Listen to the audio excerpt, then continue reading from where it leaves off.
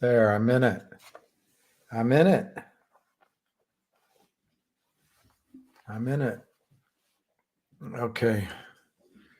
I think I have 3 minutes to get set up. I was just informed that we're going live.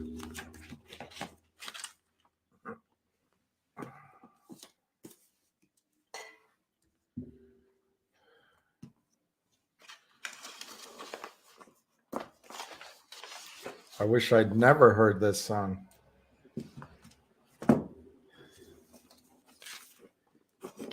One of the most overrated bands. All right. Okay. So let's get this going. 2 minutes. Let me take this. Listening to the Eagles. They only had one good song to me. The rest was whining. So you guys can hear me hosting The Voice. I bought this,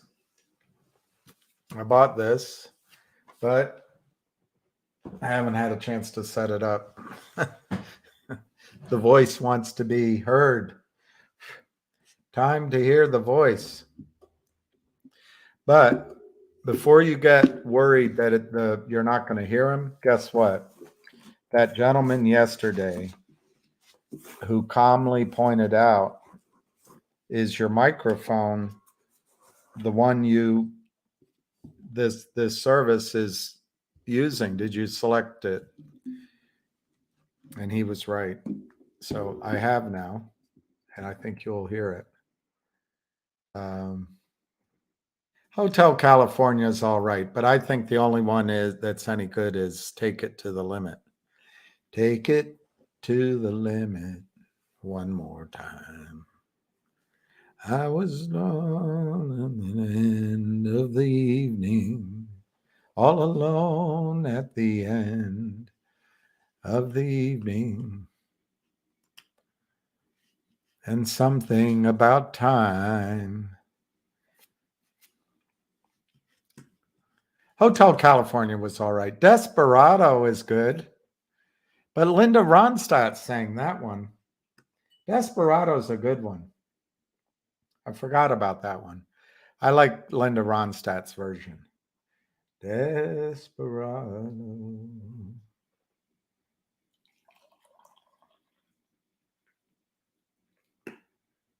Freedom. Yeah, we got Kristen Shaughnessy, the best upcoming independent news reporter in the United States.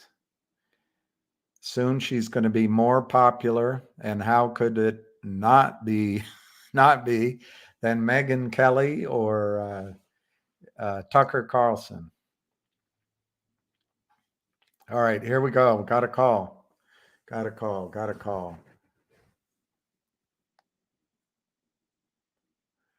All alone at the end. William? Yeah, I think this is what I'm supposed to call you. Yeah, hold on a second. So I hope the sign. All right, everyone. I have William here. Let's go. Again, this is not to buy or sell. This is educational information about what's going on naked short selling regarding FingerMotion and GTII. Just let everybody know, I was playing pickleball, and everyone's calling me up. Goldman Sachs, bankers, or whatever, are telling people to get long FingerMotion because they hear a buy-in is coming. I raced home, left pickleball, and here I am. I'm back in, and I wanted to report it to everybody what we're hearing. All right, so again, I wasn't even here. I just heard it, and I think it's important that everyone hear what's going on. And so far, we traded almost 800,000 shares. We traded 800,000 all day yesterday. Again, so the game is going on. Again, people are buying it. I didn't start to knock it down now. For my friend in Long Island who just got back from Amsterdam, he hates that when I tell what we're hearing because he says that the shorts are hearing it. I don't give a shit what these people say. All right? They have a problem. Selling it lower is not going to work. The only way out is going higher. All right? I reported someone bought 1,000 calls. Last night we heard that people from Asia were buying calls. All right? That's about 6,000 calls we attribute. Again, not coming from me. All right? So we're just watching what's going on here. People are buying calls. They're buying October calls. We're hearing Goldman Sachs. I'll just use it. The rumor, Goldman Sachs is telling people to get long. The banker is telling people, friends, hedge funds, people, Wall Street's a small place. All right? If someone's in trouble, people start to know about it. That's how GameStop happened. All right? GameStop happened because everyone knew someone was in trouble, and they ran them over. Hedge funds will buy when this thing starts to run. They don't care if they pay 30, as long as they can sell it at 50, buy it at 50, and sell it at 100. That's how the game is played. So again, I wanted everyone to know at the same time, as fast as I could, that there are stories, rumors going around. Okay, again, these things, we can sit there and say what we want, but Wall Street has big ears, big mouths, and everyone talks. All right, so if brokers are hearing it, they got it from a hedge fund. A hedge fund got it from a hedge fund, could be a client of Goldman. I don't know. Okay, but this is how it worked. How do I know that? I was one of those big mouths. When I heard a story like that, I told everybody because I wanted to be ahead of the action. That's how people get rewarded. That's how you make money on Wall Street. It moves at a light speed. And that's why I stopped what I was doing, raced home, set up a conference call to let you know so you can either, if you want to sell, move on, you want to buy, you buy, that's your business. Just want to let you know what's happening so you're aware and you can make a decision based on whatever decisions you need to make financially for yourself and your family. All right? I have no guarantee that it's 100% true. I don't know, but for everyone to be calling me saying they're hearing it, it's coming from somewhere, all right? And it goes fast, all right? Then you see the options trading, the stocks start to move, and we already traded 800,000 shares, and, it's starting to pick up speed and momentum. This is how it happens. It happened yesterday in TPST. We've heard it. William told me on the call, Ocean's 11 said something, whatever her name was, I forgot. People were playing it, and God bless Sailing, ocean sailing. Ocean Sailing is the person that reported it live on our conference call, correct? I can't remember. Yeah. So people hear it again. That's how Wall Street is. And if you paid attention and reacted to it, you made a lot of money in the stock. If you didn't and you chased it, which I always tell you, I never chase a story in motion, a stock like that that's gone up tremendously. Look what they do to it today. That's Fraud Street. All right, so there's a bunch of things going on. A story just posted by the Financial Times. It's funny, the Wall Street Journal, Bloomberg, Forbes, the SEC is poised to shine a light on short selling with stock loan disclosure. When was that article? It's just been posted by Anna. She posted it. I grabbed it. Is it from 2003? I don't know where it is. I'm kidding you. I have no idea. She just posted it. I mean, is that breaking news? The Financial Times has figured it out? The Financial Times can figure out what's going on in the U.S. equity markets. Our financial reporting, I don't know what they're reporting on, but they're missing everything. I told you 50,000 times stock loan is unregulated and all fraud. Well, and that's where Patrick Byrne points that out. He calls Goldman Sachs a stock loan desk with the name of an investment bank above the door. Right. So now the SEC, they're trying to cut the head off the snake. All right. FingerMotion, every day someone's lending out more shares, and there's no shares to lend out. So stock loan is creating shares for these guys to borrow, pay these rates. They give you 10% of what they make, and the stock loan departments are making the money. So the SEC understands that the crime is in the stock loan department also, and that Johnny Tobacco can answer all those questions about stock loan. If anybody ever wants to ask him a question, give up the criminals in stock loan. There must be criminals there because the SEC is targeting it. All right, they're targeting it for a reason. It's not because everyone in stock loan is an altar boy, as we say. All right, that's another part of the crime, stock loan. All right, so the walls are closing in on the short sellers all over the place. The SEC is now clamping down on stock loan.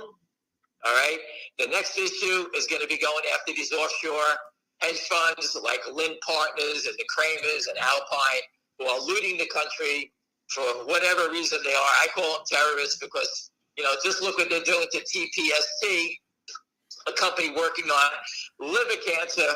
The stock was 10. It's $3.92 today, down $6. I guess because their liver cancer cure didn't work, right? Yesterday it worked, today it doesn't work. All right, so again, information moves fast on Wall Street. Again, a stock like TPST, I don't know if they raised money. I have no clue. I'm not following it. But again, that's what normally happens. These guys were selling it like crazy like yesterday, 200 million shares, whatever it was trading. And today it's down on 27 million shares. You tell me there's not a settlement failure in that stock? Yeah, right. Anyway, that's not my business. I bring it to your attention because they're working on a cure for liver cancer. And I spoke to a gentleman, his father passed away at 66 from liver cancer. All right. And he's rooting for that company to work because it's a horrible death. Once you get it, you're done. All right. There is no cure. All right. But the short sellers, they don't care. They don't even care if they get it. I mean, just look what we're reporting. Anyway, I go back to FingerMotion. Why don't you describe what happens when there's a buy-in of size on Wall Street? What happens? Yeah, how do the phone calls go? Do they This is how it works. Yeah. Ready? Goldman Sachs gets wind of it. They tell their clients to start buying the stock. That something's going on, so they stop buying it before it happens. That's number one. There you go. You're at stage one. There you go. You heard it. You know that the big boys are talking about it. That means hedge funds will start buying it. They'll start tiptoeing into it. And hopefully the tsunami comes behind it. The next part is whoever has the buy-in will go to the marketplace, the market as you see it on your screen, and just start buying the stock. Then they just buy it. Now, I don't know if it's for 5 million, 3 million, or 200 million. But when they start buying, it doesn't stop. It just goes until they have finished. So the initial calls are to see if they can shake the tree, and then they just go into the open market. Well, I don't know if they can shake the tree. They're going to go into the open market. How do you shake What the tree? what I mean is, yeah, exactly. Who's going to sell? But they're going to try to find big owners of stock to see if they can buy it directly from them. Well, that's so funny. You said that go back 2 days ago. Okay? Right.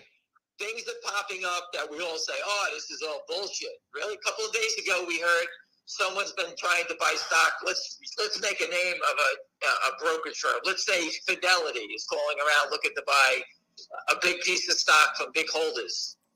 All right? We don't know where that stands, but all of a sudden that popped out. Right? And we know the person who got the call. So we know it's true. I can't say I know the Goldman Sachs guy. That I cannot confirm. But the people that are calling me definitely have ties to Goldman Sachs. When you're running $100, $200 million, you do stuff with Goldman Sachs. They get their research and get things like this. All right? So those people actually got ties to Goldman Sachs that can hear things. All right? I don't have an account with Goldman Sachs. So again, I wouldn't be able to confirm that. But that's what happens next. People start to front run the buy-in. GameStop, people started to front run the buy-in. That's what happens. That's your second step. So you got an inkling. There's a big buyer around the other day. Yesterday we heard that there's a group of people buying a lot of call options, like 5,000 or 6,000 of them now. All right, they're buying stock. The company's coming out with fundamental news. All right. It's like you shake it all together and you got an eruption coming here.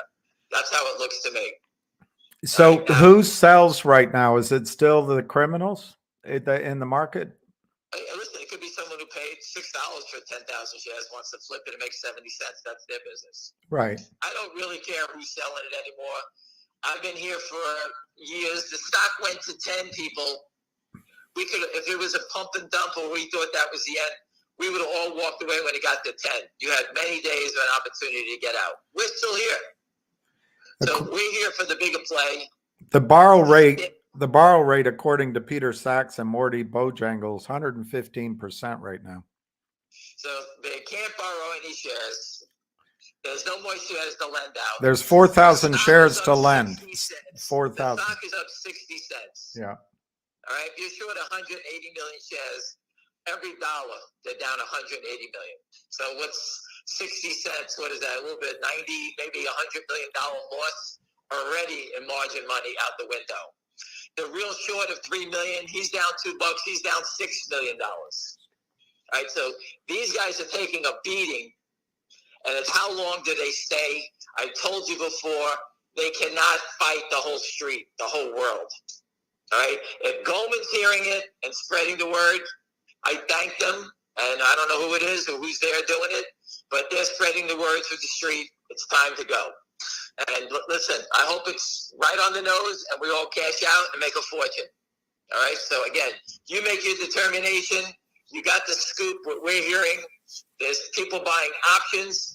If you made money and you sold your stock, you can maybe, if you want to tiptoe back in, you can buy some cheap calls and forget about it. It's a crapshoot. But that's what a lot of people I know do. They buy cheap calls and close their eyes. And you say, well, we lost last month on it. You know, but that's the game. That's how it works. And the options are starting to trade. There's no puts trading again. Yes, they are. Sorry, they traded two of the $4 puts at 10 cents. So there's two of those, none of those. There's no, the put side is worthless.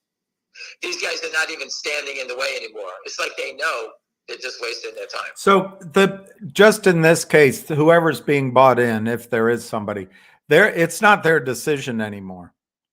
No, they lose control. They're losing. Listen, people, when someone's getting bought in, they lost control. That's it. I could put up the E-Trade retail guy who got bought in. He was short. The stock popped. They bought him in. He lost $125,000. E-Trade bought him in, and then E-Trade goes after you and sues you. So if Jeffries is buying in, if Jeffries is going to buy in the short FingerMotion, they're going to buy it in, protect their ass, and then what do? They go after the short to get the money back, and they go to sue them. That's how it works. They have to protect their ass, number one. That's how it works. And if it's Jeffries doing the buying in. Jeffries deserves, if they've been letting these guys loot and getting, doing this stuff and clearing it and being the prime broker, they see what they're doing.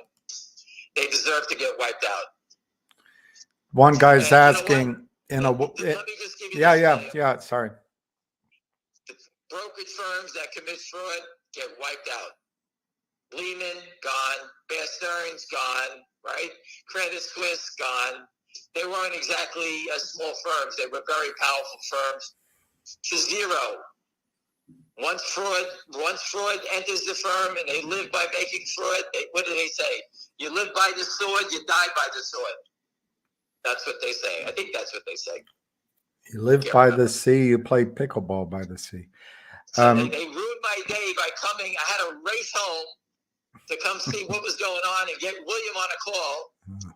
I ran off the court because my phone was beeping like crazy. And the people told me to go answer the stupid phone because it's giving everyone a headache. And I did, and I got my car and I raced home. All right, so I'm trying to give you as much information as possible, as fast as we can. Were you losing when you quit? Excuse me? Were you losing the game when you quit? Maybe. I don't remember. I don't know. But I was actually hitting the ball very well today. So anyway, but again, the information is stock loan is under attack.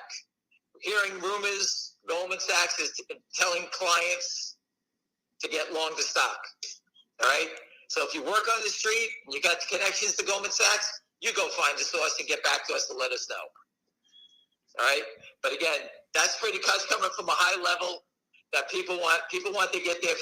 If I was the guy who heard it, and let's say I know someone who has the buy-in order at Jeffries, and it was your cousin tipping you off, they start telling their friends, hey, go make some easy money. It's free money. There's going to be a short squeeze over here.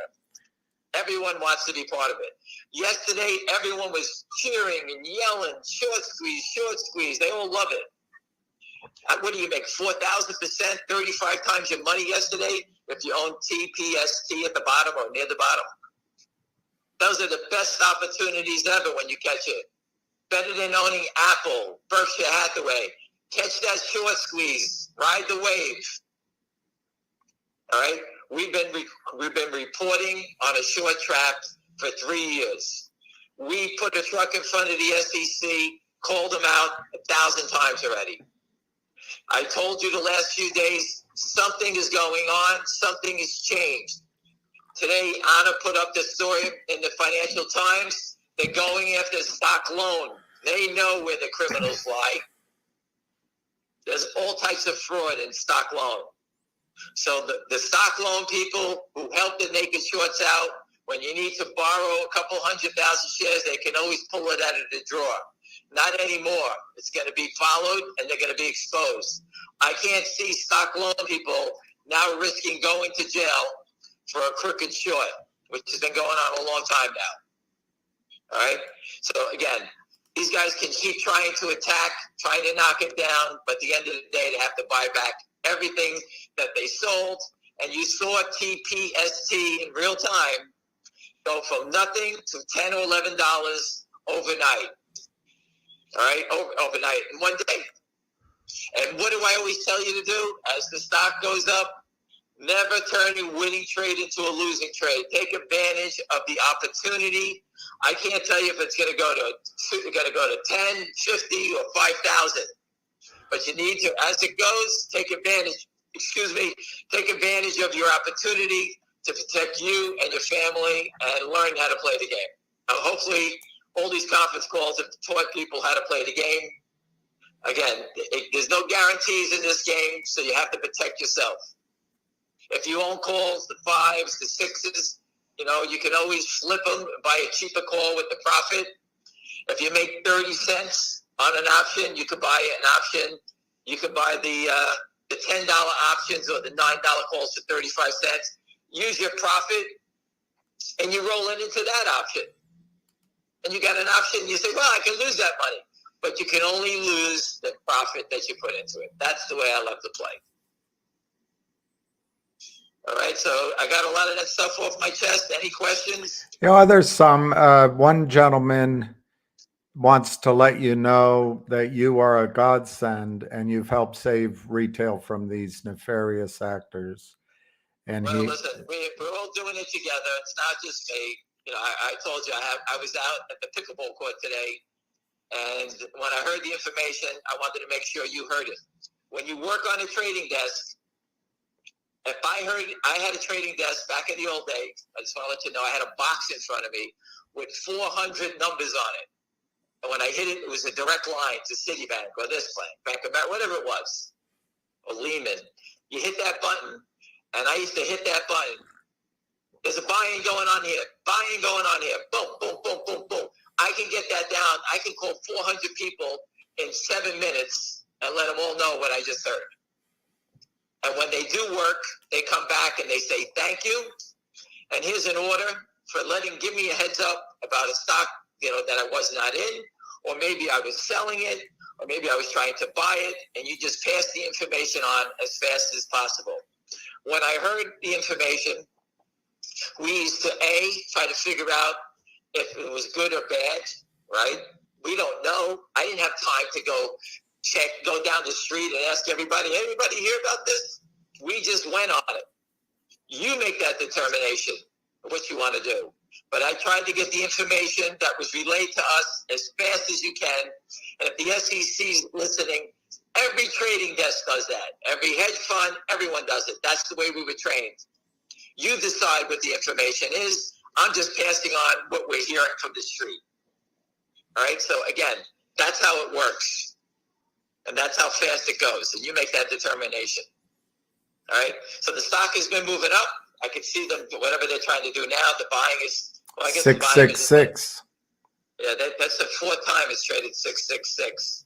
They're trying to send a message, obviously, because they keep posting at 666. But again, where are they going? They've been doing this at $6, $5. They keep trying to hold it down, and yet the stock keeps going higher, keeps pushing up higher. Again, the only reason they don't let the stock go up is because they can't afford to let it go up. All right? I told you, if the buying came into a stock like this and I was short, I open the door and have it trade at $10 in a minute and then sell it down. But they can't. They just keep trying to hold it down before it busts. So they keep giving you, which you should be thanking the shorts.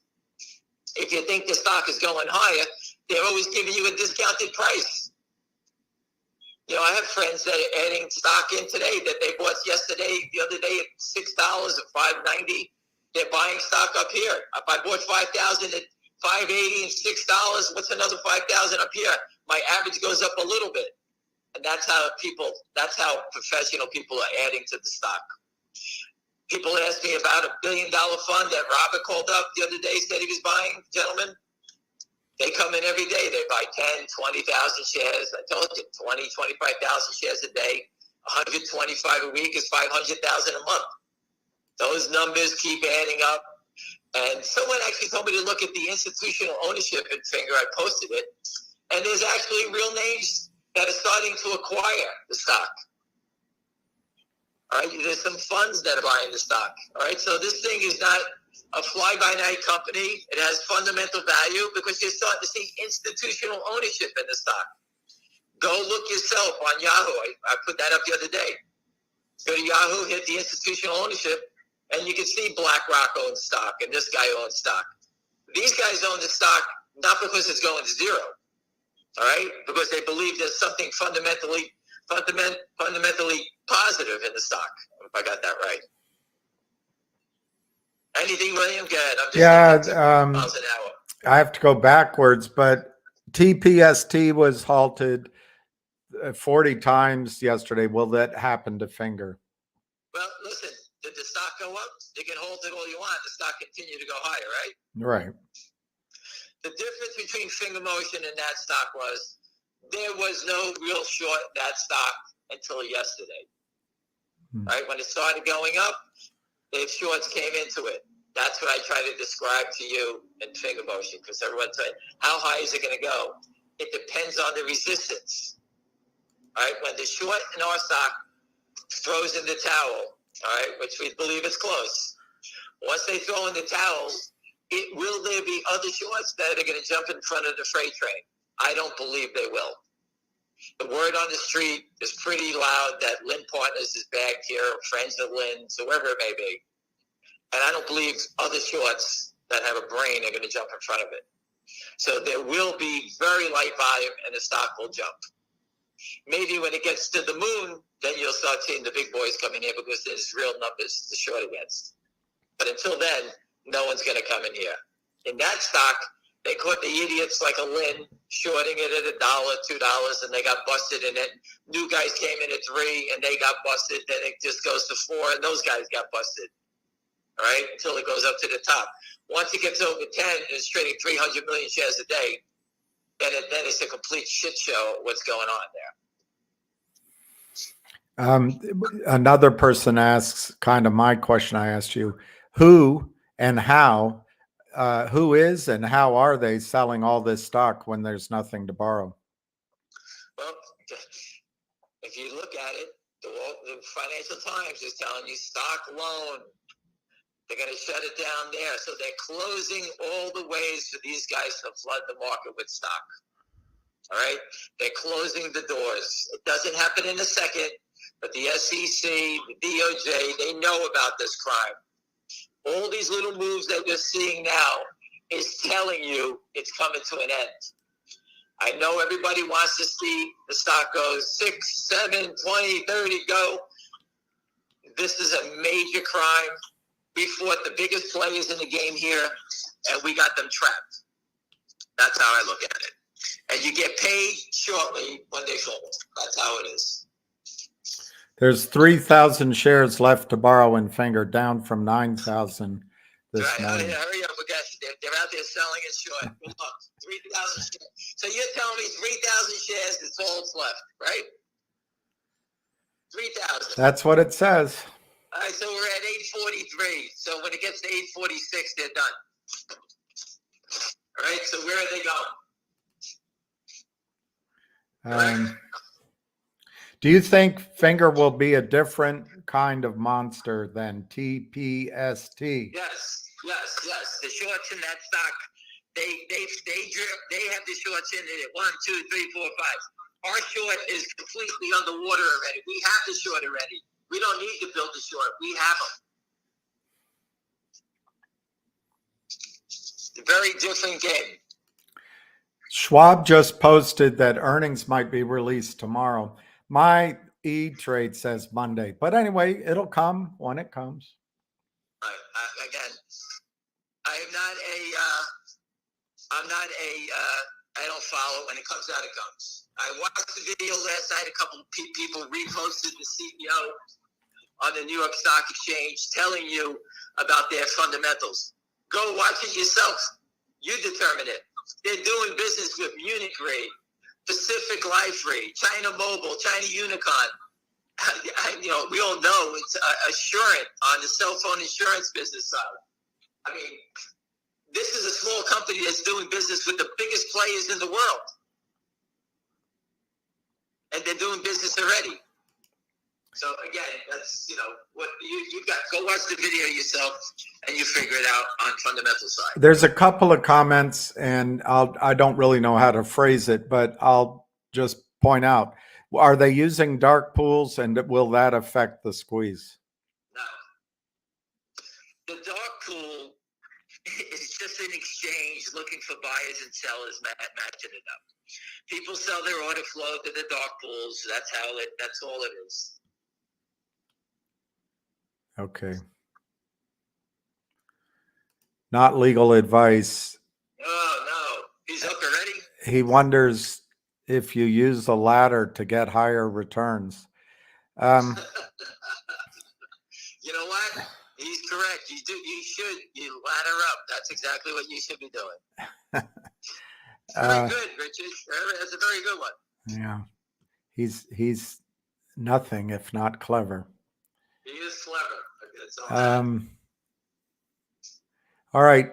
Many people are asking about GTII and the dividend. My opinion is we should focus on Finger, but go ahead. It's your microphone. Listen, GTII, let them hand out the dividend. Let's see. Let's the company address it. Let it play out. It's, you know where we're going after FingerMotion,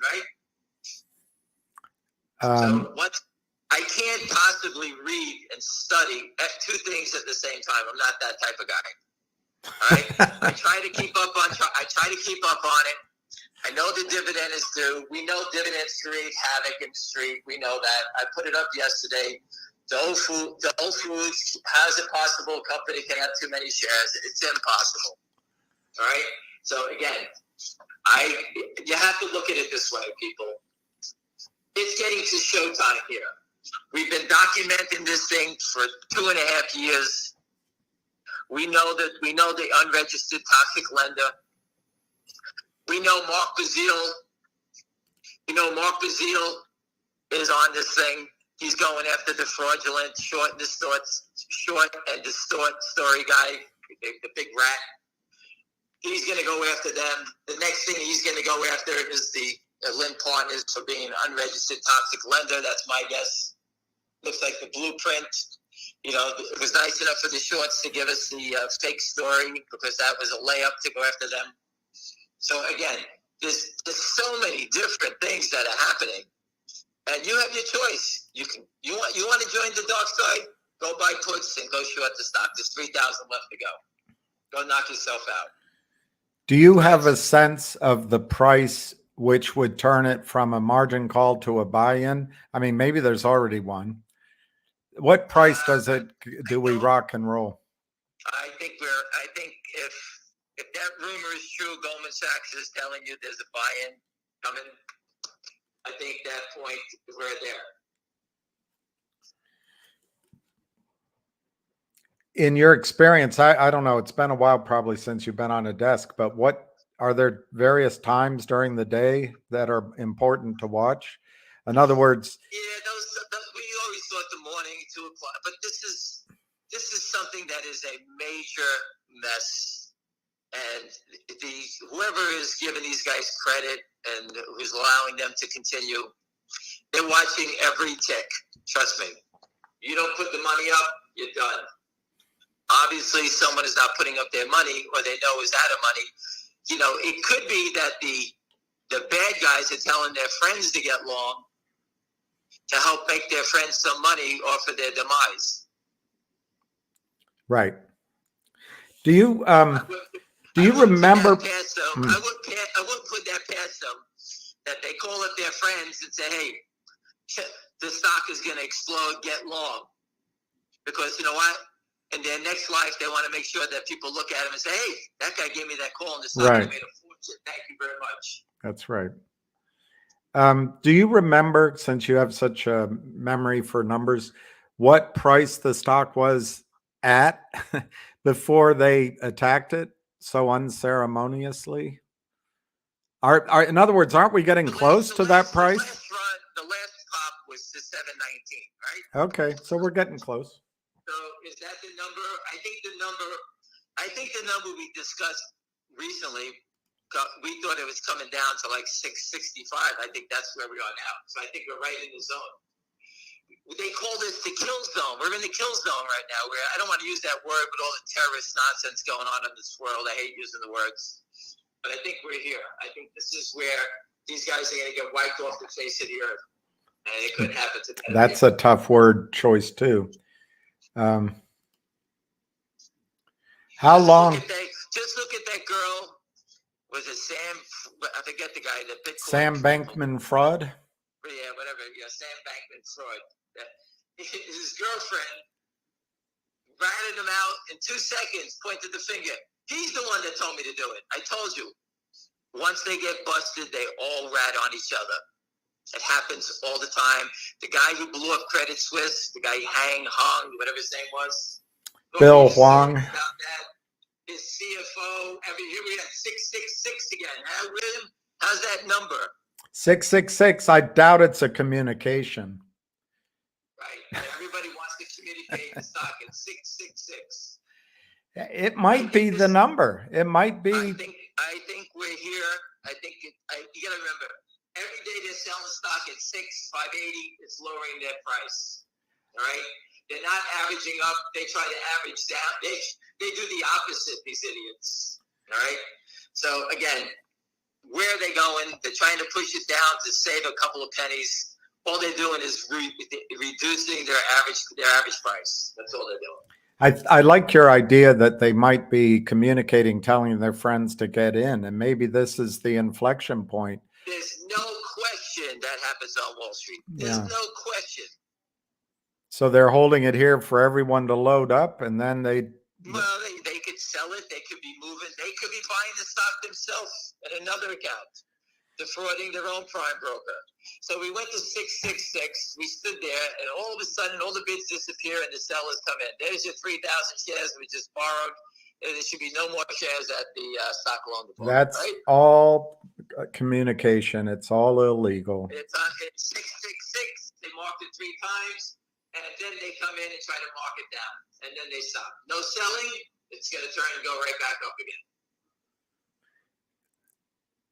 655. Yep. How long will it take? I mean, obviously you don't know the answer, but it's a question. Just look at the attack, William. 645.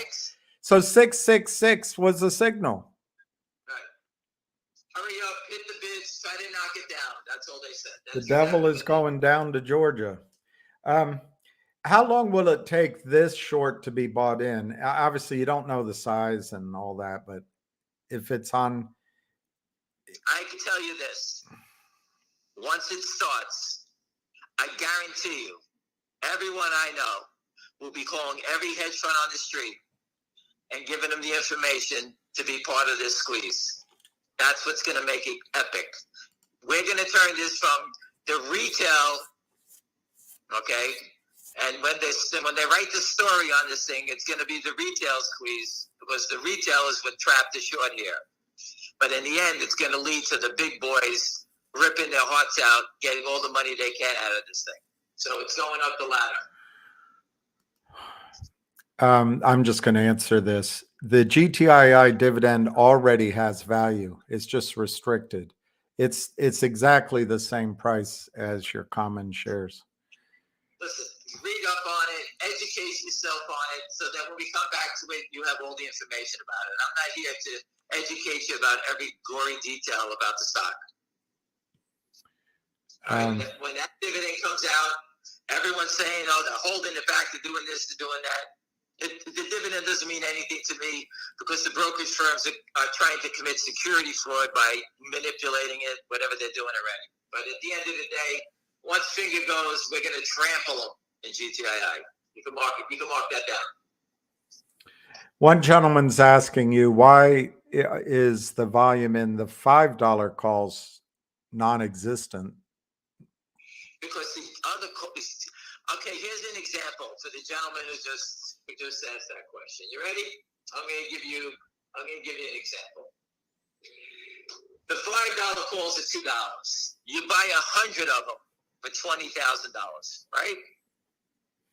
If the stock goes to 20 minus the 5 plus the 2 you pay for the 7, you make $13 times 100. You make $130,000, right? You take the same $20,000, you buy the let's say the 7s at 50 cents. That's 400 calls. So you take 20 minus the 7 minus 750. Let's just round it up. Let's say it's 8. You make $12. 400 times. You make more money doing the cheaper calls. Do you understand? I do. That's how you look at it. You use Credit Suisse as an example frequently for what will happen to Jeffries. Do you have any knowledge or understanding of what happened or is happening at Credit Suisse? Well, they sealed it up for 50 years. So call me in 50 years, I'll give you the answer.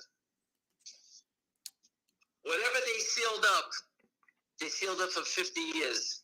They didn't seal up everything that was good and honest about it. Trust me.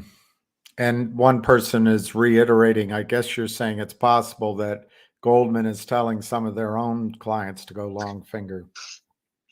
Of course they are, because they're getting a tip from somebody. Maybe it's the bad guys telling you they're going belly up. I don't know. So since we got the 666, they've been nothing but trying to sell and trying to hold it down. That wasn't communication.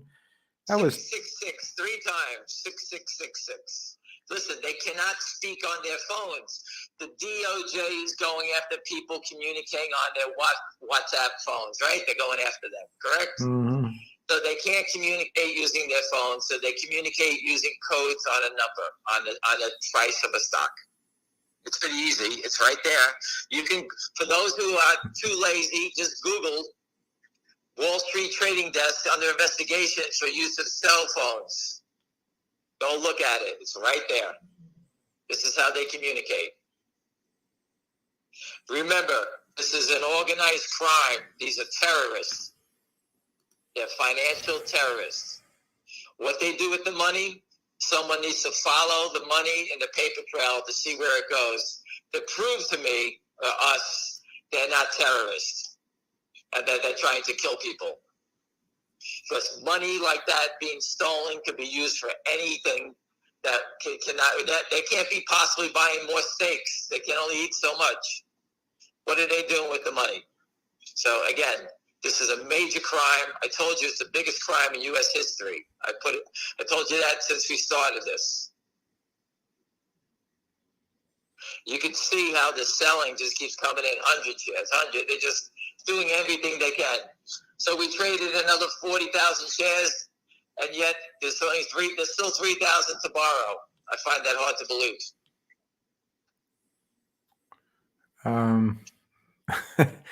One guy is saying I shouldn't get you in trouble. I don't know how I was, but all right. You get me in trouble? I could care less. I'm not doing anything wrong. I'm not trading on anything. I'm not doing anything. I'm just reporting what we're hearing. If you think we're going to get you in trouble, hang up the phone. No, you. He doesn't want me to get you in trouble. Me? I don't care. Wow. Listen, you send me to prison. As long as I got a pickleball court, I can stay there for the rest of my days. I don't care. Wow. Give me a bologna sandwich and a pickleball paddle. I'm good. As long as you're on the back end of the court. 33,000 traded at $6.50, and the price did not move. One block, 33,300. My friends, you call that a pre-arranged trade. All right. So somebody was selling 33,000 shares. Hey, maybe someone was trying to buy it, and they needed to plug the buyer to stop the momentum on the upside. So you look at it like that, or maybe they washed it to get more settlement time. There's 100 different things that can happen for a stock that is very illiquid. To have big trades going on, okay, that's someone communicating on both sides. That has to be the shorts playing games. Crossing, helping one LC out and stuffing another. The guy who's short, this 3 million share short, is begging someone to cover him before he gets bought in. So they sell him 30,000 shares. They cover him for 30,000. Now he's short 2,970,000 more to go. Just in case no one heard it at the beginning and retroactively and forward, everything on this video is in my Ham's opinion and judgment. That is correct. It's not legal advice. We're stealing Richard's line. Yeah. Just don't steal his humor. This is a chat to bring you up of what we're hearing on Wall Street. All right? Wall Street talks more than anyone. More than me, believe it. Can you believe it? They talk more than me. Right? Well, this is how it works on a trading we desk. only listen to you. It's not legal advice. I keep saying, I love that line. If Finger releases earnings, regardless of the time, will the shorts attack it? This gentleman's saying maybe they should do it at the end of the day. I don't think it matters. I think the big thing is they get it out of the way. That's all. We all know the company's doing real business. Just watch the video. All right. All it does is makes the case stronger for FingerMotion. The shorts case of can't make any money, doesn't know what it's doing, can never survive, needs money. All that stuff goes out the window. That's why the company hired Mark Bazile to go after the fake story that $1 target. All that BS is out the window. So the more you make the case and the company's building, this is a very different stock. Again, this is a company that's growing on the NASDAQ. This company is on the move. So it's a very different situation. Lynn Partners tried to use their old short and distort campaign. Obviously, we know they're here because no one would write a stupid story like that unless you had a reason to do it. The gentleman who asked about Credit Suisse points out that they have 1.6 billion as a liability in equities sold, not yet purchased. Right. Who knows how much they're hiding over there? Credit Suisse was a hedge fund. It was a hedge fund hellhole. They were all doing business through there. That's where they were hiding a lot of stuff. They do it offshore. UBS is the other character. It's funny how they merge together. It's funny how Switzerland is involved in it. Banking secrecy. That's where all this shit happens through. These guys know how to move money through the financial system, the financial banking system. All right, that's what this game is about. People that know how to move money around the globe using banks, offshore banks, those are your crooks. All right, I don't have an offshore bank, nor do I know how to open one. I have no idea how to move money around. These people do. I have a tough time sending a wire. Imagine moving millions of dollars around the globe. Steven Rosenberg says no pickleball in prison, just bocce ball. That's my future, Pacho. Moving up to the old Italian game soon. Citadel has 65 billion sold, not yet purchased. Oh my gosh. These numbers are enormous. The SEC knows what's going on. They're cutting off the snake's head using different things. They're going after stock loan. Stock loan, as you can see, there's still 3,000 shares to borrow. Is that the gentleman whoever's watching the live time? Yeah, last time he posted, it was still 3,000. I don't know. That was 3,000. No one wants to borrow that 3,000. Every other share is gone. If the shorts are listening, borrow that 3,000 and throw it at 650. I'll get my cousin to take you out. You can get short. Where are you? My cousin is calling me trying to buy stock. I'll tell him, wait till they put the 3,000 up, then we'll take it. It's 4,000 now. It's amazing that it's what now? 4,000 to borrow. Yeah, so that someone returned it. They covered it on the little dip. They bought it back, and now they're offering it back again. It's that's insane. Scott is pointing out that the 4 largest United States banks have $1 trillion in sold, not yet purchased. Of course, that's if they're being honest. But $1 trillion in equity. If you think Alpine and the Kramers have LLCs, can you imagine the banks and all the different offshore entities they have between Goldman and all these people? But at the end of the day, these guys eat each other. Okay, it's like it's like in Africa when the water dries up, all the alligators are on top of each other. That's Goldman trying to kill Lehman. They tried to kill Bear Stearns, and they all scream, "We were naked shorted" at the end of the day. But they all do it to each other. That's why when I heard Goldman Sachs is yapping, that's a great sign because they smell blood and they just want to get some of the free money.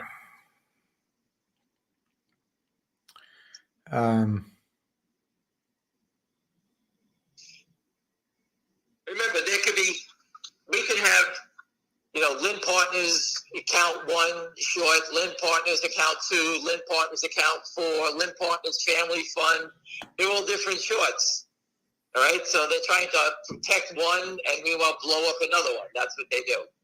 So Lynn Partners account 1, the top fund, is going to sit here and go out of business and destroy the world. But all the other ones that they've been short in, they're trying to cover now because they know it's coming. So that's, they protect different accounts. Look at the Kramers. They have all those accounts. Alpine, we put listed all their accounts, all the LLCs. That's what they do. There's no alligators in Africa. Crocodiles. Was that right? I guess. I mean, I wouldn't want to be in a river with either an alligator or a crocodile. The worst are the hippos. Or the rhinos. No, the hippos are the worst, they said. I think, what's his name? The drug dealer put it out to South America and Colombia. And they're running, he left them all there. It was a famous drug dealer. And he left them all there. And I watched the story on it. They're running a rampant all over the place. Now it's back down to 3,000. Listen, that number is so fraudulent that these firms are doing this stuff. Who the hell's paying attention to that? They give me a break. That number's they're just fabricating it. It's nonsense. But the SEC, the story's out. It's funny the Wall Street Journal doesn't pick up anything that the security regulators put out. It's all nonsense. Don't report on that. They're going after stock loan. No big deal. It's the biggest part of the equity market, and they're not reporting on it. The Financial Times reports on it. Think about that. The Wall Street Journal, Bloomberg, all their newspapers, CNBC, no one said boo about it. All right? Think about what they just go read it. It says it right there. Do you think it's a coincidence? The SEC is poised to shine light on short selling with stock loan disclosure.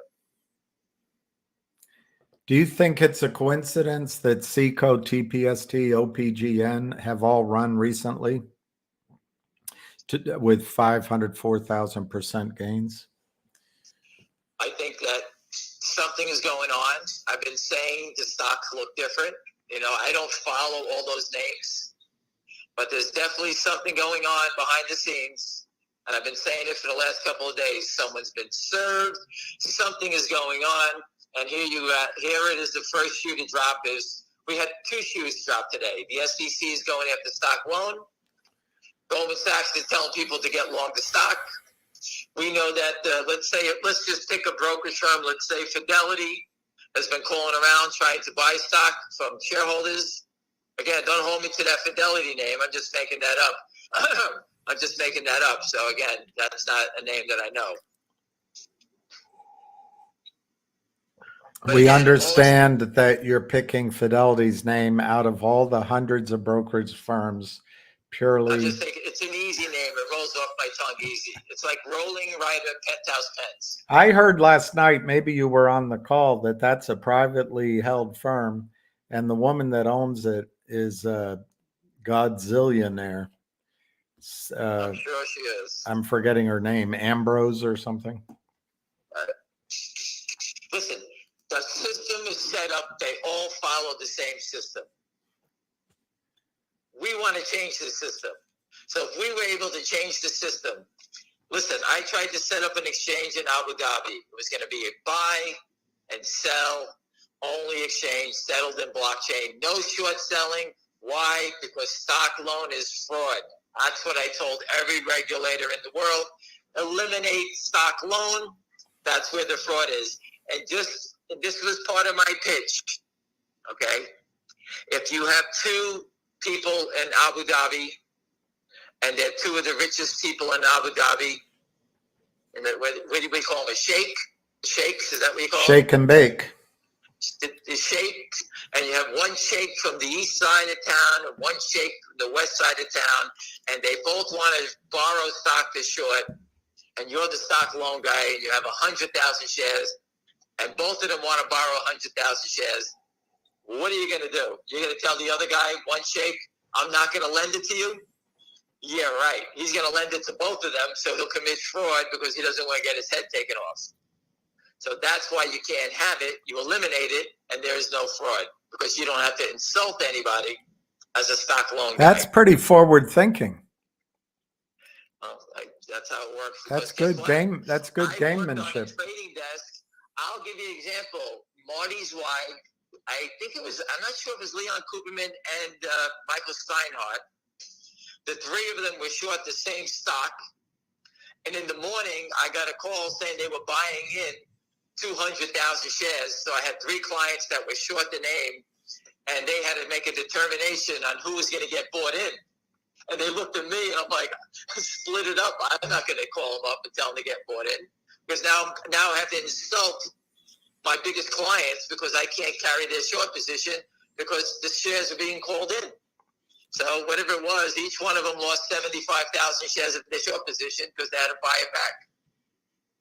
And I was the broker on it. I'm looking at it saying, holy shit, I got to call this guy up and tell him he's not powerful enough that he can short whatever he wants. That's what it was.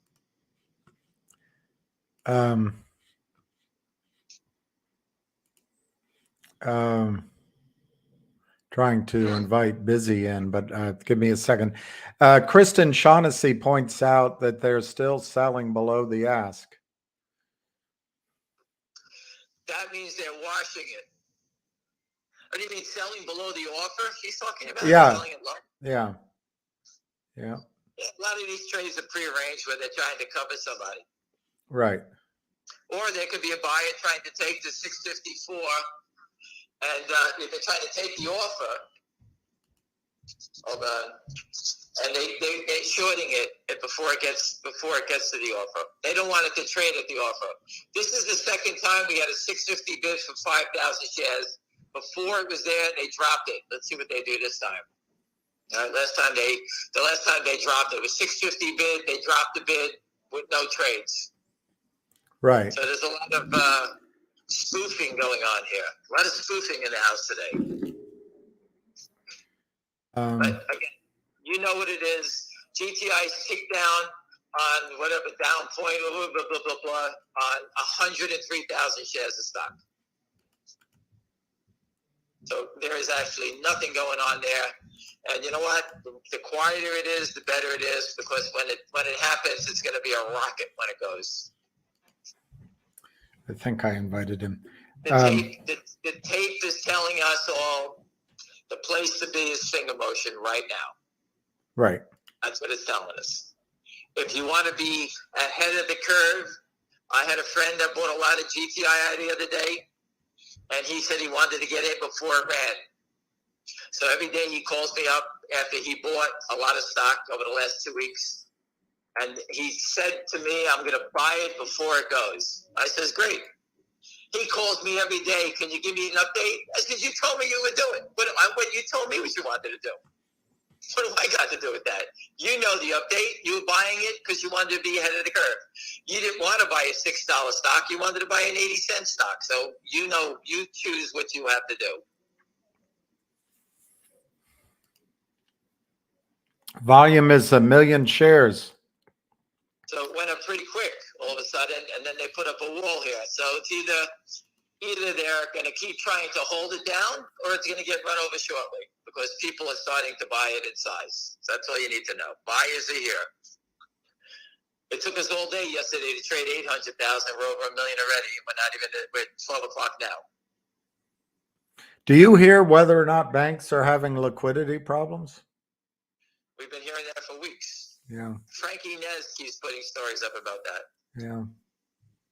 One guy I follow says that's the reason we're going to war, is to add more liquidity to the system. I don't know.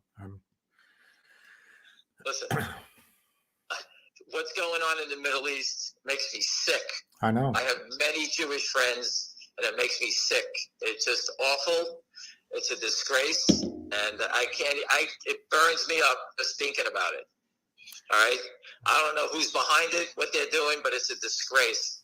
To me, see pictures of murdered children, I'm just nauseous about it. It's all right? It's horrible. If soldiers want to fight soldiers, take them in the middle of Afghan and go shoot each other. I could care less. If you choose that you want to be that fighter, good luck. But again, that's awful what's going on. And you know what? Payback is a bitch. And those poor people who are good people that are on the wrong side right now are going to get the burden of hell because of what these idiots have done. So again, I look at it, the financial market is a place where we need to stop people like that. And we know they're infiltrated our markets. And the SEC they're not doing it taking bets and betting on Apple Computer going up and down. They're only here for fraudulent activity to steal money. All right, so we need to stop this. If Lynn Partners wants to be part of a terrorist organization that's murdering people, they get locked in with them. I don't care if you're a crook that you're trying to steal money for your own benefit. If you're a crook that's tied to you get tied with the terrorists. That's the way it goes. And they deserve to be hung and go to jail. And that's how I feel. Well, it is horror. Half of the population in Gaza Strip is our children under teenagers and below. And I just read that over 1,000 people in Gaza Strip have been killed so far by the Israelis. So it's going to get ugly very quickly. And it's awful. The whole thing is I pray for the children, regardless of where they it's live. They don't get a chance at life. It's terrible. It's awful. They destroy everything. Citadel and Virtue might be LLCs. If they go away bankrupt, will the depository trust be on the hook for the losses? Oh, those are going to be massive. Those are massive decays. When they go bust, oof. You know, that's you're talking about the end of days when that's happening. Kenny Kaufman was in the batting range on Coney Island when you were driving. He was looking for. And I said the other day, Seagert, and Big Lou made fun of me. It's Seagate. I'm sorry. Well, Gert, I think, is in New Jersey. But yes, I said Seagate, but Seagate, where my family was wiped out by rogue wave. Remember it? Yeah. My father used to make us eat sandwiches underneath the boardwalk. I just get a kick out of that because we don't like the sand. Anyway, what's happening? He was looking for a bald guy muttering to himself. I'm with the Coney Allen guys that make the videos yelling "Bing Bong" all the time. That's me. Listen, I went to. I won't tell you that story. I'll let that one pass. Oh, this is interesting from ocean sailings. There's been a huge surge in the establishment of new hedge funds this month. I guess everyone wants in on the action. Why wouldn't you set up a hedge fund that you can loot? Okay, I can't tell you to do that. If you want to be a criminal, go get the blueprint. Call the Kramers up. They'll be glad to stuff. They'll be glad to bring you as a partner. They're looking for more money. I'm sure Lynn is looking for more investors. They want to just rob, loot, whatever they want to do. So when you think about it, just think about what you just watched with this TSPT. Is that the symbol of it? I can't remember anymore. TSPT. It's Tom, Paul, Sam, Tom. The company is working on a cure for cancer in your liver. And the stock is down $5.50 with a low of $3.57. Who wants to manipulate this thing for the benefit of just stealing money? I don't even want to look at it because they all deserve to go to jail for what they're doing. That's how I look at those things. Why would anybody, and my good friend just told me about his dad, I had no idea, who was 66, died of liver cancer. Why would anybody want people to suffer? But they don't care. And there it is. You're watching it real time. Everything I told you, you're watching in real time, watching people steal money for the benefit and so that the people who have this disease just die. They could care less. The company should be able today, it should be $20.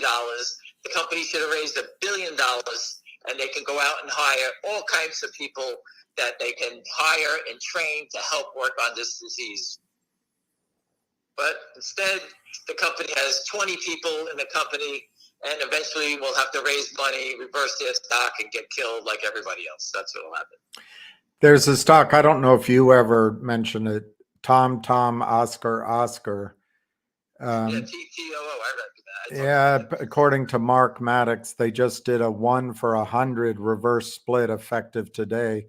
So that see you back down at these prices. It'll start over again. That's what happens. And then they get to take the 90%, in this case, 99% of the money that might be sitting with a margin requirement at a prime broker. They get to take that money out. They take that money back. Their position is relieved. They have no obligation anymore. En voyage, they go buy a boat in the Bahamas someplace, and when you go down there, you'll see on the back of a boat, it'll say, "Thank you, TTOO." That's what they should put on the back of their boats, where they made their money from. We stole it from TTOO. We stole it from this one or that one. That's what they should put on it. Well, a pilot to the moon, a 23-year executive banker, says liquidity concerns are rattling all banks, regional, neighborhood, hometown, and war conversations and concerns create much needed injections of cash into the system. That's the way they call that covering everyone's errors. That's what they call that. All their mistakes get covered, right? Yep. So again, that's how they hide their crimes. They raise more, get more money, cover their mistakes. They just keep trying again. I misread this one. I thought he said, this is Fox Hunter. He said, after finger squeezes, I read it, I'm going to get William a haircut. But instead, what it says as I click it, it says, after finger squeezes, I'm going to get a haircut like William. Oh my God. We got Cousin It as an investor.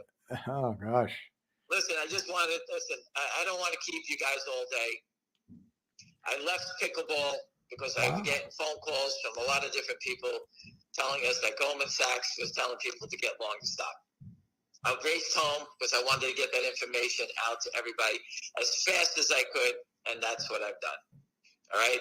I can't guarantee it, but Wall Street's the type of place, you know, when that gets around, it starts slow, but then it builds momentum, and you know what? People start adding to they start buying it or asking questions. And who would be telling people like that? It could be the shorts trying to give favors out to their friends to get them in because they know they're going to fold. It could be a back office who has a huge problem that needs to cover it. It could come from anywhere. Okay? But again, the heat is on. We know it. I only hope it's Jefferies. Jefferies is down again today. I hope they get wiped out because of security fraud. They're a prime broker of Lynn. We've documented it. It's in their filings. It's right there. And I'm going to give you my 2 cents. This is my opinion. I believe FingerMotion is in the final stages and ready to go. That's how I see it. You do what you have to do. Sell it, buy it. I could care less. Define stages. It's beautiful out in New York City today. I'm going back to the park. I'm going to go get a hot dog. Go back to the park with a smile on my face, and I believe that this is coming to a head real soon. I wouldn't be surprised if you see the thing running past 8 today. I wouldn't be surprised. That's my opinion. So take it with a grain of salt. I said 7.97, so there you go. 7.97. Oh God, we're both gonna be right. Well, you I only have 3 cents to be right. You have all the rest of it. What is this, like, let's make a deal against the price of a washing machine? One gentleman, line of all trades, tells you he loves you, and others are thanking you very much. I'm a lot of fun at parties. I want to hang out with busy brands so people don't understand. He's a one funny motherfucker, and Dirty Mayo is my type of guy. All right, so there's other people that are here, but again, these are people who remind me. If you want humor, hang out with Richard Hoffman. Yeah, Richard Hoffman is a little too dry for me. Dry? It's the bottom of the well. A couple of those jokes when I had a few drinks. I'm going Lynn jumping out of a window.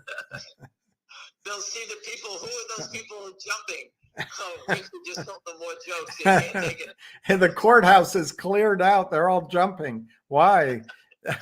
The attorney, not legal advice, is telling jokes.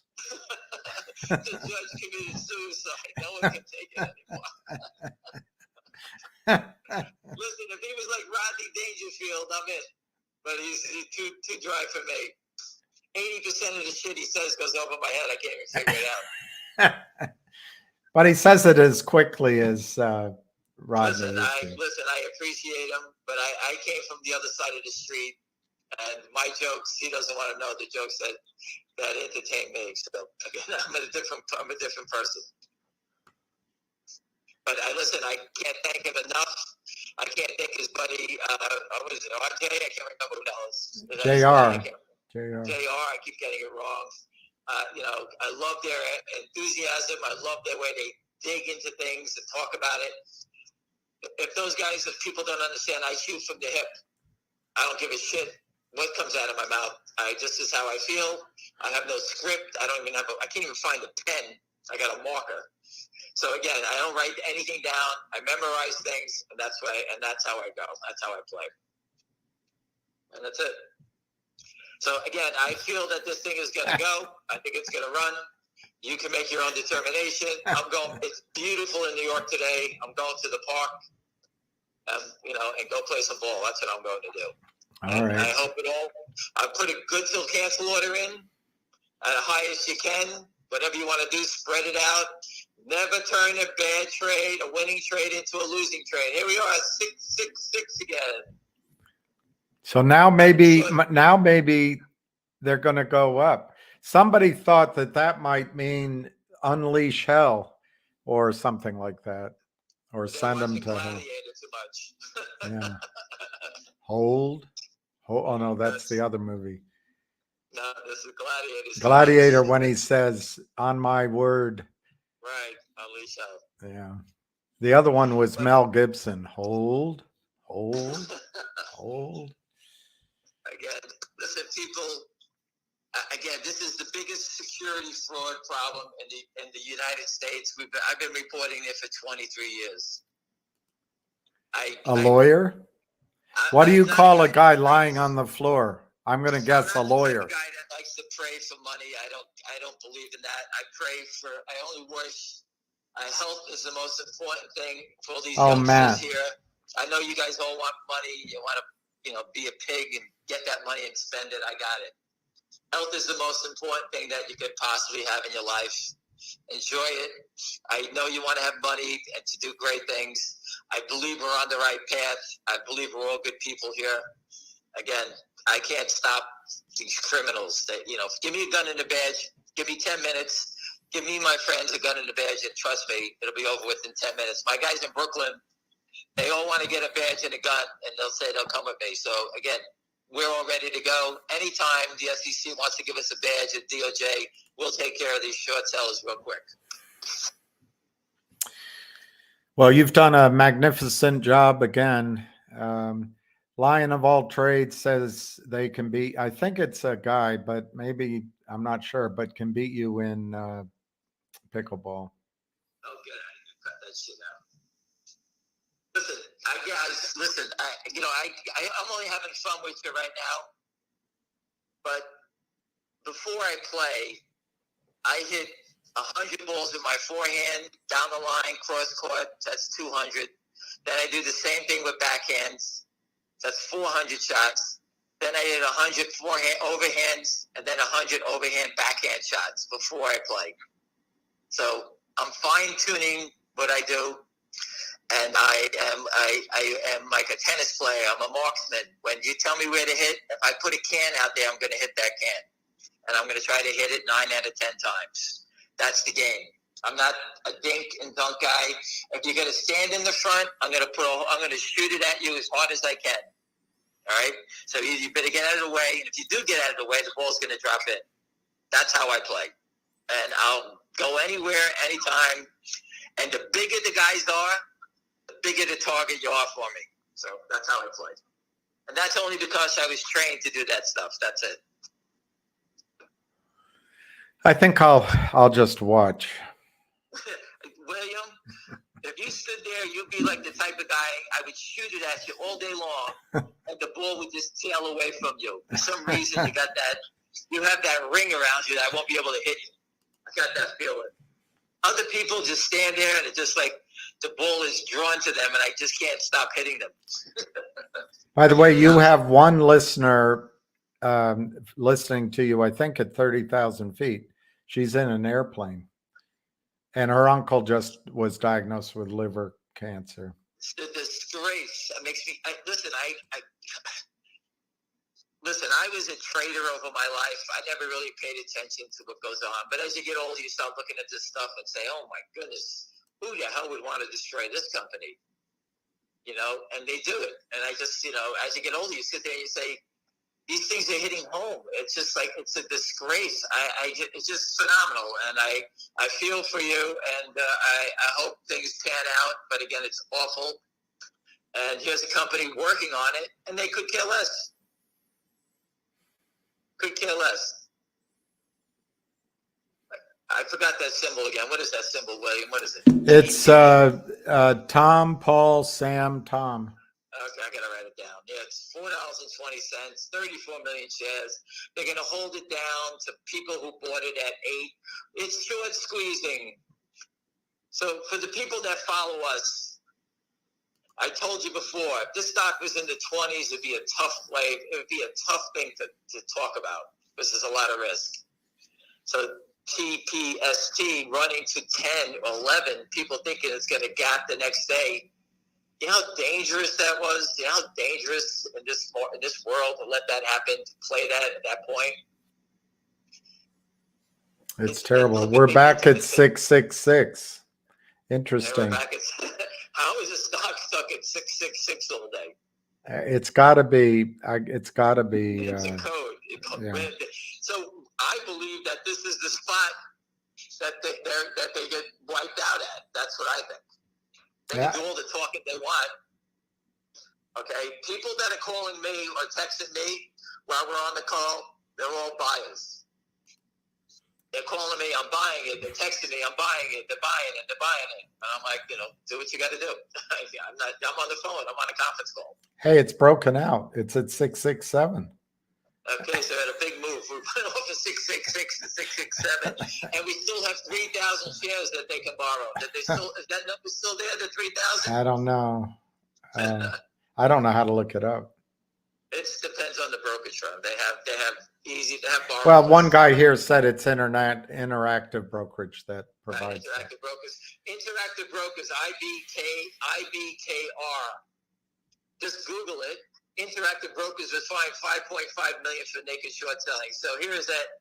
I forget the guy's name. We're at 666 again. They want you to see 666. Anyway, Interactive Brokers is fined $5.5 million for naked short selling. That's your broker who's trying to protect you. Sure, come on in. We got you back. Interactive Brokers. It's fine, $5.5 million for naked short selling. They don't list the stocks. They don't tell you what they did, how many nothing. The only company that ever got the information, all right, and I'll say it again for those people, GTII got the information from the depository trust of a naked short position, concentrated short position by Alpine. Alpine is tied to the Kramers. The two clowns together have dropped us into Alpine. Alpine is got the naked short position, the DTC, and everybody wants to shut them down. And there you go. So I'm going to ask you again today, if there's a buy-in, is there any magical hour? 1 o'clock, 1:30, 2 o'clock, 2:30? Anytime. That's why I'm going to leave, because I don't want to look at it. All right. At any second, you can go. I'll be frank with everybody here. You can go take a shit. Sorry, girls. You can come out and say, hey, how was your day? The stock went to 400. It's back to the $2. You'll be sitting there, what? That's how dangerous it is when a short squeeze comes. You got to be on your toes. Good till cancel orders. Put them out there. They don't cost anything. Put your stock out there. You can't miss it. If it goes up, you can't miss the sale. The SEC is never going to tell you that. I'm telling you that.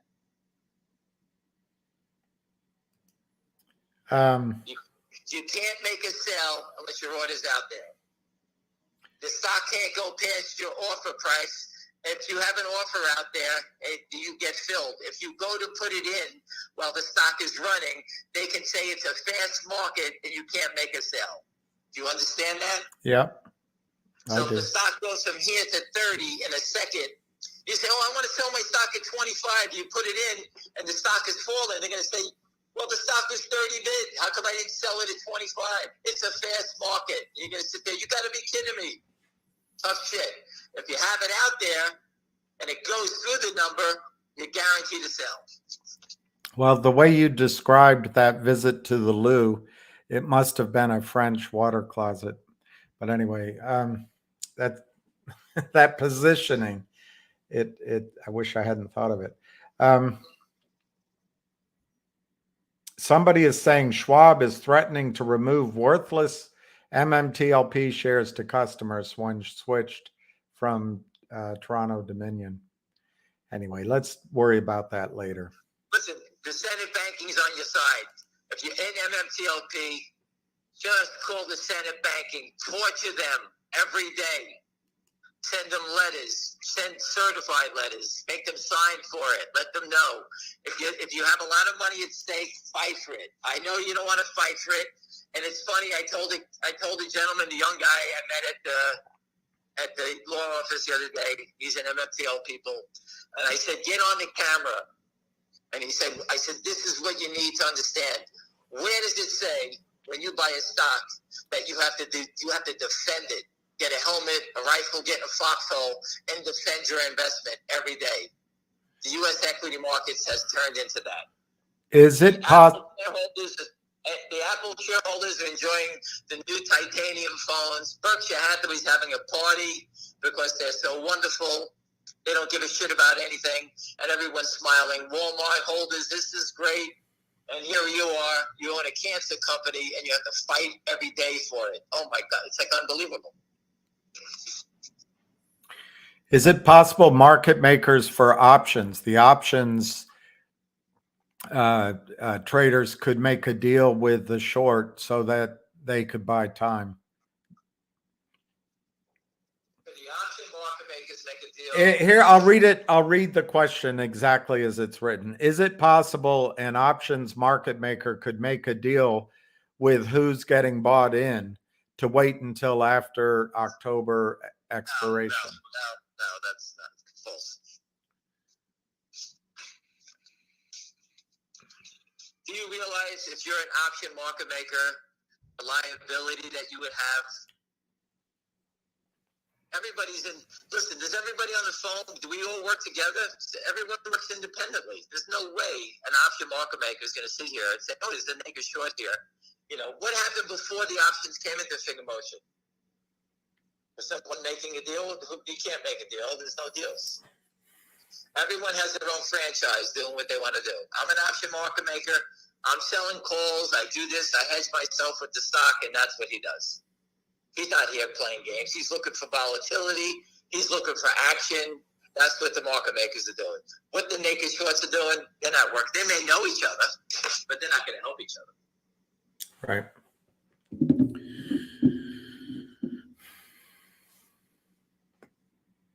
All good? Yeah, it looks like everything's good. There's some thank yous. There's some comments on MMTLP. Raymundo says, great points, Ham.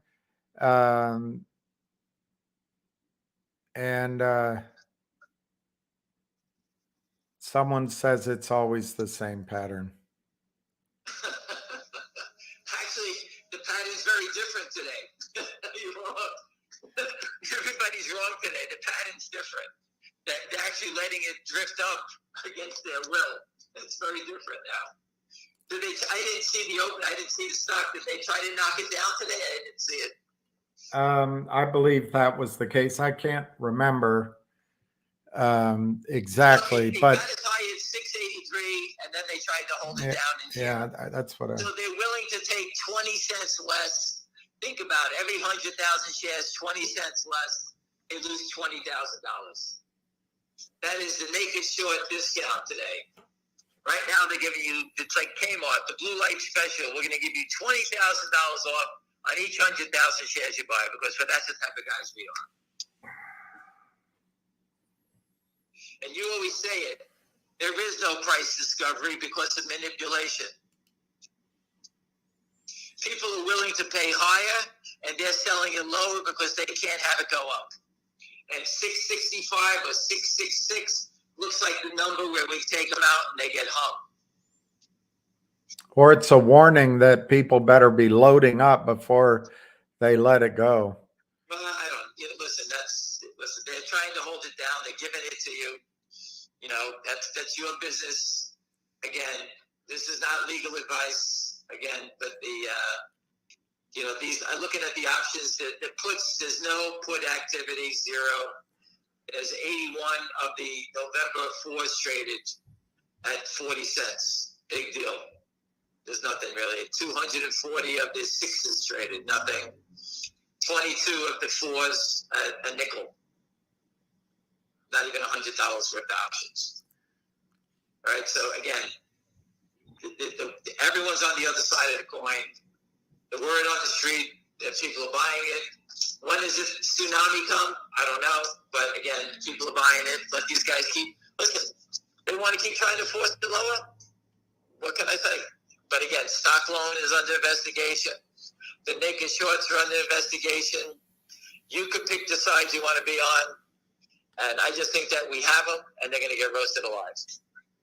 All right, everybody. If I hear anything more. But there's one more question. If there's any more questions. On a good to canceled order on the way up or on the way down, is it the same? They cannot pass over your limit price? If you have an order in, the stock cannot cannot trade through your limit without you getting done. So if I have a stock out there for sale at 660 and it goes to 664, you have to be done at 660. But remember, it's through. So if you're buying, the bid has to go through. On the way down, the ask has to go through.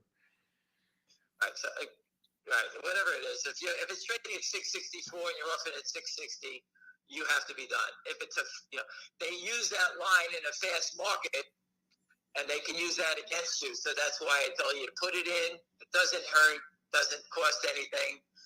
And, everyone should actually have their stock out for sale anyway, so these lowlifes can't borrow anything. So, just make sure you do that.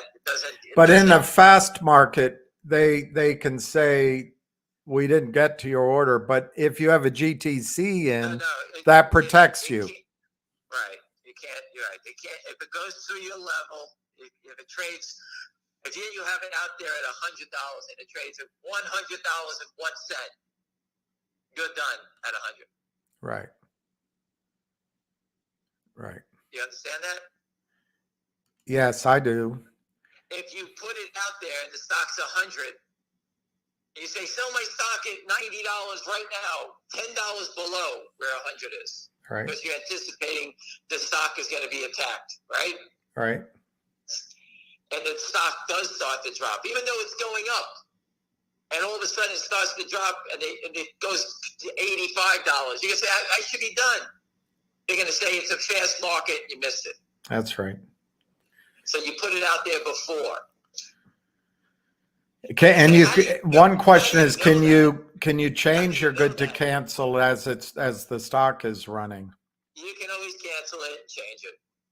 And the one question you should say to me is, how does Ham know that? Well, guess what happened to me? Where's my order? How come I'm not done? They go, well, it's a fast market. I'm sorry. And the stock's down and good luck. And you sit there and you say, what happened? You yell all you want. Get my guy on the phone. Nothing happened. You lose. That's what happens. Right. So I'm trying to get you to understand it. I don't benefit by you picking a number out there. So just trying to teach you how to not go down the same. But if you're selling, it's hard to make up an example, but if you're selling at a certain number and the ask gets there, they can say there was only 100 shares offered, but then you become, I guess you would become the bid. It has to trade through your number. Right. It has to go through it. Otherwise, they can sit there. Let's say you're offering at 100, and all you see is one share there. And you say, "Oh my God, it's traded 100,000 there already. How come I didn't make a sale?" Right? The order flow is going to that one place. Let's say Citadel, he's getting the order flow, and your order's at someplace else. That's how it goes. You miss it. That's why pick a number, put it out there. Whatever the number is, you can always change it. But once it gets into a fast market, you need to have your order out there. Okay, I don't see any more. All right, I'm going to go play pickleball. It's beautiful out. Get a lunch, and I'll check back with you after 4. If I hear anything, I'll let you know. Thanks for stopping by. All right, guys, have a good day. All right, I'm not going to hang up. We can talk because before my computer revolts on me.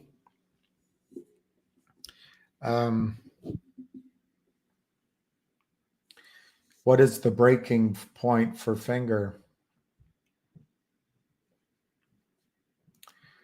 We talked about that last night with Arca. He was great. No one really knows. Ham, I think, just suspected here that it might be that mid sixes, 666. If I had to pick a number, I'd say it's $8, just under $8. But we won't know until it happens. Clearly, Key, already somebody's in trouble. If the feedback, admittedly third hand or fourth hand or fifth hand from Goldman Sachs, that there's a buy-in in progress, it's already at a breaking point, at least for one troubled short.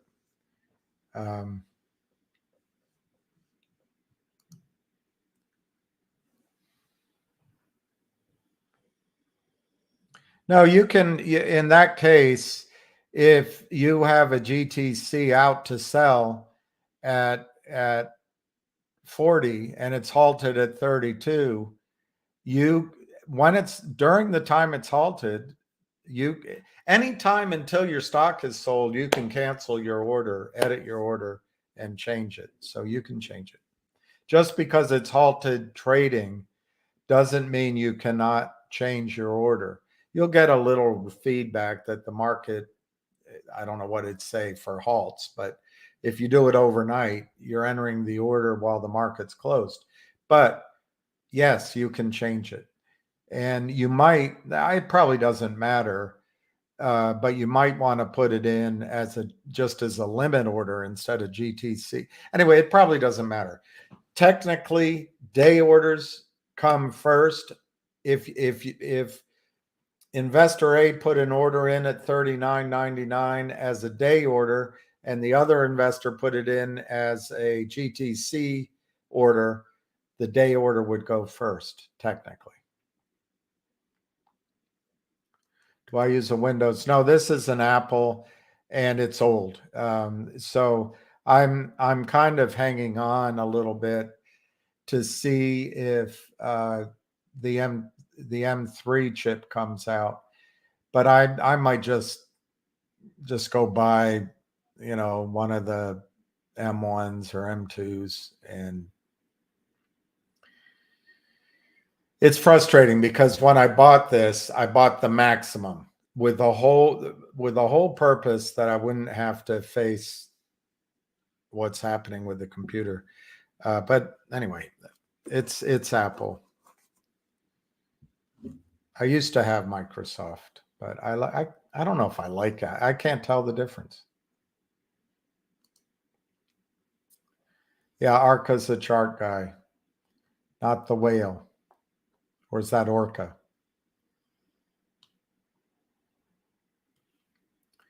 Thank you, D. Thank you, Key.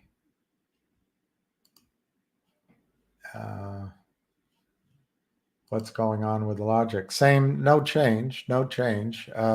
Stock is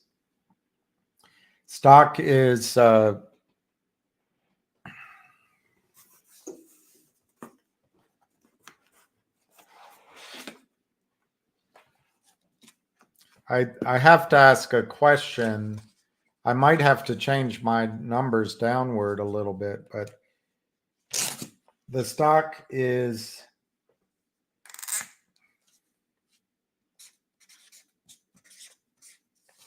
The stock is 17 cents. Why is it 17 cents? Because they are distributing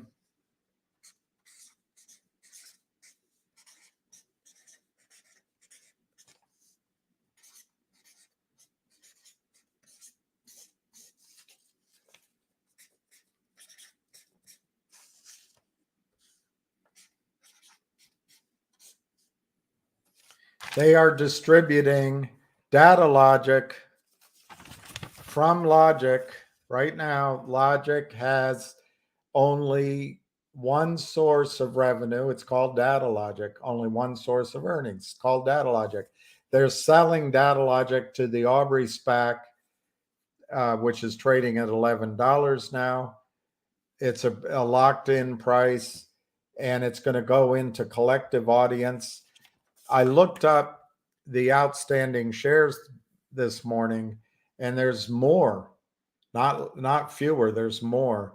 So I'm lowering that number to $1. I haven't done it yet. I've been on the phone on this call, but I want to find out. It's all restricted shares. I want to find out what that actually means. But Aubrey SPAC is buying data logic for $114 million at $10 a share. The stock is up right now. This is a NASDAQ stock. It's in the voting process, October 23rd. So until the meeting electronically occurs, very little is going to change in logic. Now, you own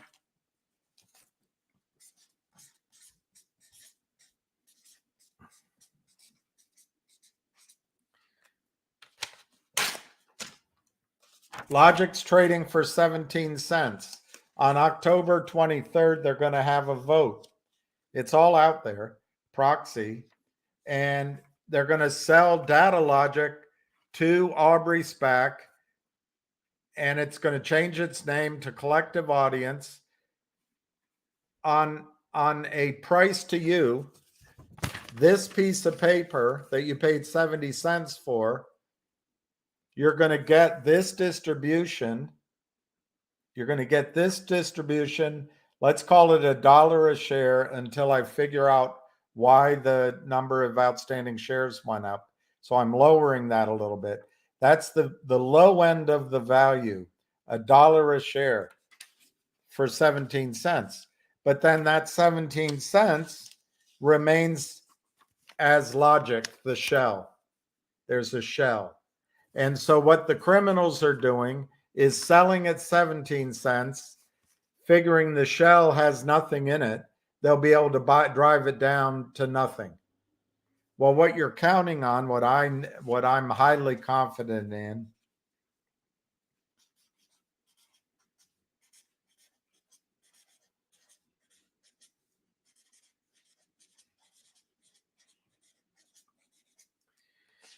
I'm going to go to the low end now of my range because on OTC markets, it has 130 million shares outstanding, which is different than the divisor I've been using before. So I'm highly confident there's going to be a reverse merger announced shortly after the vote. It could be sooner. I think that's going to be worth a minimum of 40 cents a share for this shell. So you're going to, for the one piece of paper after the vote, you're going to get two pieces of paper.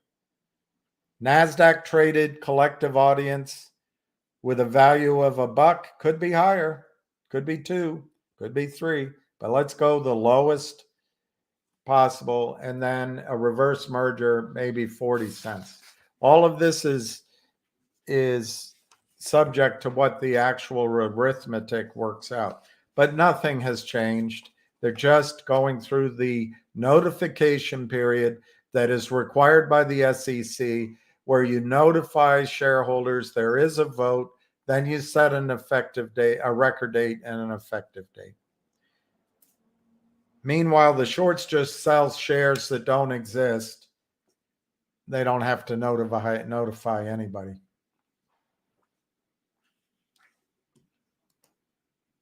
Yeah, that's right, Welby.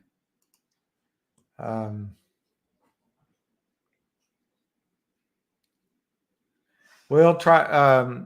Thank you, Latinum. I'm going to try to get a computer that doesn't freeze while I'm talking to you. But I'm going to try to have other guests on, and particularly with MMTLP, which I want to talk to the couple people who've put up some notices. I want to talk about that right now.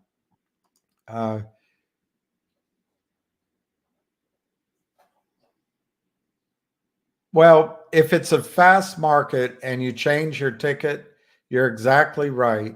If the stock somehow goes through your order while you're changing that ticket, you can be screwed.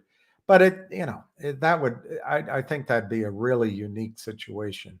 Don't be afraid. I'm sorry, it's freezing. I don't know why it's freezing. Don't be afraid to change. Don't be afraid to change your orders. I don't think it'll cause you trouble.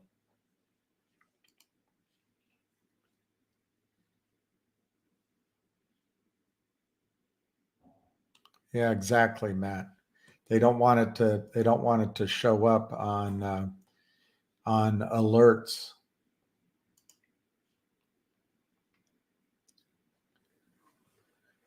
That's good advice. Pay attention to level 2. I no longer get it for some reason. I used to, and I as far as I know, I can't subscribe to it. On the other hand, maybe I can. Oh, we always messed up orders, but the and I had to take big errors sometimes. But if your order's in, um, and you ask for time and sales, it's an error, and you're entitled to your fill. If it's a fast market, that's how they get out of it. But a broker like myself, if I wanted to make sure the client didn't leave, oftentimes I would honor the trade. I once had either $12,000 or $20,000 error for a good account, and I think he was wrong, but my firm wasn't going to pay it, so I ate it.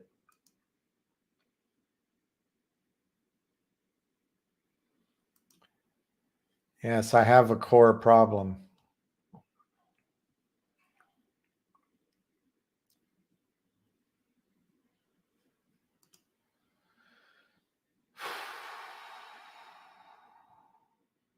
I would put my GTC out 30 days, 60 days, whatever the firm lets you, because you can always change it. I wouldn't make it short. I wouldn't limit my GTC. What happens if you get hit over the head with a coconut and you're in the hospital through the 25th or the 28th? I'd put it out it's not any harder to put it out longer.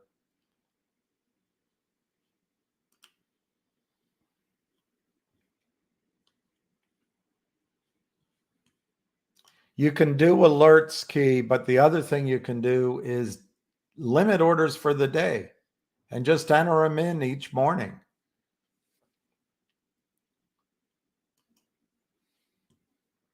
Not comedically funny.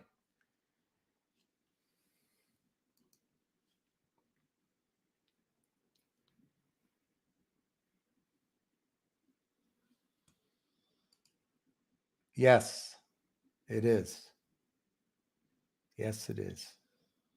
Of course, the symbol is LGIQ. Thank you, Country Pride. I just want to go over one thing about MMTLP. Yeah, that's exactly right, Deacon. That's exactly what I thought it was. And the reason that's important, Deacon, and the reason I have to ask, if that's true, they disappear. In other words, as soon as they get their money back, the 5 million, they give back all those shares. So that's why I'm a little, my answer is a little wishy-washy until I get clarification.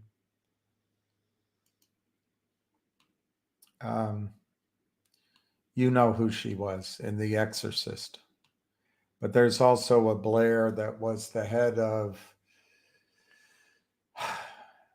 there was a Blair, the head of the Consumer Protection Board. Sheila Blair, I think Sheila Blair.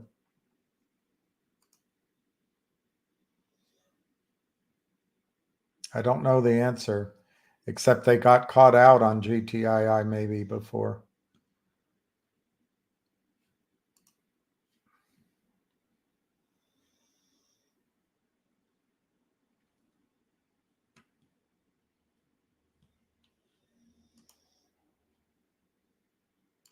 Oh, Lord. Does it ever end?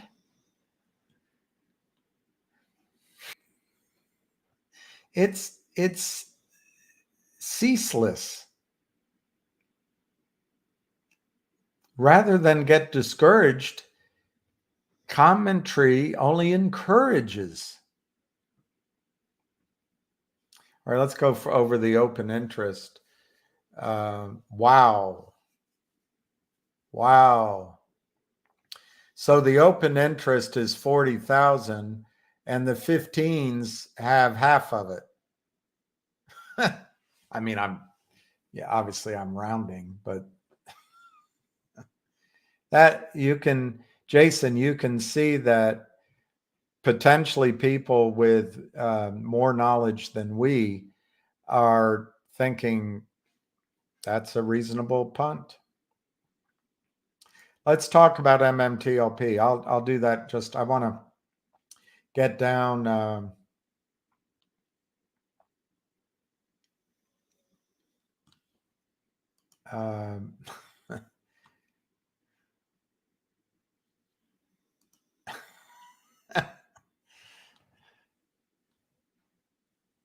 I saw Kid Creole in the Coconuts live with a good friend of mine at the Kilimanjaro. That was one of the most fun experiences I ever had, even though we were probably the only, not the only, but there was only a small subset of straight white males there. But it was great. It was great.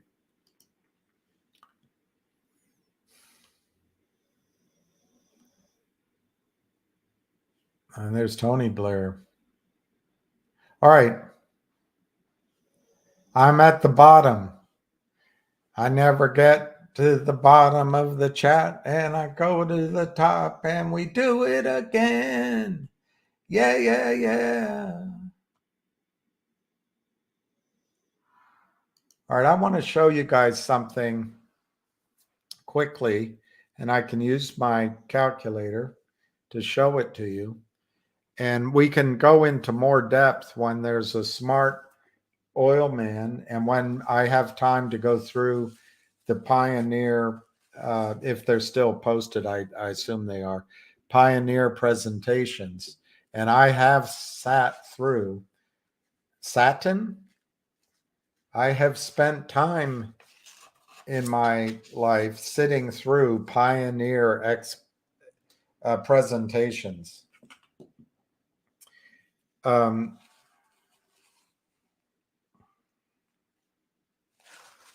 just want to show you something.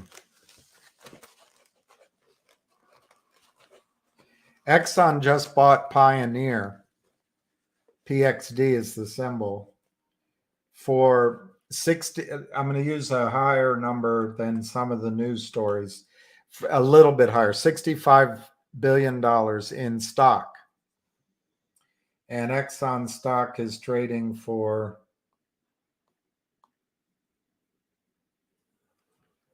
what's the symbol?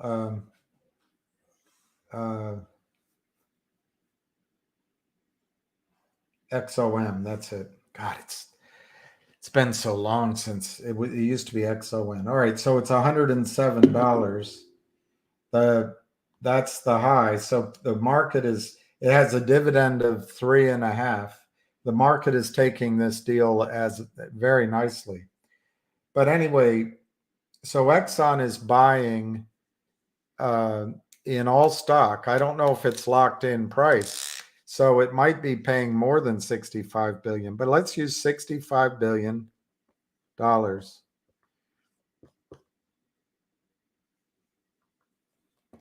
65 billion, 65 billion in cash in stock to buy PXD. Now the some of the reports say 60 million roughly. The difference here is the debt. And I think it's fair to add in the debt because Exxon's assuming the debt. On the other hand, apples to apples, maybe when you look at NextBridge, you want to remove debt. There's no perfect way to make this comparison, so just let me do it at 65 billion for now. There's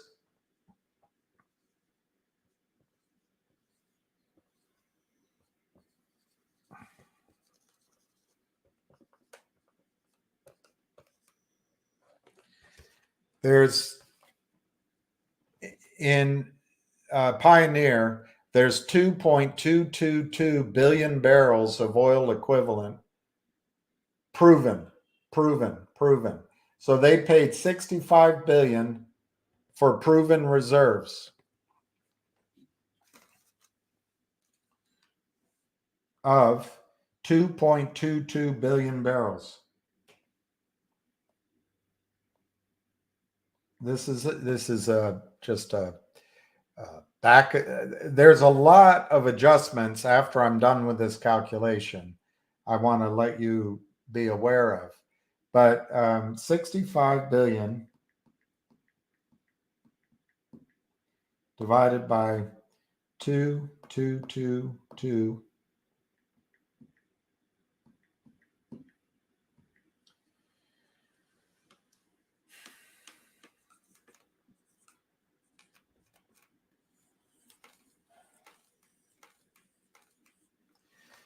Exxon paid in a stock deal $29 a barrel, $29 a barrel for proven reserves.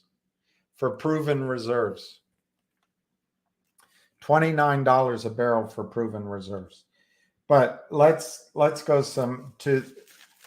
let me give you some reasons why that's not a good straight up comparison, and some reasons why it might be. On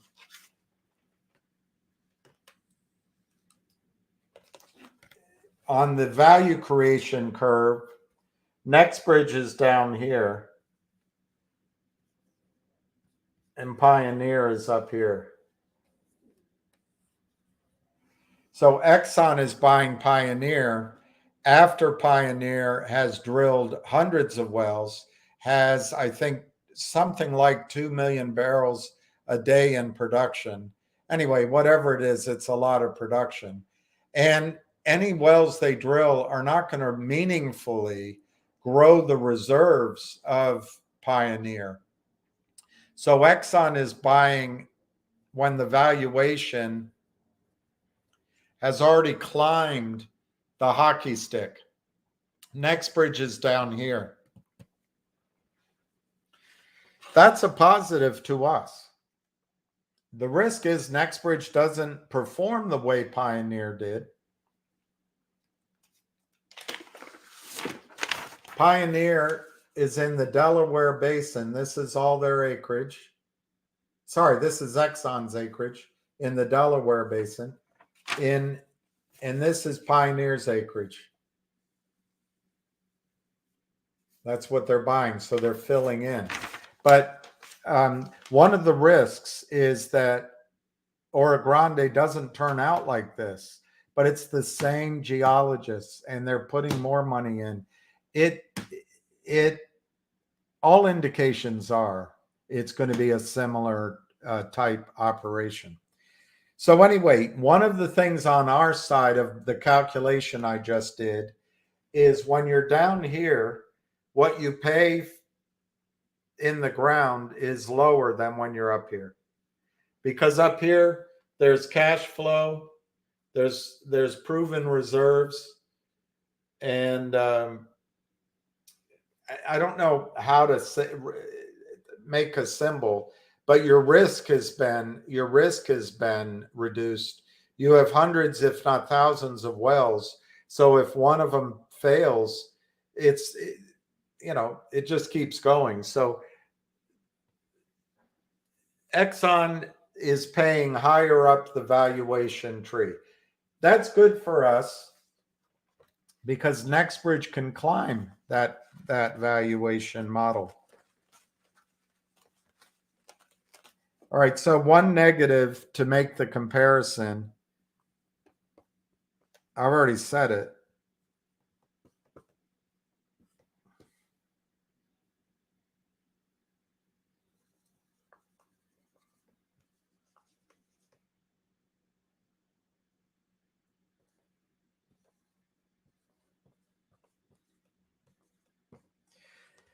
The negatives are, when we look at it, that they have cash flow, it's across many wells, and it's proven reserves, really proven, because they're producing. They're producing.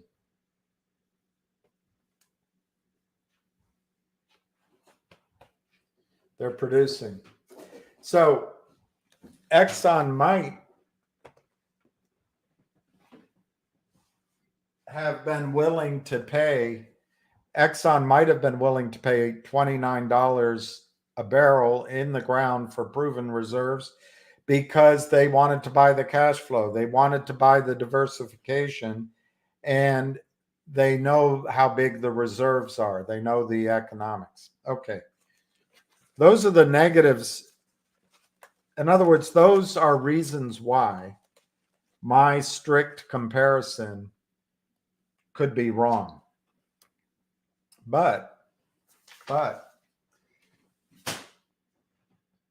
hey, little boy, the positives are this. Hey, let's get 100 in here. I don't know, 100. You're not there. Oh, I know what I got to do. I know what I got to do. There you are. Okay. And then I've got to go over here. There's 100. So I think 100 can talk. Just let me. Oh, you can put your microphone. Let me just finish one calculation, 100, and then we'll talk. I just want to show that if you Exxon bought Pioneer at $29 a barrel. If we, I don't know what's reasonable. If you use $10 a barrel for NextBridge's proven reserves at 3.2 billion barrels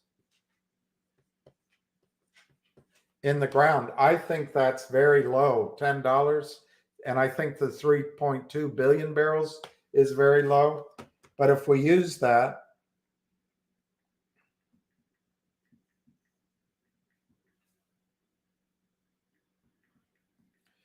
that's obviously 32 billion. That's a low number.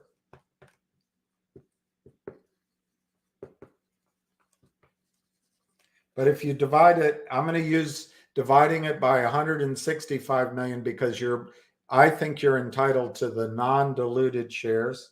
That might not be what they calculate.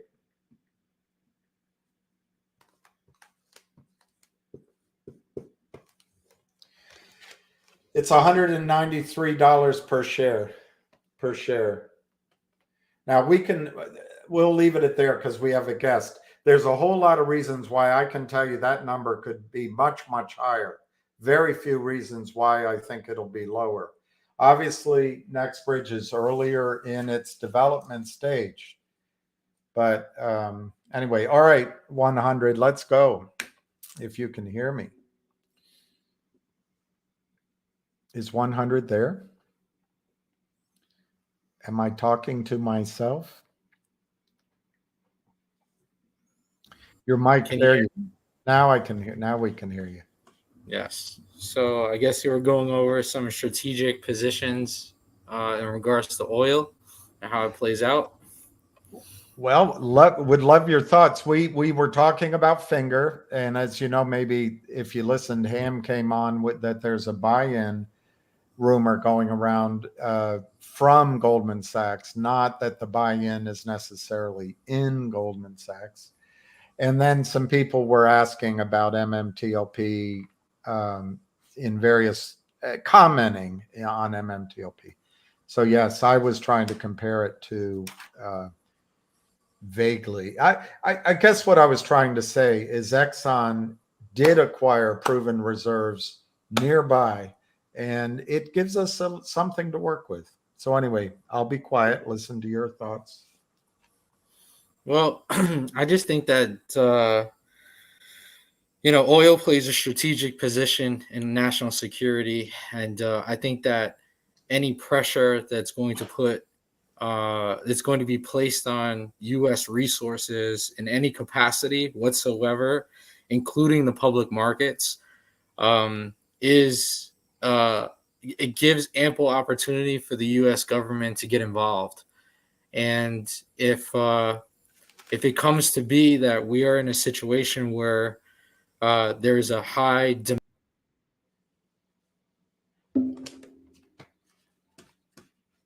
table is accessible. So, whatever happens with foreign policy and any external factors such as war of any type of conflict is definitely going to put pressure on the financial markets, no different than the U.S. government. So, right. That's how I see it. Do you think it adds liquidity to the banks, a war? I think it pushes money flow in the appropriate direction. So if let's say we're watching Bloomberg and CNBC, and they're all saying, oil is being tampered with or shut down, and let's say China or Russia or even Iran, it raises the question, well, if oil is going to be shut down there, then you obviously have an issue with U.S. reserves and our pipeline and infrastructure. So you immediately have to think about, well, the world cannot sustain itself without an appropriate amount of energy. And if you shut down major countries that can't get their lifeline, then you're going to have tremendous civil unrest, and that's not what we want. So it really puts pressure on the U.S. government and makes them reconsider their current domestic and foreign policy when it comes to energy or their energy policies. So do I see the money coming where it needs to be? Yeah, because people have the power. They're the ones that are going to be affected, or impacted by all of this. So is the money going to come back into the U.S. and make it demand for U.S. to take control and free up this oil? Yeah. Is there manipulation built into that? Maybe.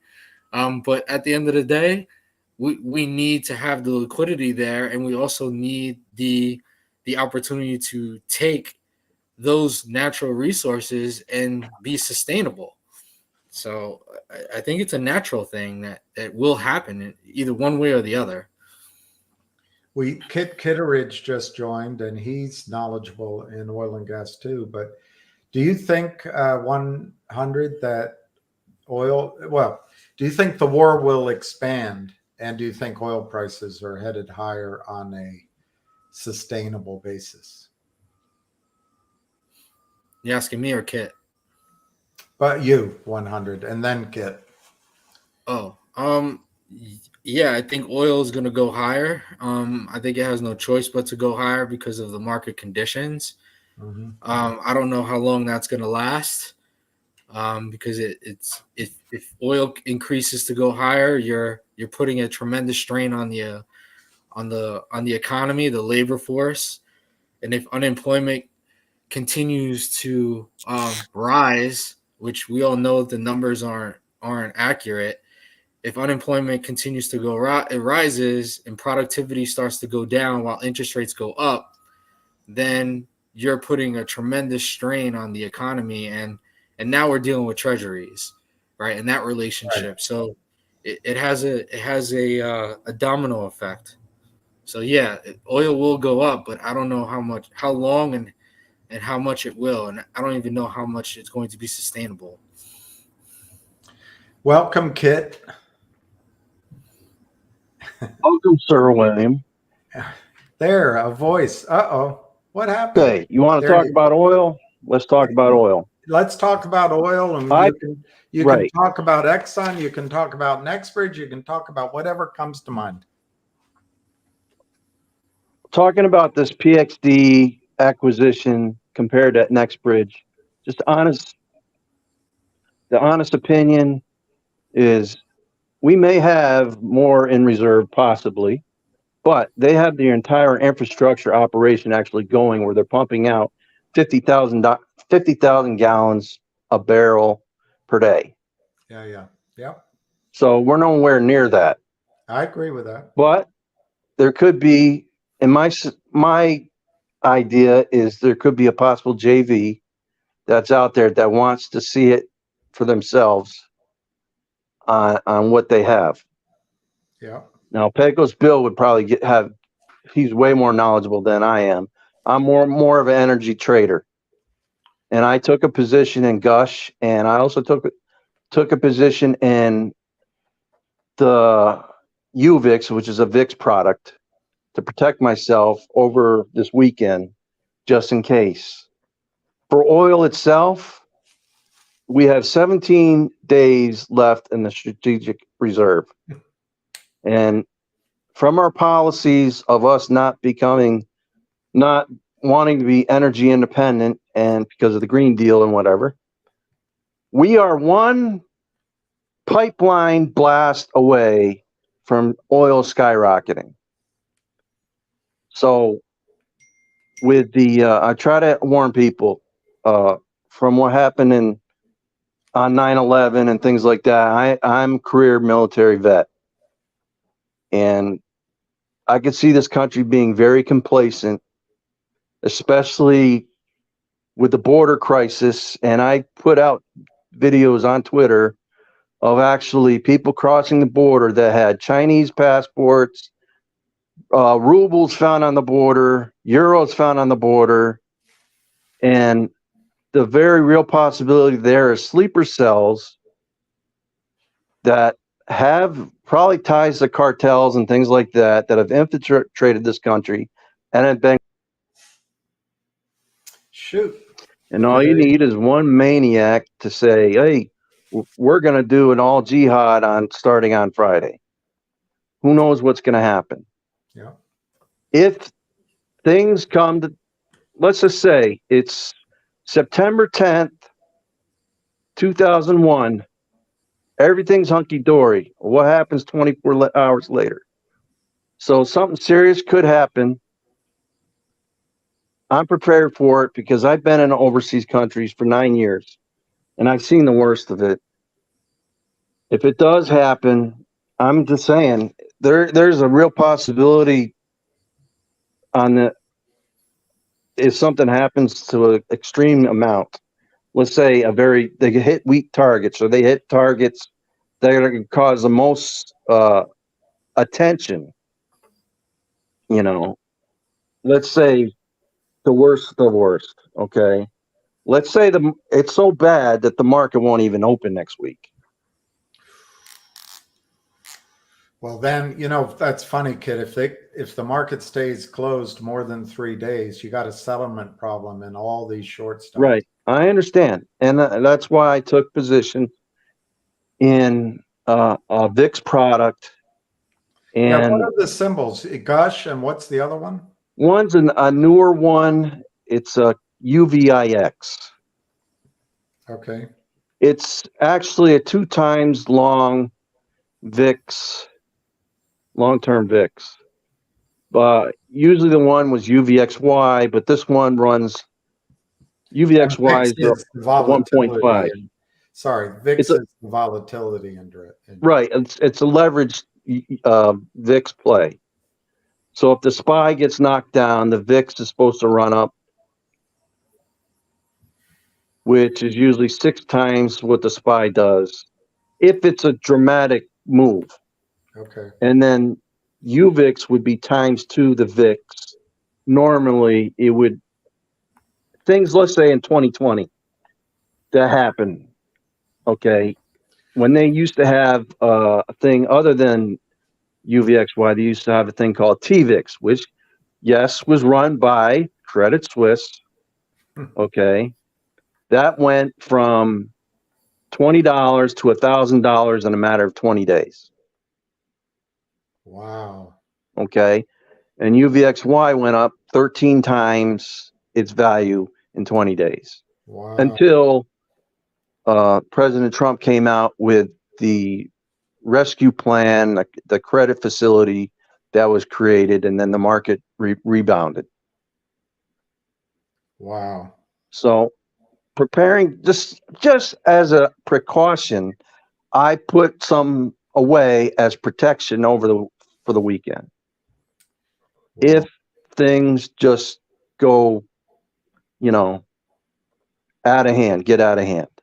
I'm not saying it will or will not. I'm not, but I'm saying complacency kills a lot of people. It does. I'm sorry if that's the way I've seen it. I'm very religious. Okay. and I've seen the worst of it, and what's going on here. I am not I'm not taking any sides. I am the side of God that's full of love, joy, peace, kindness, goodness, and peace, whatever. Well, Galatians 5:20, 22, 23. I think, sorry, you can repeat that. I didn't mean to talk over. Go ahead. No, I'm from New York too. I don't live in New York, but we talk fast. I think there's confirmation of what you say from our southern border. From Robert F. Kennedy Jr. went down, and he saw with his own eyes that it's not just people from Mexico or further south. It's all over the world they're coming in. So you might be right on that. And you have experience, but if this war expands, I would think we would have an embargo, the potential of an embargo on from OPEC. That's already in happening. Yeah, but you're talking pipelines, someone explosion or whatever. We're in the situation when we're not drilling our own.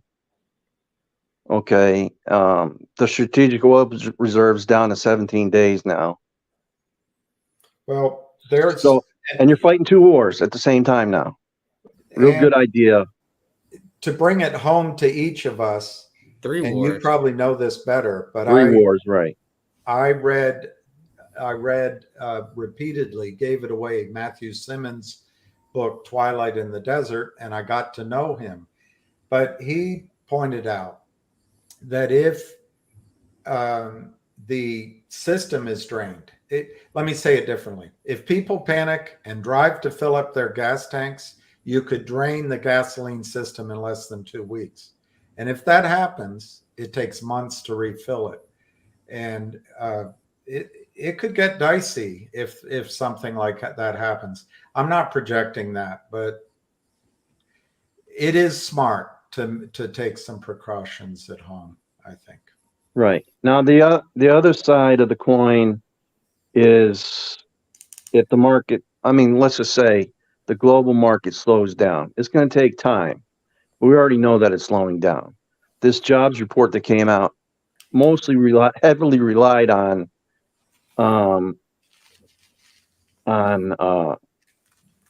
travel and leisure and things like that.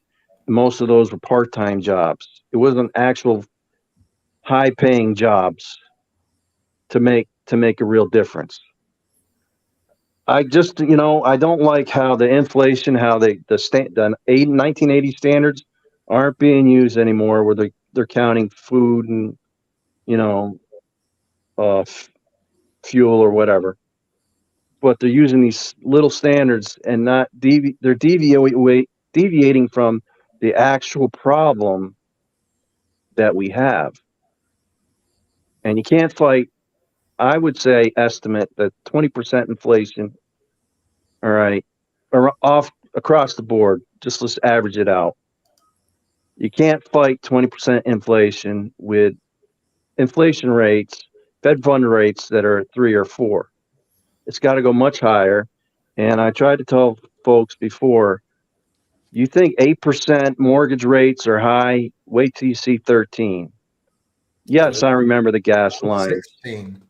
Right. I remember the gas lines. I remember the interest rates where they were that high, and they could be extended. It's not just a one flip thing. Honestly, to get this thing, let's just say this. Nothing's been fixed since 2008, 2009. It was QE infinity. That fixed nothing. That created more problems. And Well, now I'm sorry, Kit. Go ahead. No, I was just going to say, in regards to interest rates, I think it was in the early 80s that interest rates hit the high of 27, 28%. And, it was catastrophic to the economy. They didn't last long. It was only for like a month that it was that high, but the average interest rate was anywhere between 13 and 19%. The moment that we're at north of 90, I'm sorry, we were north of 20, things became, it's total shutdown. Like, what are we gonna do? We need to get a handle on the economy. So here we go, the birth of the internet coming into the 90s, and then Microsoft and so on and so forth, and Apple started to develop and build into the emerging growth market, right? And allowed us to Well, yeah, now you just skipped that period, but yeah. If you're talking, I know what you're talking about in the 90s. I'm talking late 70s, well, from 73 on, right. okay, after the Nixon gold Nix. But from 70 to the early 80s, it was bad until Paul Volcker stepped in, made some moves. But yeah, in the 90s, Clinton was there, and he actually was hand gifted all this, technology boom that rocked the market so much higher, and everything was hunky dory under his presidency. Well, it was just that time that those markets, you had all dot com, whatever, until it finally .com bubble popped. Okay, in 1999. But he was gifted that timing. But housing market, there's people out there that got 2 or 3 mortgages on these Airbnbs that are now going down, and they're going to be struck. They're next in line. And then the housing market will actually tank. We need a bank to go down. We need some cleansing to happen in order to get back on some type of footing. Spending more than $1 billion a day or in debt, we go $1 billion in debt per hour. I think that's the rate right now. It's not helping anything. Pecos Bill's going to join, but I want to add just 2 thoughts without interrupting you. Yes, sir. One is everyone credited, I'm sorry, I don't know why that goes in and out, but everyone credits the technology boom to, which is great. And I agree, that has the positive effects. But there was also Alaskan oil and North Sea oil came on, and that's not there this time. What's frightening is if bond traders start realizing that there's not inexpensive oil left to pay back the debt markets roll over, and they're the size of a brontosaurus compared to a cow. They're massive compared to the equity markets. I also think that Bill Clinton came in at a time when, even briefly, whether you credit Newt Gingrich or Clinton, but even briefly, we were having government surpluses. We're not in that situation now. Those are the only 2 things I wanted to add to what you said. Yeah. People, I understand. People were making tons of money from the technology boom, and with the taxes the way they were back then, still the government was reaping the rewards. Yeah. And just that was that timing, that one split timing. But where we are right now is we had QE infinity for 11 plus years, and that's what right. And the Fed allowed 0 interest rates, and it just allowed the kick the can thing. It just proved that you have 2008, 2009, and then you have all this QE infinity added on top of it. Nothing really got fixed. And we have moved away from nationalism, where all our jobs are mostly, decent jobs are mostly all overseas. We can all see that's migrated out there. We've moved away from that, and now we are paying the price. We're going to pay the price.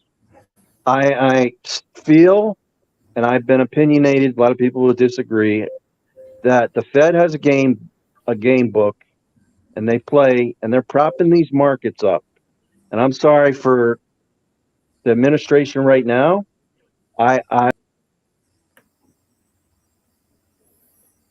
Okay. And just because someone's not tweeting anymore doesn't solve the problem.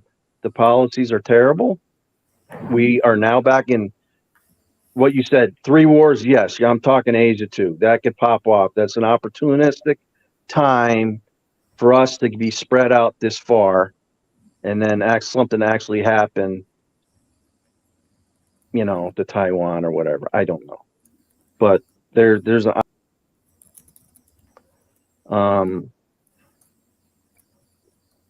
right now we are, like I said, we are one.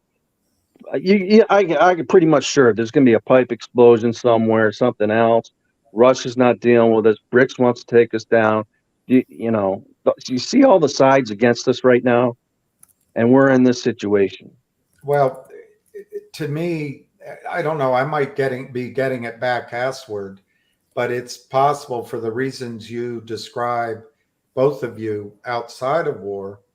It might be why we're being taken to war, because the United States, New York, London, Tokyo financial markets do not want to go down. And before they do, we go to war. The BRICS are a threat, for example.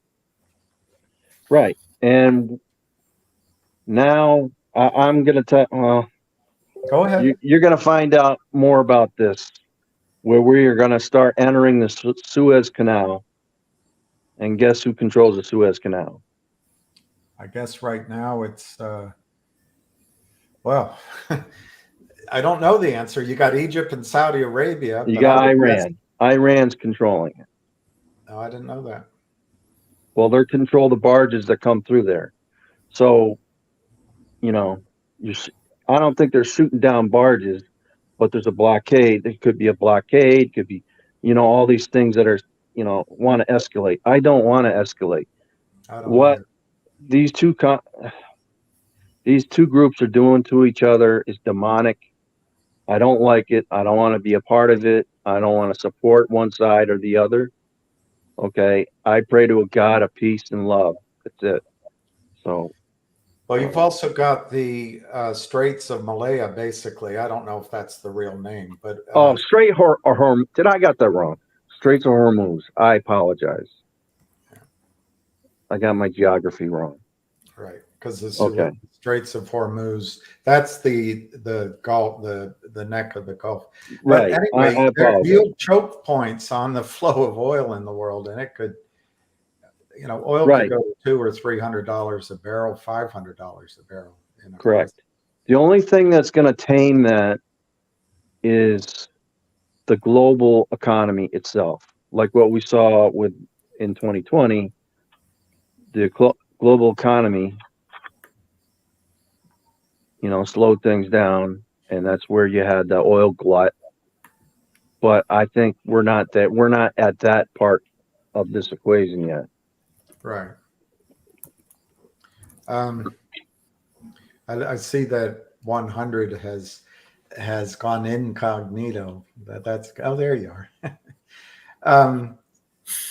What do you guys think are gonna? I mean, a lot of what you're describing, Kit, is short term, but how much of all this is going to have a lasting effect? Whether it's in the bond market or the value of the dollar, oil prices, our security, as you see it. Well, if you notice, after this stopgap bill, the oil prices started dropping substantially. Mm-hmm. And if you notice, somehow the 10-year yield just dropped out of nowhere. I really feel the Fed playbook has got 5 big banks buying this market. Mm. And you have the lowest retail participation rate in 40 years. Yeah. So who's keeping it? It's all art. I think for me, it's all artificial. And we're sitting on a tower of what I call a tower of Jenga, which is a tower of debt. If you ever watched the Big Short, that's that the wooden blocks. Right. Yeah. Right. And it was, it was presented in, this is B rated, A rated, triple A's, whatever. Mm-hmm. Everything starts collapsing. So I feel the Fed is controlling these 5 big banks to go out and buy into the market. And what they're doing is they're doing sector rotation nearly every week. That's, to keep it up.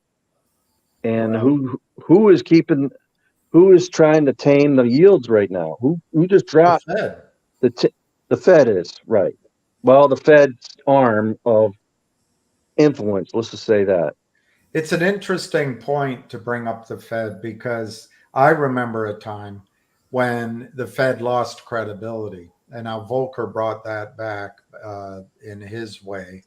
But the Fed lost credibility and it can lose credibility again. In other words, the Fed hasn't always controlled interest rates and it can get out of control fairly quickly. Right. What happened last year in May, they would, JP came out and said, "Oh, well, our target's going to be 225." I knew right away that was a bogus because you can't fight inflation that high with 225 rates. It's just not going to happen. You have to raise it. It's going to get, you know, my opinion is going to 6-7%. Okay. They want people out of jobs. They want to just but slowly, Yeah. and then somehow try to reverse course.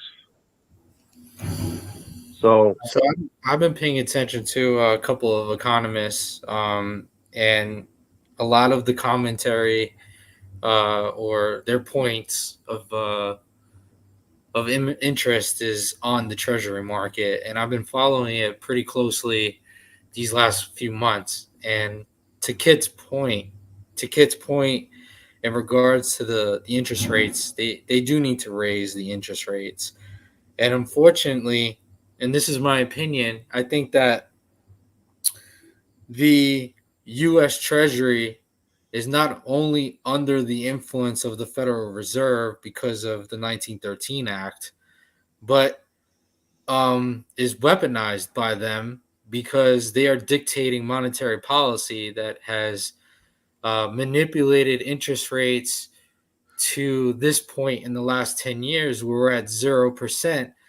And through the expansion of M2, which is the money supply, it has allowed tremendous inflationary pressure on the economy. So, in order to counter it in a successful way without destroying the United States of America, you need to put the value and the control back into the treasuries. So the treasuries have to go higher, the interest rate has to go higher and in return, the inverse relationship to that is stocks do need to come down. That speculation that's built into the debt needs to be neutralized. So the the pressure on the treasury market and the focus on the treasury market is extremely important. So I would anticipate that the treasury market being held by these 5 major financial institutions are acting as a hedge to the short interest that's built into the treasury market as we speak. And when you consider the 2 to 10 year yield curve, when you see the inversion of that curve, it is a signal to the entire financial markets that we have an imbalanced relationship that needs to be addressed. And the next thing you look into is labor participation. And labor participation, once it starts to decrease, it puts even more pressure on interest rates. So the treasury becomes the main point of interest because that's where property needs to be secured. So if you think about the treasury market in relationship to the influence of the the Federal Reserve is going to keep it as low as they possibly can because they need to fulfill their political I guess their political persona to the world that they are in control. But if the treasury market and the bond traders that control the treasuries and the demand of the treasuries, if these financial institutions, these bond traders decide that enough is enough, we're out of control on inflation, and they decide to pull the trigger and go long on treasuries, the interest rates will go up. The treasuries will be the sovereignty of the United States and how we survive. So they have no choice. There will be a margin call on the U.S. treasuries market because they need to save the country. It's not going to be the Federal Reserve. They're going to be stuck. You don't think that we will inflate our way out of debt? No, we have to grow out of it, and they have to increase the interest rates, which has to be the treasuries. The treasuries will put a tremendous amount of pressure on interest rates to go higher.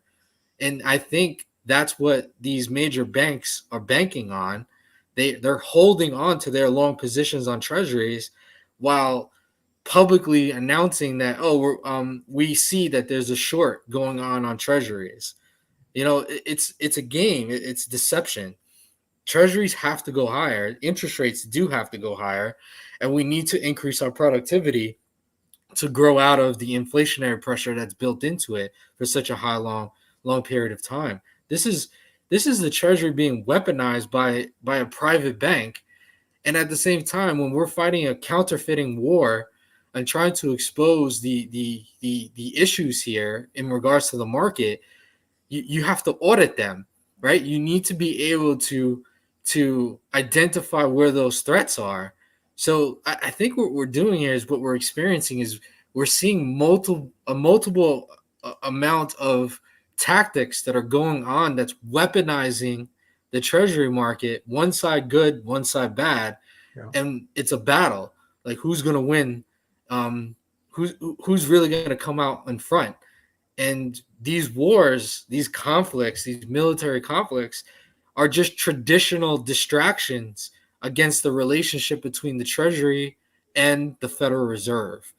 And we need to get this right. So I think we're dealing with a restructuring of government, and we're dealing with a restructuring of the financial system at the same time, while everyone else is paying attention to these conflicts. That's my impression. Does our country stay together? Absolutely, because every single American in the United States knows what's at stake. Anybody who's awake knows that we have to fight for our freedom. It is not gifted to us. It is earned. And at the end of the day, we have to protect our property. And if we don't protect our property, we lose our freedom. It's just built into the fabric of our country. Yeah.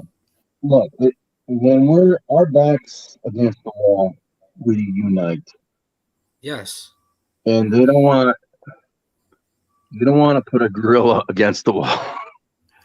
So I have no doubt in my mind that we will group together. But for the market itself, there's no way the S&P should be in at 430s right now with the inflation the way it is, the way the job market the way it is. People, some have 2-3 jobs now just to pay their mortgage or whatever they need for their family. You have credit cards, I believe, are at $1 trillion. Yeah, over that. Yeah. I mean, how is the market being? The market's been, look, in my opinion, the market's being propped up, and the Fed has its wielding its arms to these 5 big banks to try to keep it up. That's my opinion.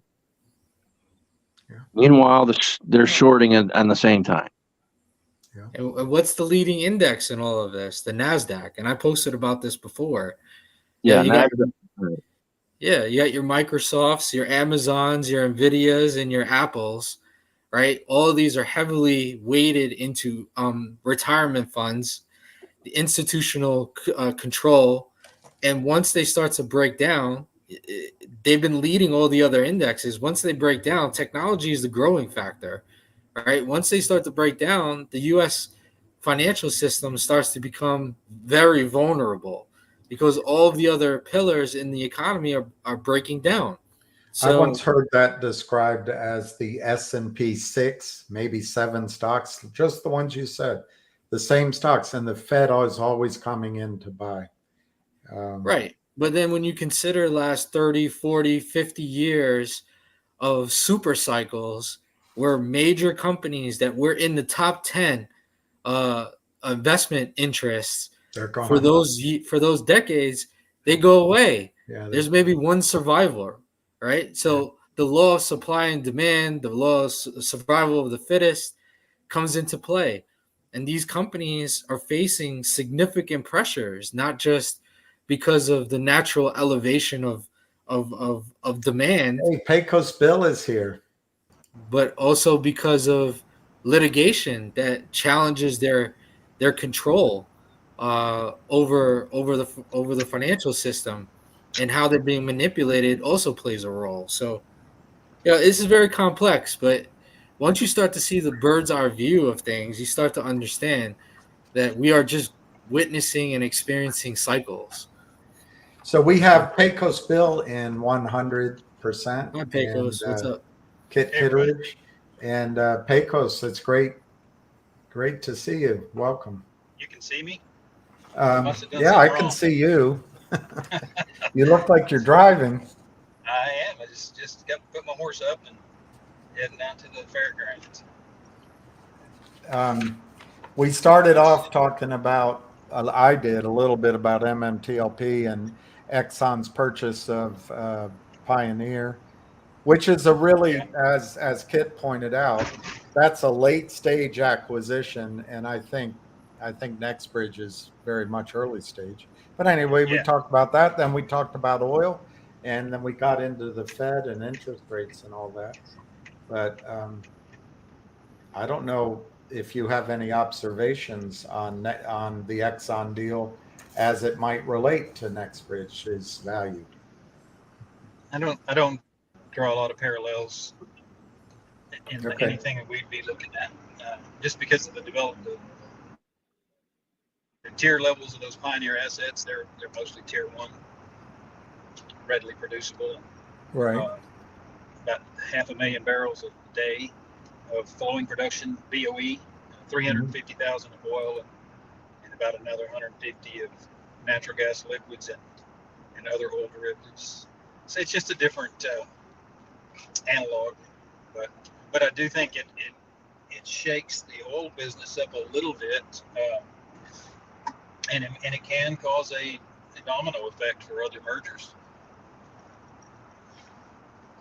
Does it? I think what people are going to start doing is like they did when the Exxon merged with Mobil, and Texaco, Chevron initially, and then Texaco Pennzoil, and is they just start trying to gobble up their nearest competitor to double their stake. And now's the time to do it when people have a lot of cash. All the top 5 oil companies are sitting cash flush and know that they are running out of supply, even though there's not a huge demand.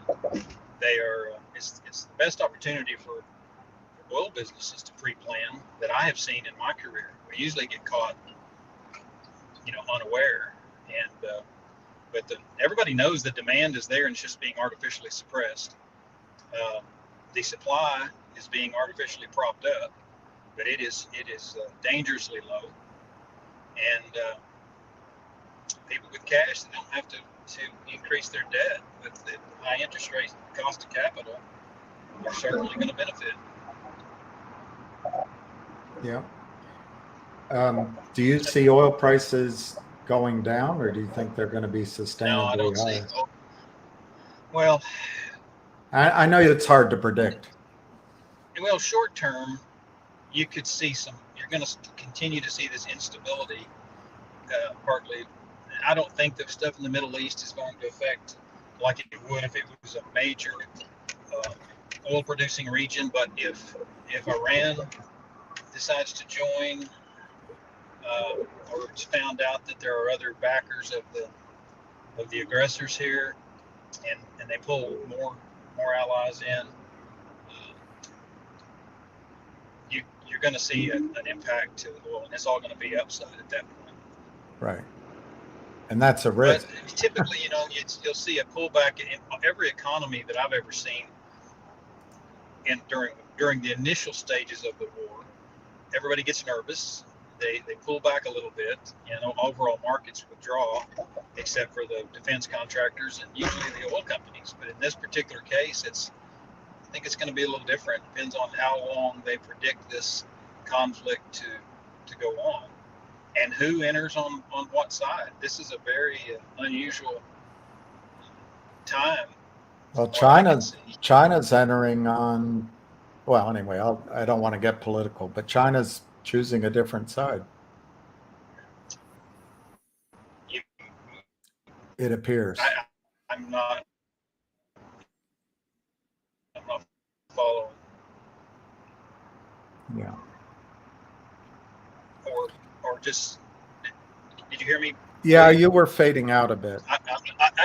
I didn't hear what that meant. Do you think China? Well, is I with was the trying aggressor?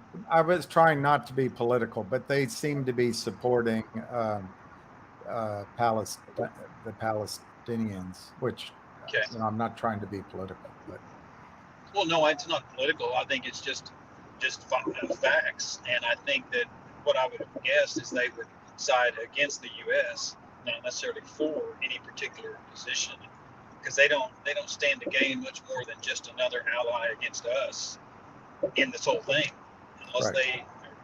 Now I have heard some rumbling about Ukraine supporting the Palestinian effort.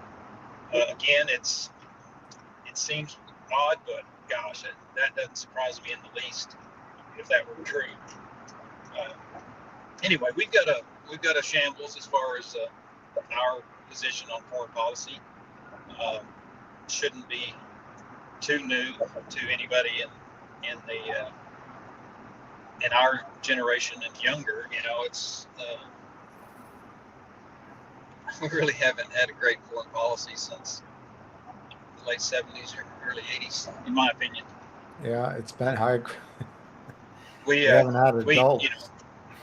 We crapped it up with the elder Bush, and this is not political statements. I mean, I voted for almost every one of the administrations that we thought was going to help fix it, and it didn't. And sad as it may seem to some conservatives, Clinton had the closest thing to a decent foreign policy, and it was weak.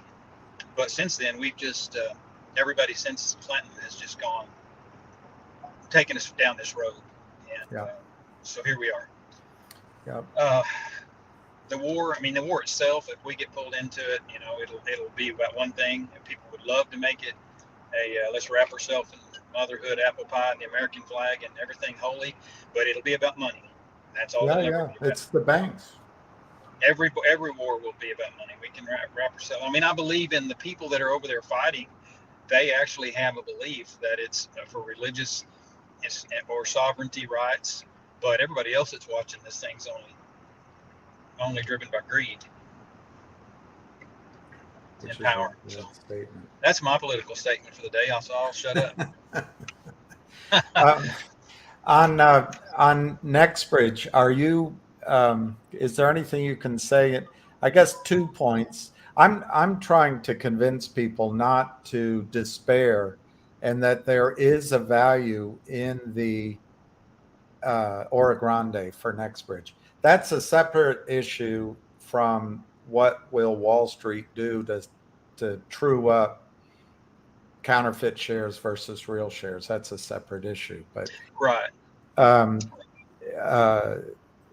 In terms of this recent acquisition, I was just trying to look at it to see what's the value of oil in the ground, and maybe that doesn't matter. But what is your confidence that there is oil in the Oro Grande which can be recovered commercially and has value? It's extremely high, but on a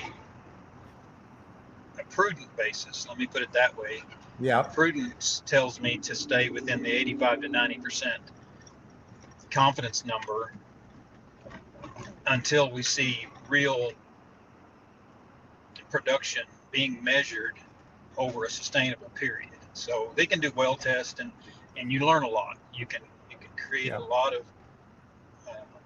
empirical data that turns into real scientific data instead of anecdotal data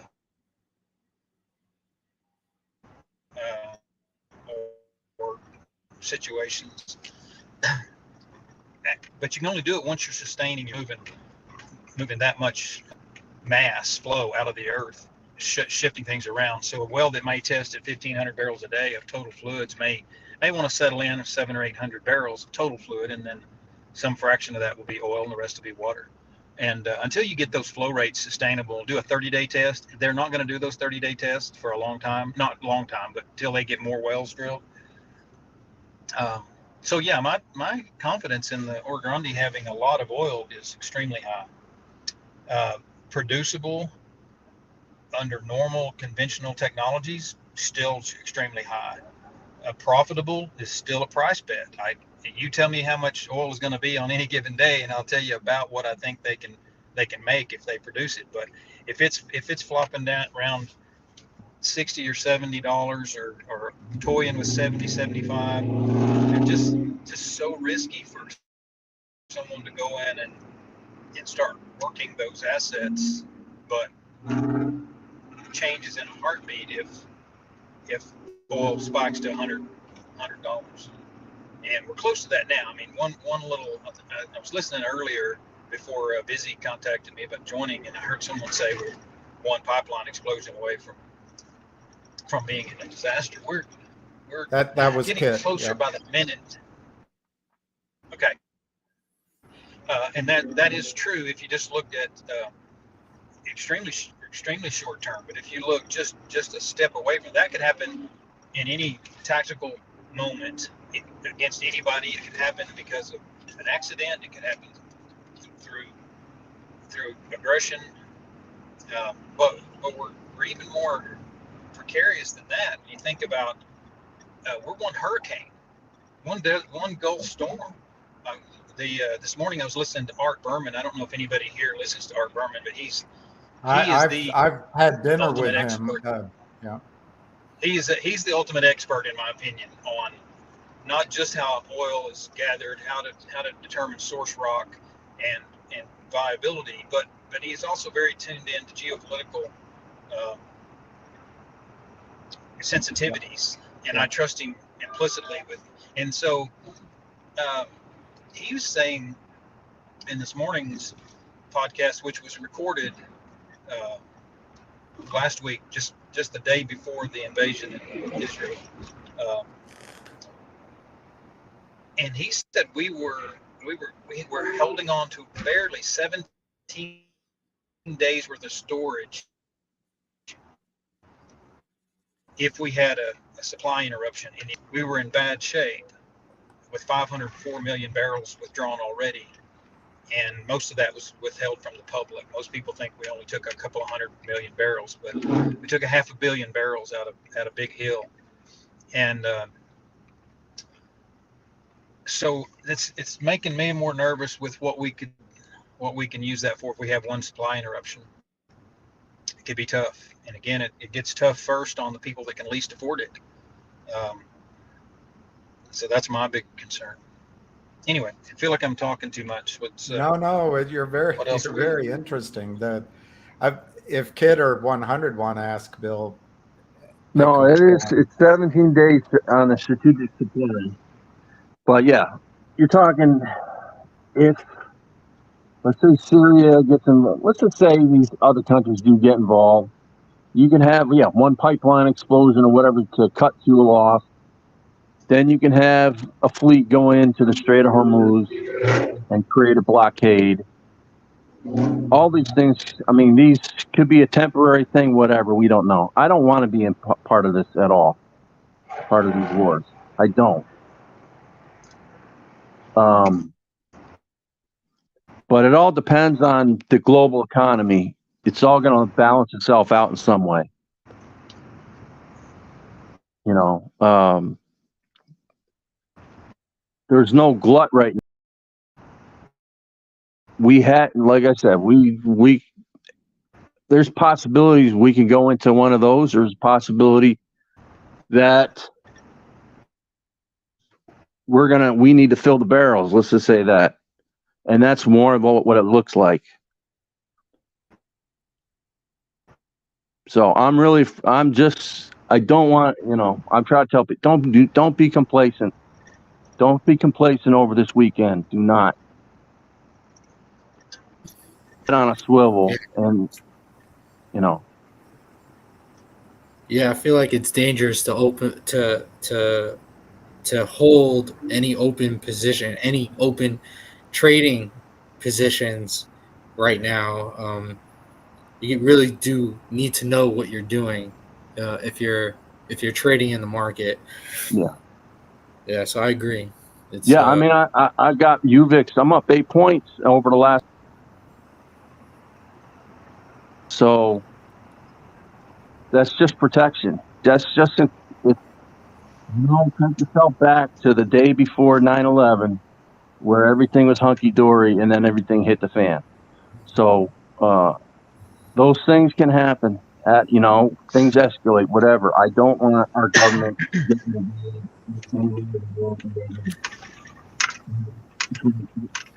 Nothing to say. You're coming in and out, Kit. All I can do is protect them. Help each other, whatever. But if our back's against the wall, if something does happen, we're going to come out fighting all together.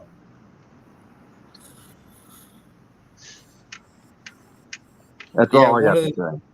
I agree with you.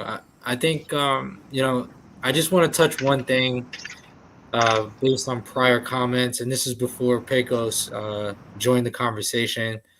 And it had to do with the treasuries. You pay attention to the 5% range. Pay attention to how the 2-year, the 10-year, and the 30-year relationship as to those yields at 5% or just below. And when they start to bounce back and they start to decrease in their yield, I'm seeing a spring effect where it's not going to last too much longer, and then it's just going to take off, and then here we go. We're at the point of no return. So I just wanted to point that out since we're on a live broadcast. Pay attention to Treasuries market. It's very important. It does have an impact on everything, and obviously oil is very, very, if not equal to it, very close to having a major impact on the world. Yeah, the 10-year dropped 10 points the other day. Explain that one. Yeah. Explain that. Who had their hands in that? Well, there's only one party I can think of. Well, what can people listening do? I mean, my view has been that maybe we make money in 1 or 2 of these plays, and then we try to be financially independent, try to be our own central banks, rather than being panicked. What steps can people do? I mean, for example, debt. If we inflate, debt becomes less onerous. But should we be getting out of debt? As an example, should we be I watch owning a few oil and gas assets makes sense. Yeah, I watch a few other people on YouTube that I just go over, and they're really in tune with what's going on. One's called the Uneducated Economist, and another one's called, other than Peter Schiff, one's called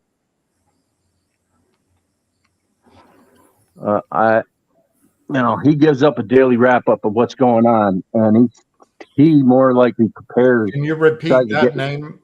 Jeremiah. You faded out. Yeah. Oh, I apologize. Jeremiah, Jeremiah, I believe. Babe, Babe. He has one that comes. This is a short 30-minute video nearly every day. And then the other one is just common spelling, uneducated economist. He mostly hits on the Fed, what they're up to. other than what Peter Schiff goes on. Right. But Jeremiah Babe talks about preparing yourself. Get yourself a 30-day supply of food or water or whatever you need for your family. You know, and if you can spare to buy gold, and, you know, he went all over the Costco gold rush thing that happened last week. Just prepare yourself physically if you can, spiritually, you know, just be strong in these moments. Help out others in need if you can. Overall, have a game plan. That's what he goes over. He just had one. He has one almost every night for about a half hour.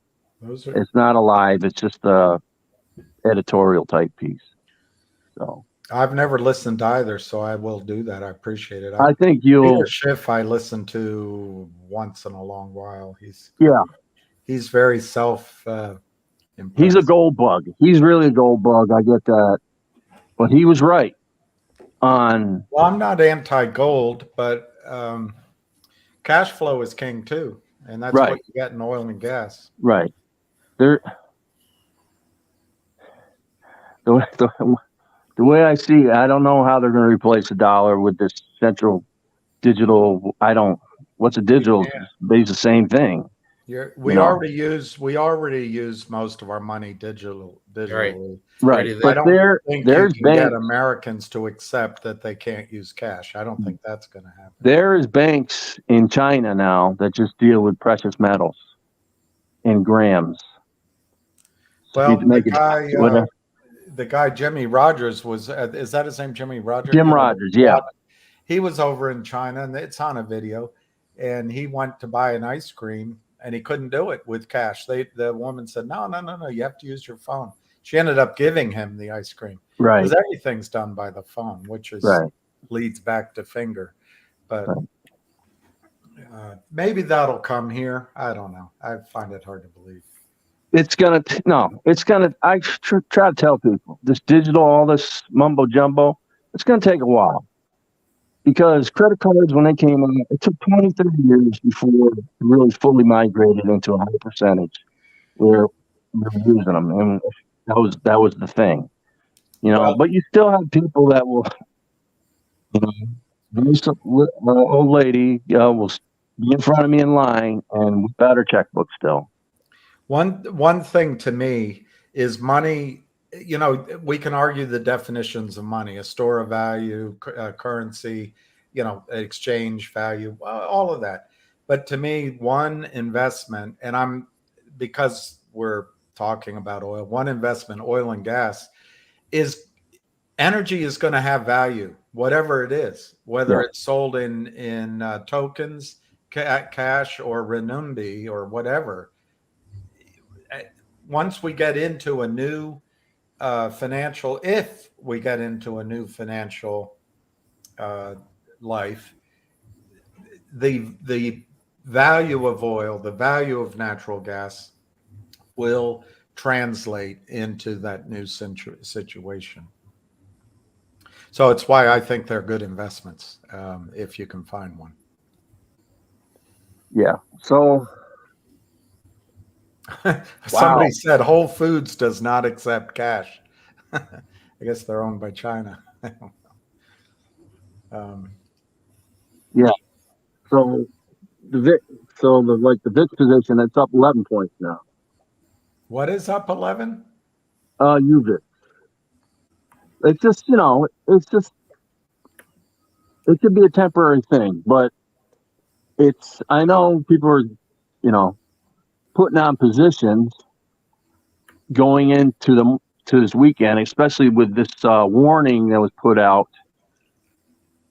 by this defunct government leader wanting to cause, all jihad against all non-Muslims. Are you talking about our president? No. Okay. But he helps. Folks taking positions for, this call out for Friday, start whatever starts, then you got the whole weekend. Who knows what could happen? But that's what I see happening, is just preparing, a little on the side. Don't, 10% fine, and just protecting your portfolio that way. So if there is something that does happen or whatever, you have something like that to fall back on. If it gets extended, it gets extended. I mean, I understand complacency, and it's very dangerous. And if something does happen, the market could shut down just for a week or whatever to figure out everything out. That's how bad things could get. Well, they're not going to shut I'm not down. trying to They're not going to shut down the markets put the for thought longer that than it's 3 there. days because of this settlement issue. I understand. But you're right. It could be, yes, it could be a crisis. But I don't know. Since we have Pecos Bill here, I'd love to talk about MMTLP and maybe MMAT, because most people on this call own at least one of those. But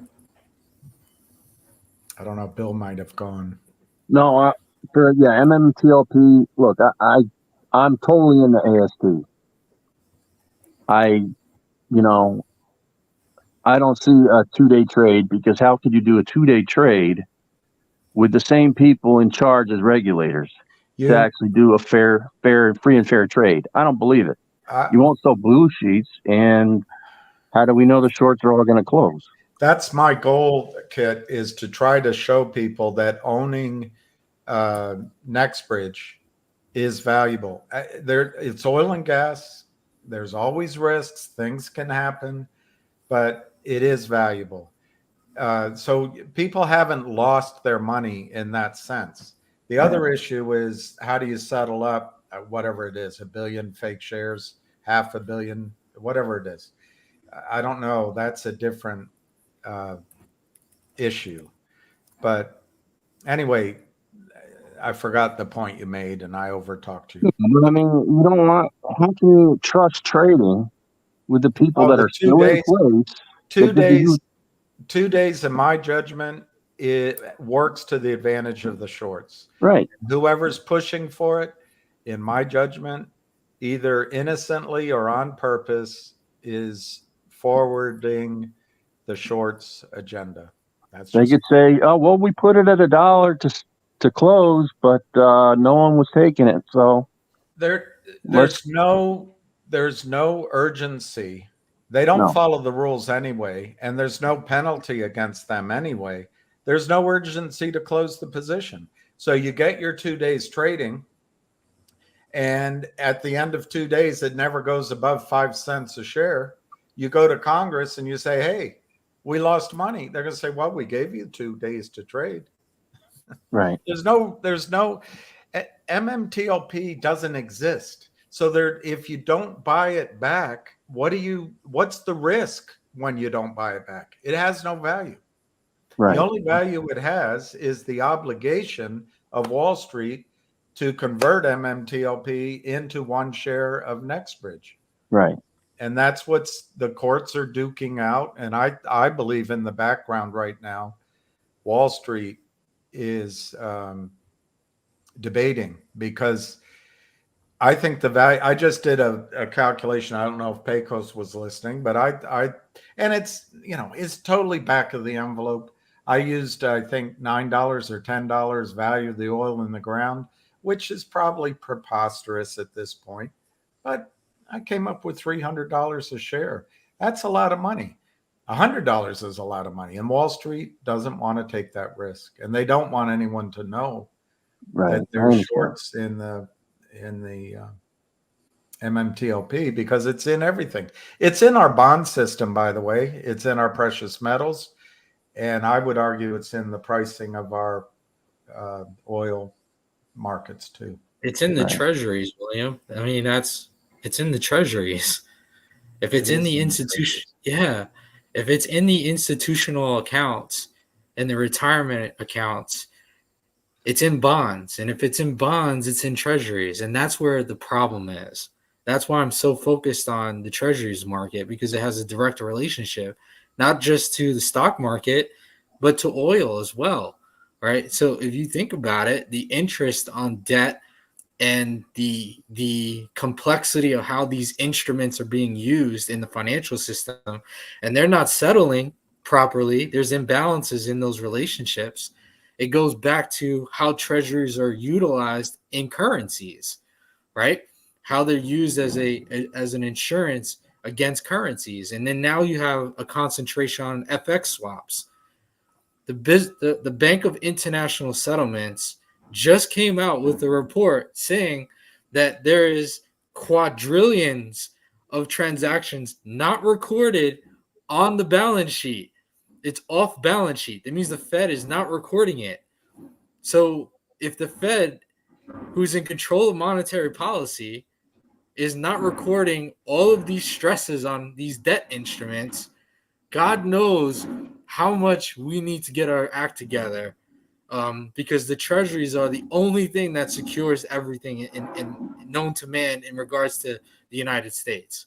So the treasuries are very, very important, very important. If we don't have control over our own treasuries, there's a problem. Well, the bond market is huge, and if confidence fails in the bond market, the rest is Katie bar your door.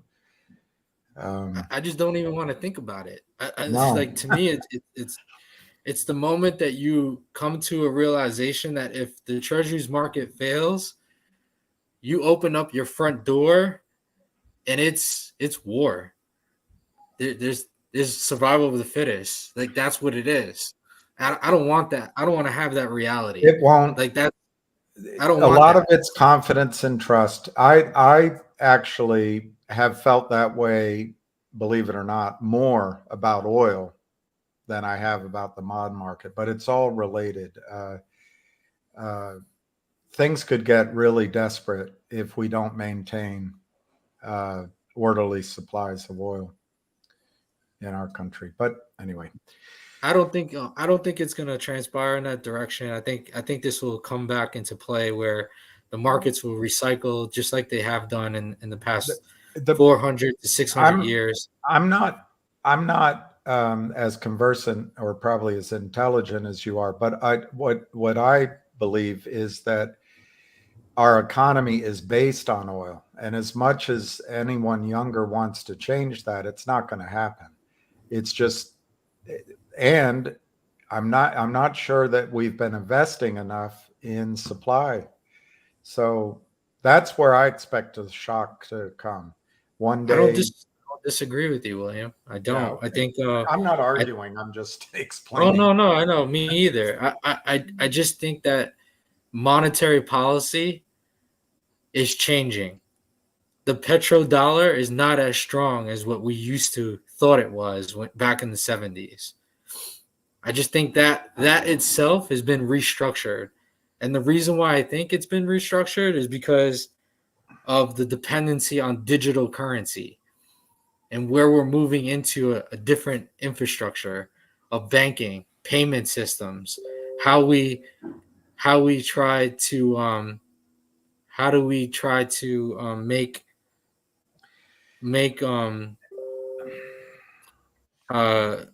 business. So oil plays a huge role. You can get into a real debate on what money is and therefore what digital currencies are, but they represent a unit of value. And at the core of the United States, strength is energy. And whether you call it a token or a dollar or I don't know, a credit card, it's all based on energy to me. Yeah, so William, I agree with you. And that unit of measure, that payment system that we're used to using is now being restructured. And just to give you an example, Is it? It is, and I'll prove it to you. Okay. Aladdin, which is a digital market ecosystem, is being built by BlackRock today. And inside that ecosystem, you'll have three main components. Okay. inside that those three components is something called Ripple, R3, right? And then Onyx. Onyx is built and controlled by JP Morgan. It's a digital investment ecosystem. Ripple is the digital payment ecosystem. R3, which is, oh, I'm sorry, and Ripple is built in combination with Bank of America and Intel, by the way. R3 is Wells Fargo's little beast with Intel as well. They're the digital cash. So the payment systems and the new banking system, that infrastructure is already in place. We just are not using it in high volume yet. So that's what I mean. So oil is definitely the key driver here. Most dependent resource on planet Earth. And obviously is built in, integrated into everything that we use. But the payment systems, the digital banking system that allows us to trade, goods and services and make payment, that has changed. So monetary policy has to change. That's what I'm trying to say. Now you brought in something else, monetary policy. How can you use the modern monetary theory with tokens and what you just described, Ripple and all the rest of it? That seems to be a defined quantity that cannot be exaggerated. Well, how do you print Ripple into existence? How do you print those other things you just described into existence? Right. It's not supposed to be used as okay. So when you hear Ripple, it's not the currency. It's the blockchain technology that's behind it, that's used in the financial system. People get it confused. They think it's about the token. In your opinion, this is coming. Come hell or high water, this is coming. This is our new world.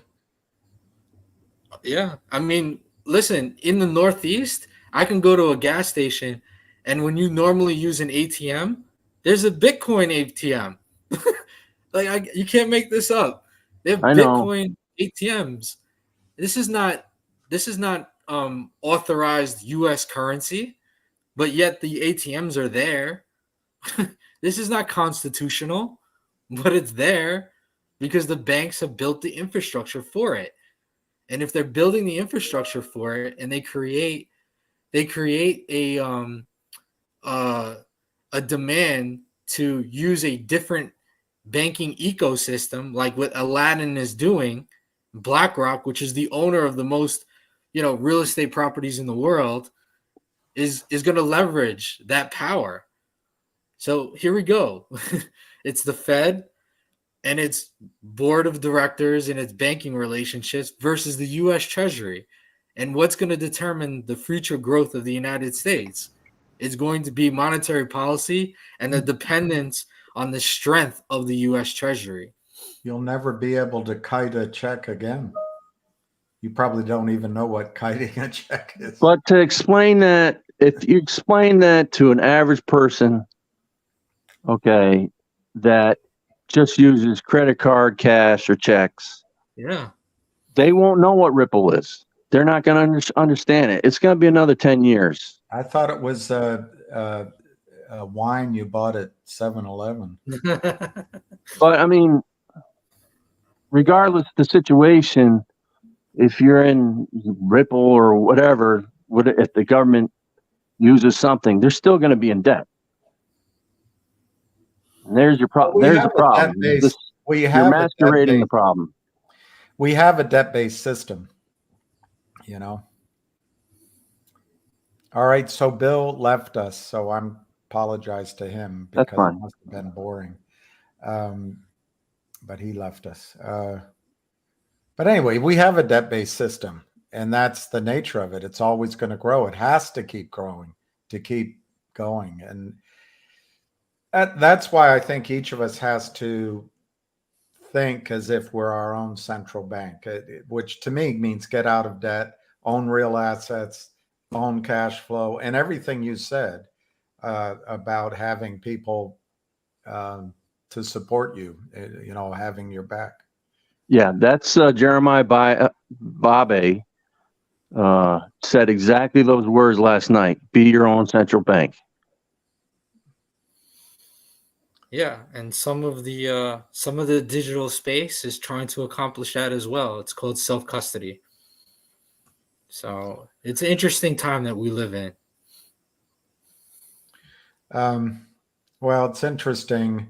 I don't, one guy just says doom and gloom is too much. Well, ignoring it doesn't mean it's not going to happen. And I think we can be ready for it. I don't think the world is going to be a nightmare, but if you know about it, plan for it.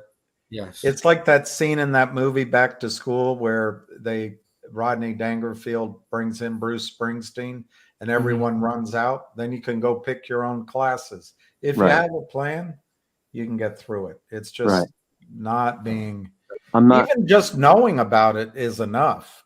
Right. Awareness. I'm not. Yeah. I saw the last little thing you put up there.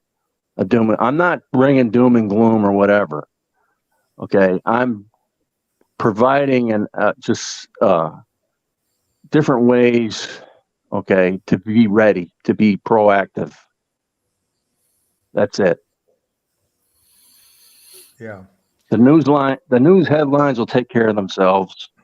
I want people out there to take care of themselves. This guy that Bill brought up, Art Berman.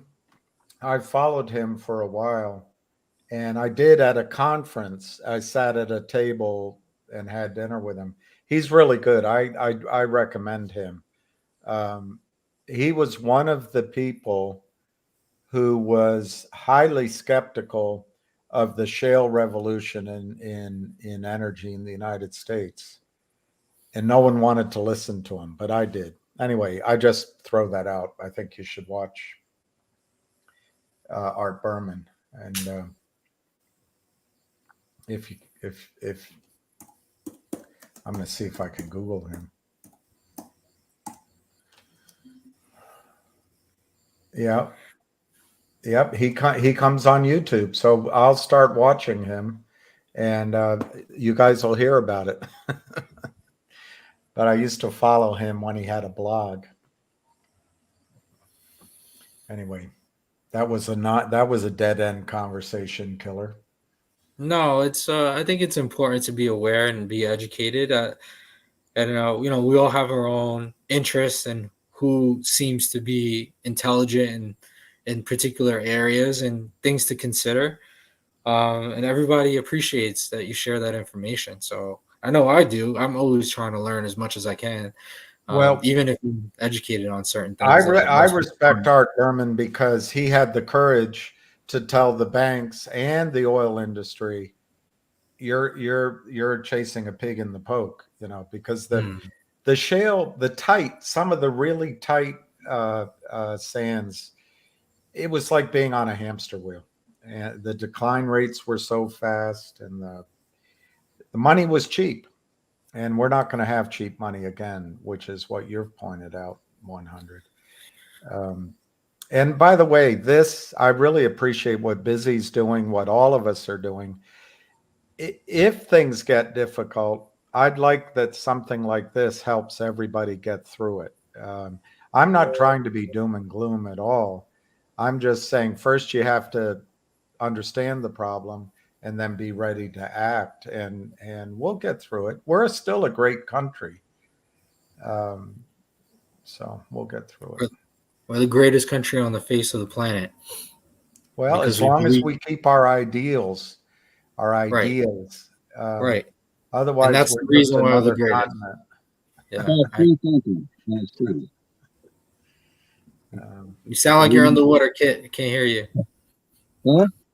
Yeah, you sound like you're in the Red Sea. Oh, still? Can't hear you. You can't hear me. Now we can. Yeah, it's called free thinking. It's free. We need more of it. And critical thinking. Right. And the more the the let's say the leaders at hand that don't want you to talk, and say everything's fine, everything's great. Like everything, no, there's nothing to see here. There's nothing, no. We know exactly what's going on. Well, I like that you used the word free, because I think one thing we all agree on, whatever political stripe or any other iteration of American, we all agree it's a free country. And as long as we keep it as a free country, it'll be great. I have Correct. confidence. Here's somebody. I'm not trying to do fear mongering here. I am trying. The reason Busy helped me bring Pecos Bill on, I hope we can do it again. But each of you guys, I find both of you highly intelligent and thoughtful.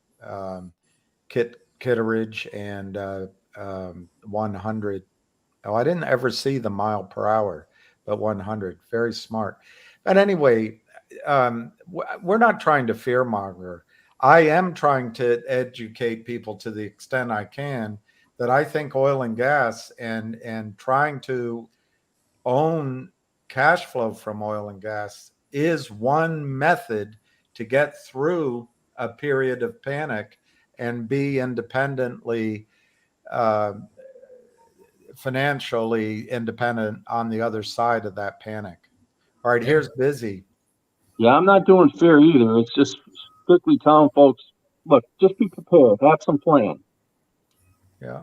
Yeah, have a plan. Have a plan in place. Yep.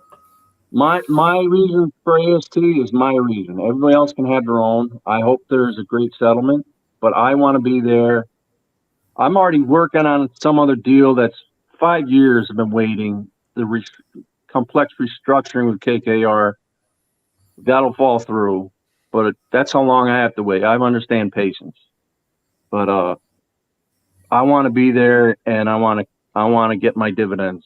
Well, most of you, and I hate saying it because it wasn't until recently that I realized I had been on the planet too long to consider myself y'all's age anymore.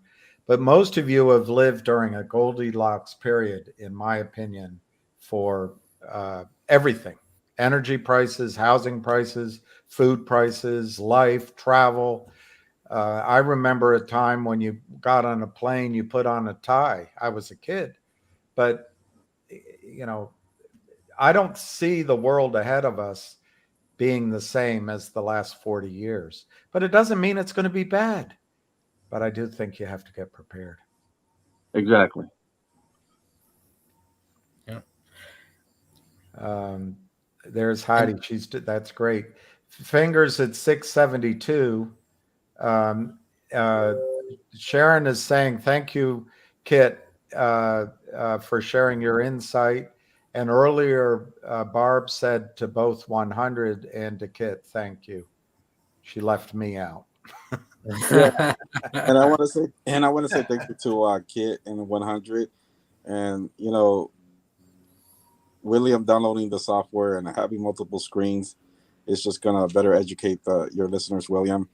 And that's all we're trying to do is just have conversations and just talk about different topics. But as of right now, Finger is at 675 and it's going out. So it's just building a tight-knit community that we could share information. And if anybody's listening and they could chime in and have expertise, they're always welcome. And that's all we ask. Yeah, and Busy, I really appreciate that you brought Pecos Bill. I hope we didn't bore him a little bit, but I would still like to have him and maybe one other person where we can. I don't like the despair people are feeling over MMTLP. I think NextBridge is valuable. Unfortunately, it may involve a wait. That's for sure. But to that question, somebody asked, can you get Berta and so I mean, definitely now that William's set up like this, he could definitely he's getting the hang of it, and we could actually start inviting. Well, we're still learning. We're still learning. Are you getting the hang of it? I mean, you're sending the link. I'm sharing it, and people are coming in, and that's it. That's the learning curve over here with this new technology for you. I would love to get Berta on, and maybe with Pecos Bill at the same time, and I can be quiet.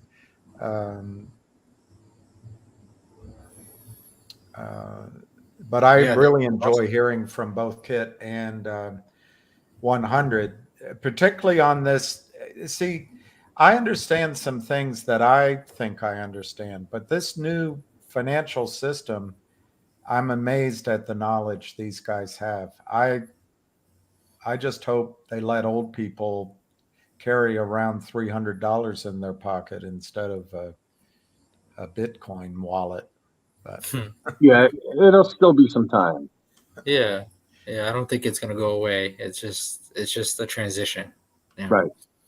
that's all it is. I kick myself. I bought about, I'd say 150,000, and I'm not bragging. It's in the past, 150,000 worth of silver after I got back from London in around 2010, 2011, and I invested in a silver company that, in retrospect, got destroyed. Great company, got destroyed by the shorts. But for about 6 weeks, maybe 8 weeks, I was listening to this guy Max Kaiser on Russian TV, which is one of the channels over there, talk about Bitcoin. And I swear to God, when I was considering investing, it was under $1. I looked it up; it was under $1. If I had just put 25 grand in Bitcoin, I would be living in Puerto Rico, and you guys would be calling me a whale. Yeah, 2011, you could have bought a pizza with 1 Bitcoin. Yeah. Okay. Yeah. But I mean, what scared me was the wallets. I didn't understand the wallets. Back then, it was so confusing to me. So I figured, all right, I'll buy silver first. It'll run. I'll come back and buy Bitcoin. It was a bad choice. let's back up for a second because that's a good All right. topic. Silver All right, sorry. and gold, okay? But we're talking about physical here because it's the same thing that they're doing to all of these tickers in the stock market, counterfeiting of the shares. They're doing the same thing with, just call it paper silver and paper gold. Kid, 100, can you chime in on that? Ask it again, Busy, because it didn't quite come out clearly, at least for me, your question. So on the stock market, there's a lot of counterfeiting of shares. We know that. Right. But when we're talking about silver and we're talking about gold, is you hold it, you own it, right? Physical. Yeah, own physical. Not buying over here in these ETFs and The only, and I'll let these guys talk, but the only one I'd consider buying is Sprott Asset Management's physical silver or physical gold trust. Otherwise, stay away. Yeah, all these banks, central banks, have just been hoarding silver. And what's on the market now is just the paper product. It's not representing the actual value. I mean, obviously, if you go trade in silver, you're going to get spot price, and that's being depressed by the paper price of what's in the market. But eventually, that will break out. It'll come a time, okay, whenever we need it. But if it does never the time we need it, fine. But as long as you have security if we do need it, that comes into preparedness. But you're not getting actual price. You're not getting the actual value of what's out there. Central banks are still hoarding it as much as possible and continue until there's a time that they will need it for whenever that price needs to start moving up. Well, I have a theory, which, I mean, everybody's got a nose, but everybody's got one.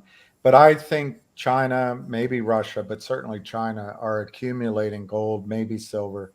When they're ready, they'll let it run, but they're not ready yet. Right, and that's accumulating oil assets. Mm-hmm. I mean, they're bringing in, they're importing a ton of oil, but they're not using it.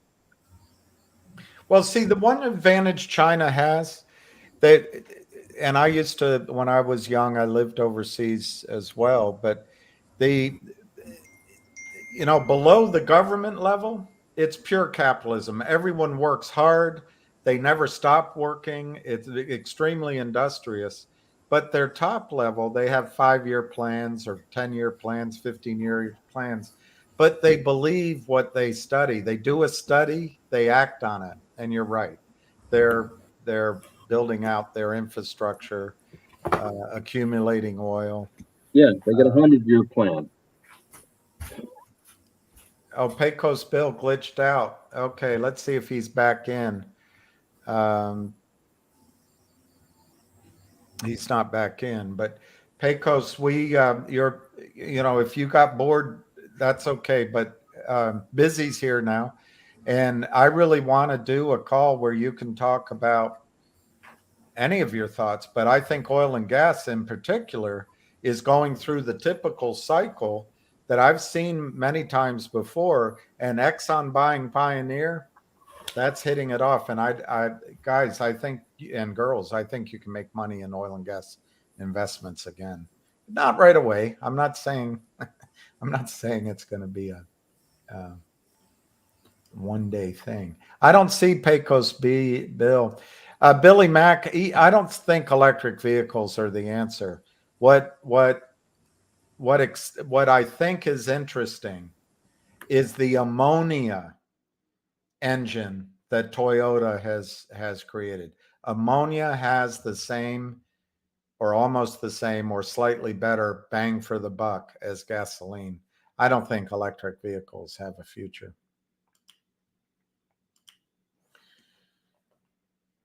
Anyway, everybody feel free to talk. I've over-talked everyone and I don't mean to. I'm just watching Finger. They sure love that 666, huh?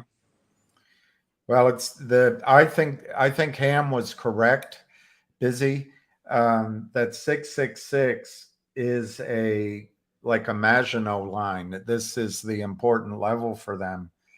I personally think it's communications too. But what I noticed, Busy, for the last, I don't know, 2.5 hours, the volume really hasn't moved. Maybe it's 3 hours. So there's no buy-in yet. And when the buy-in comes in, it'll be like a stampede. I don't mean hydrogen, John. Toyota has developed an ammonia.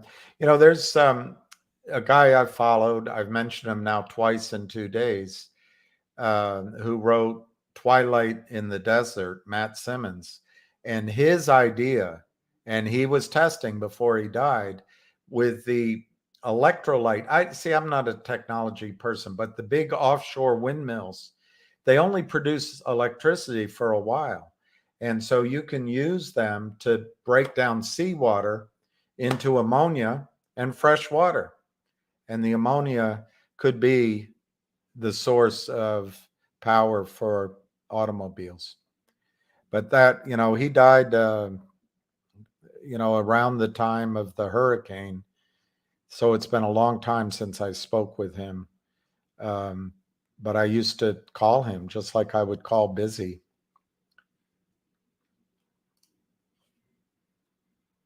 Why don't I see a future for electric vehicles? Reliability. And that goes to MMAT. That battery they're creating could be a part of that. But right now, there's not enough of a battery, I don't think. Anyway, I don't want to talk to myself. I want to hear Busy. I want to hear 100, and I want to hear Kit. No, yeah. Toyota, great. That needed to do something, it would be a great car manufacturer. I wish they were headquartered in the States. I mean, they have some facilities out here manufacturing, but that's what you need. And as far as electric vehicles, you need gas. You need gas to build the power plant, or for the power plants, in order to charge up the vehicles. Well, and mining the minerals requires oil. Right. and huge earth movers. And the other thing is just the tires, the components of a car use barrels of oil. So yeah, I would agree with this. Electric cars make sense with solar panels, and I would love it if, as a nation, we perhaps started building solar panels and other methods of energy. But until we do, it's oil. Yeah, solar panel highways. Well, I actually almost raised money for a company with that brings a friend of mine to mind whose technology, this is over 15 years ago, whose technology was putting essentially solar panels on a small level into the roadway. It wasn't panels, it was some other solar technology that would just be rolled into the highway and into bridges and into parking lots. Mhm. I couldn't get anyone to listen to me. They thought I had No. 3 heads. No one listened to Vanderbilt when he built the bridge to The bridge to where? in St. Louis. Oh yeah. No one listened to him. Vanderbilt's I've got to find the biography on Vanderbilt.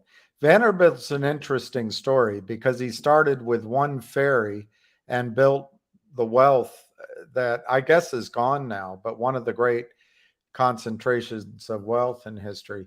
But he was attacked by naked shorting. That wasn't what it was called, but it was fraudulent shorting, and he got angry. There's a whole chapter on it, 2 chapters, and he put his entire fortune at risk to fight back, and he won. And he won. Yeah, there's a series on the History Channel that talks about the men who built America, and he's in I think in 2 of the episodes. I'm gonna, But explain some of that. But it's interesting that it's men. I mean, there should be women in there too. But anyway, oh well, women always run the men. So I think women are behind every good man. There's strong women. I have a British friend. Actually, it's my brother's friend. When they were just talking about, equal rights and women wanted the same. I guess, privileges as men. The Brit said, "Why would they take a step down? Why would they want to take a step down?" Anyway, that's a risky topic. Somebody wants poison pill thing to be explained. MMAT has a poison pill, and I don't quite understand it. it's if, like, say, an outsider company comes in and buys 51% interest in your company, they're not allowed to, where they would be the controlling stakeholder, and they would basically decide who your board of directors would be. Then they would have voting power. There's where your poison pill.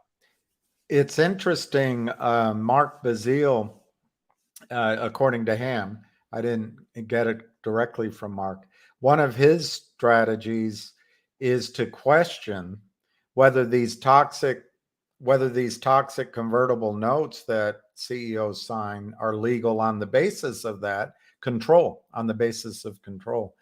because in essence, once you sign that, it becomes, Junk Savvy's here. Once you sign it, it's a change in control, and that's not really allowed. All right, so Junk Savvy needs to connect her mic cam before you can add them to the stream.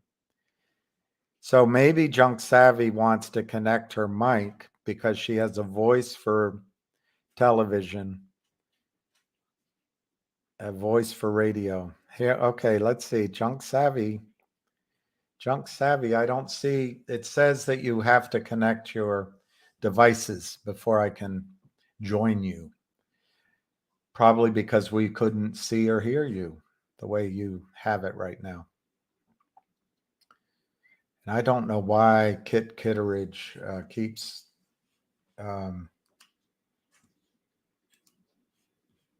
coming back on. So Junk Savvy, I'd love it if you joined. I'd love it. I'd love to hear you, but you got to click your camera or click your video or there. No, she's gone. She's going to try again, I guess.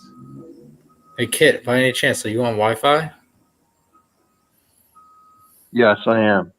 Yeah, that's why, because there's interference in the connection. That's why you see him coming in and out. Oh, it's Wi-Fi? Mm-hmm. The other day, one of the viewers told me to turn my Wi-Fi on and off, which I did. Amazing. It perfectly worked. So maybe that's one thing. I pay $80 for the Spectrum internet. You could basically eat off this internet. Yeah, I So have my Wi-Fi is not working. I have Verizon, and it's in this area. It's supposed to be the top of the line, but I don't know. By the way, this comment on electric cars, they make sense if you have solar panels. If we set up our cities and our towns where we drove between towns, or we used a train, or we used maybe a gasoline buses between town, I think electric cars make sense in town. That's how I see it. Right now. I don't think the government should be promoting the technology over other alternatives, though.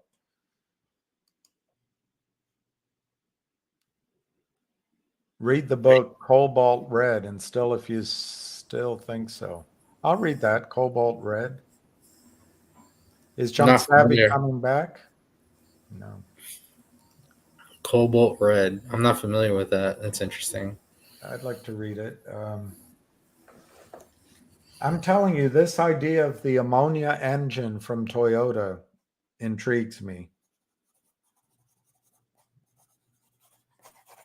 I also am intrigued, just for not for nothing. I was at an oil and gas conference, and a very close friend of mine told me that Exxon, this is about 8 years ago, Exxon is looking into nanotechnology to recover oil. So I guess that would be a fourth or fifth recovery method to get oil out of wells. And that intrigues me, because we leave as much as 70%, even more, behind in most of our wells. Is that a fact? That much?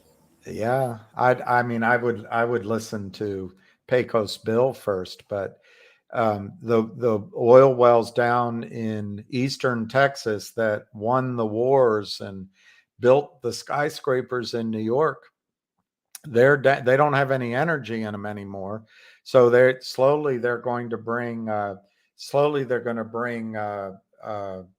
what do you call it? The same stuff that's in Coca-Cola the bubbly stuff.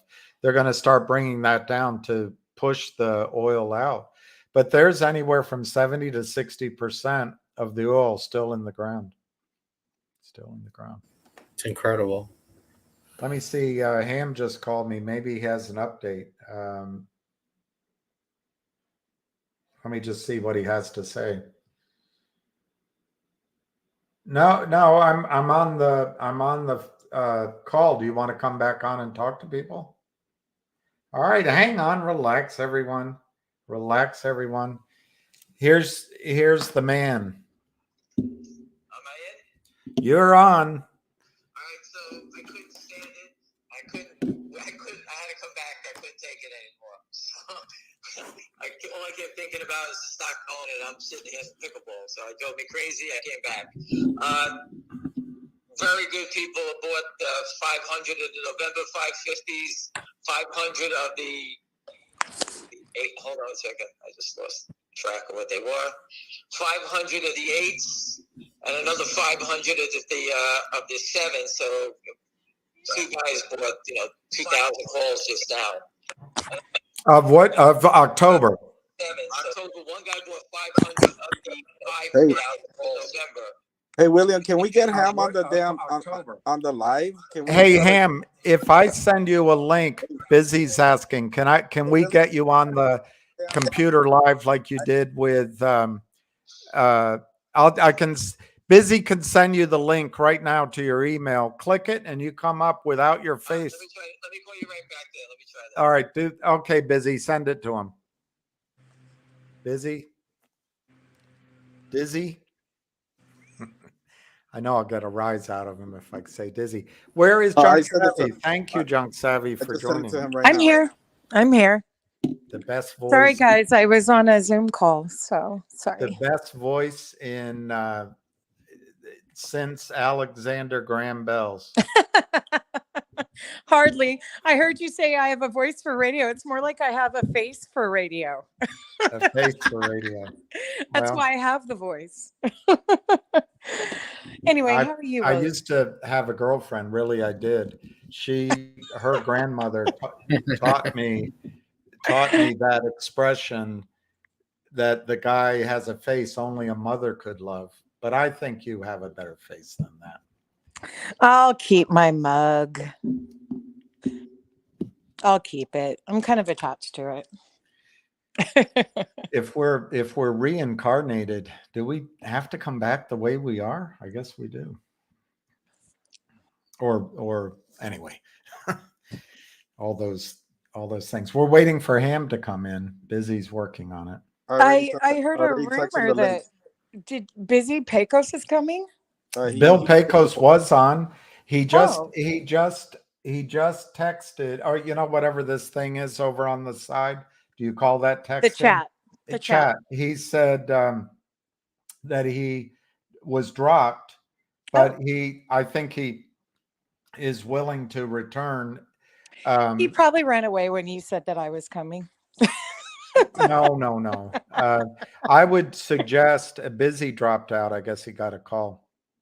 But I would suggest that if Pecos Bill comes on, it should be after Ham comes on, because he might get bored talking about Finger. I don't know. I don't know if Pecos Bill's in Finger or not. I don't know if Pecos and I talk, but I don't think he's in Finger. I think he's in GTII, but not Finger. I don't know. Maybe he's gotten in it since I talked to him about a week and a half ago. So no, we've talked about the oil stuff. So Seaplant and Pecos and I have talked about oil and stuff like that. So Ian Tucker says Junk Savvy is savage, and I assume that must be a British term for good and fighter and a beautiful voice. I can be savage if I have to be, but you guys have never seen me savage. Never to me. Nope, never. And I've given you cause to. I've interrupted you. Oh, you have not. I've interrupted you. And I didn't mean to, but anyway, Junk Savvy rocks. So does Busy. Look at this. Finger is 1.25 million in volume. And I swear at lunchtime, it was 1 million. But.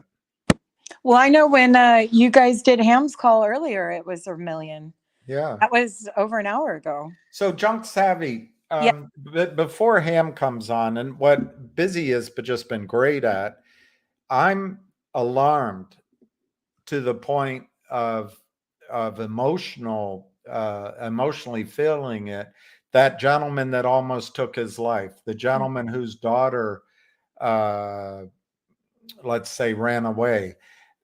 This pain people are feeling in MMTLP. I'd like to try to address it as much as possible, which is information. And I think on the one side, NextBridge is valuable. On the other side, will the system match up that value for the shares of MMTLP? So I have that goal of having people on to address either and or those issues. And you're perfect. You know all about it. Well, I don't know about that. I just, interesting. I just did a Zoom call. This is the second time, that I've been able to meet with a representative staffer, and we're there to share our stories and how this has impacted us psychologically, physically, financially, emotionally. But, I have my own stories. I shared it with the community in the beginning, but my tale of woe has become the community's tale of woe, in the position that I'm in to host spaces and build those relationships. I've built trust with members of the community, and they confide in me and they come to me when they're troubled. And that has become my MMTLP story. And, that it's heavy. There's a lot of suffering going on. And do I think that that's ever going to be compensated for? No, I don't. Yeah. I don't think you can compensate for lost time. We can't get that time back. Time with our family, time with our friends, time, in the markets, time, just in our lives. William, we're almost a year. Oh, tell me So about it. no, I I have don't think they so can few. compensate for that, but they better try. But there may be a way of giving some hope on the value of NextBridge. And I may be wrong. I think the system is getting ready to make some sort of settlement offer. I base that totally on the fact that shares are in motion. So I don't think they'd be in motion unless there's another shoe to drop. But yeah, maybe I'm being silly. You silly never, William. Any good news, Junk? Jennifer says. Jennifer says, yay. All right, here, I think Ham is calling back in. He gave up. All right, you gave up. Go ahead this way. I gave up. It kicked me off 3 times. I'm sorry. All right, go ahead. I'm still trying to learn how to work, the washing machine. So You couldn't pump a tank of gas if they asked you. I never said I was good at anything else. I didn't say that. Anyway, smart people are loading up on calls. They're putting their money where their mouth is. All right. So again, I reached out to a couple of people that actually relayed this morning about that Goldman story, and they are super confident and have been buying the stock. That doesn't mean a hill of beans to anybody. I'm just doing, as my friends call it, anybody on Wall Street calls it, doing your channel checks, meaning doing your work. All right, so I'm fact checking, going around, and a money manager bought 500 calls just now. He's been buying stock. Another guy's been buying. I mean, everyone's doing it.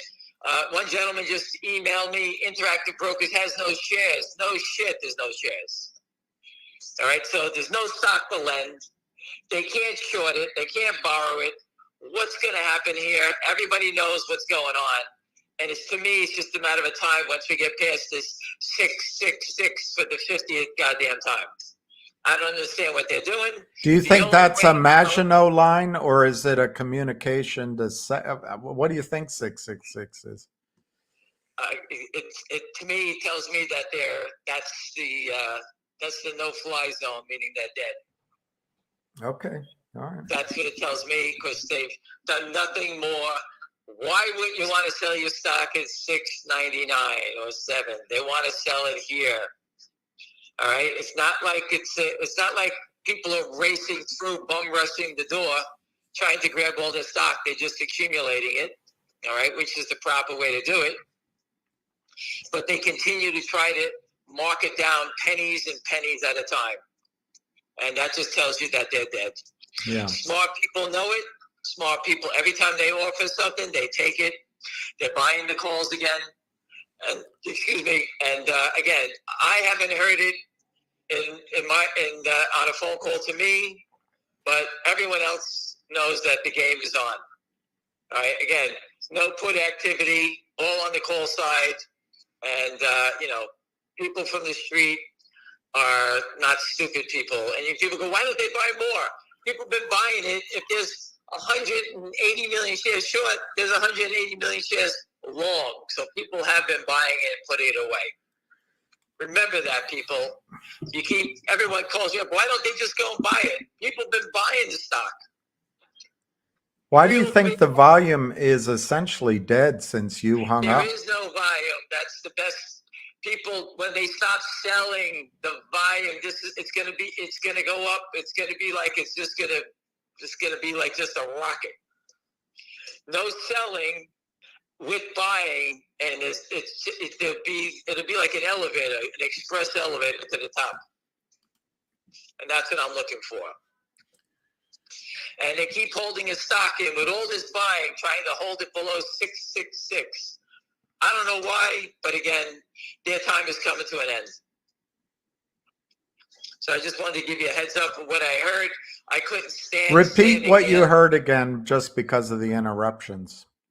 The interruptions were that I was playing pickleball. No, and also that just now we turned you off and turned you back on. Just start over again. Yeah, just lead with the headline because it's exciting. The headline is I was playing pickleball and I couldn't stand it anymore. I wanted to come home and see it.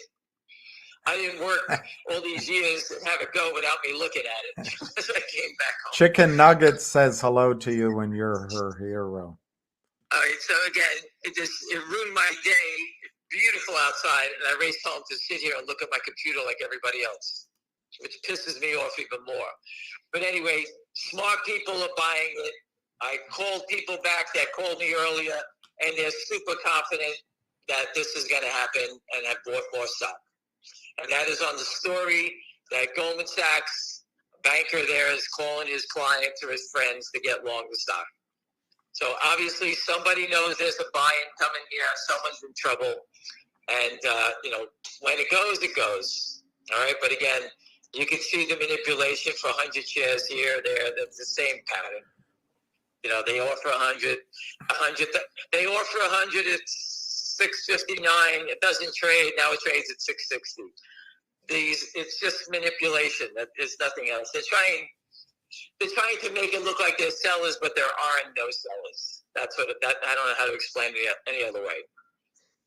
Interactive brokers, someone just told me there's 0 shares to borrow.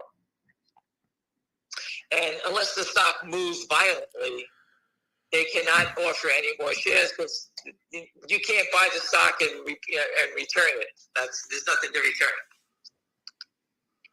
It's amazing though. It's 3:13, and I think since you got off, it's only traded maybe a few thousand shares.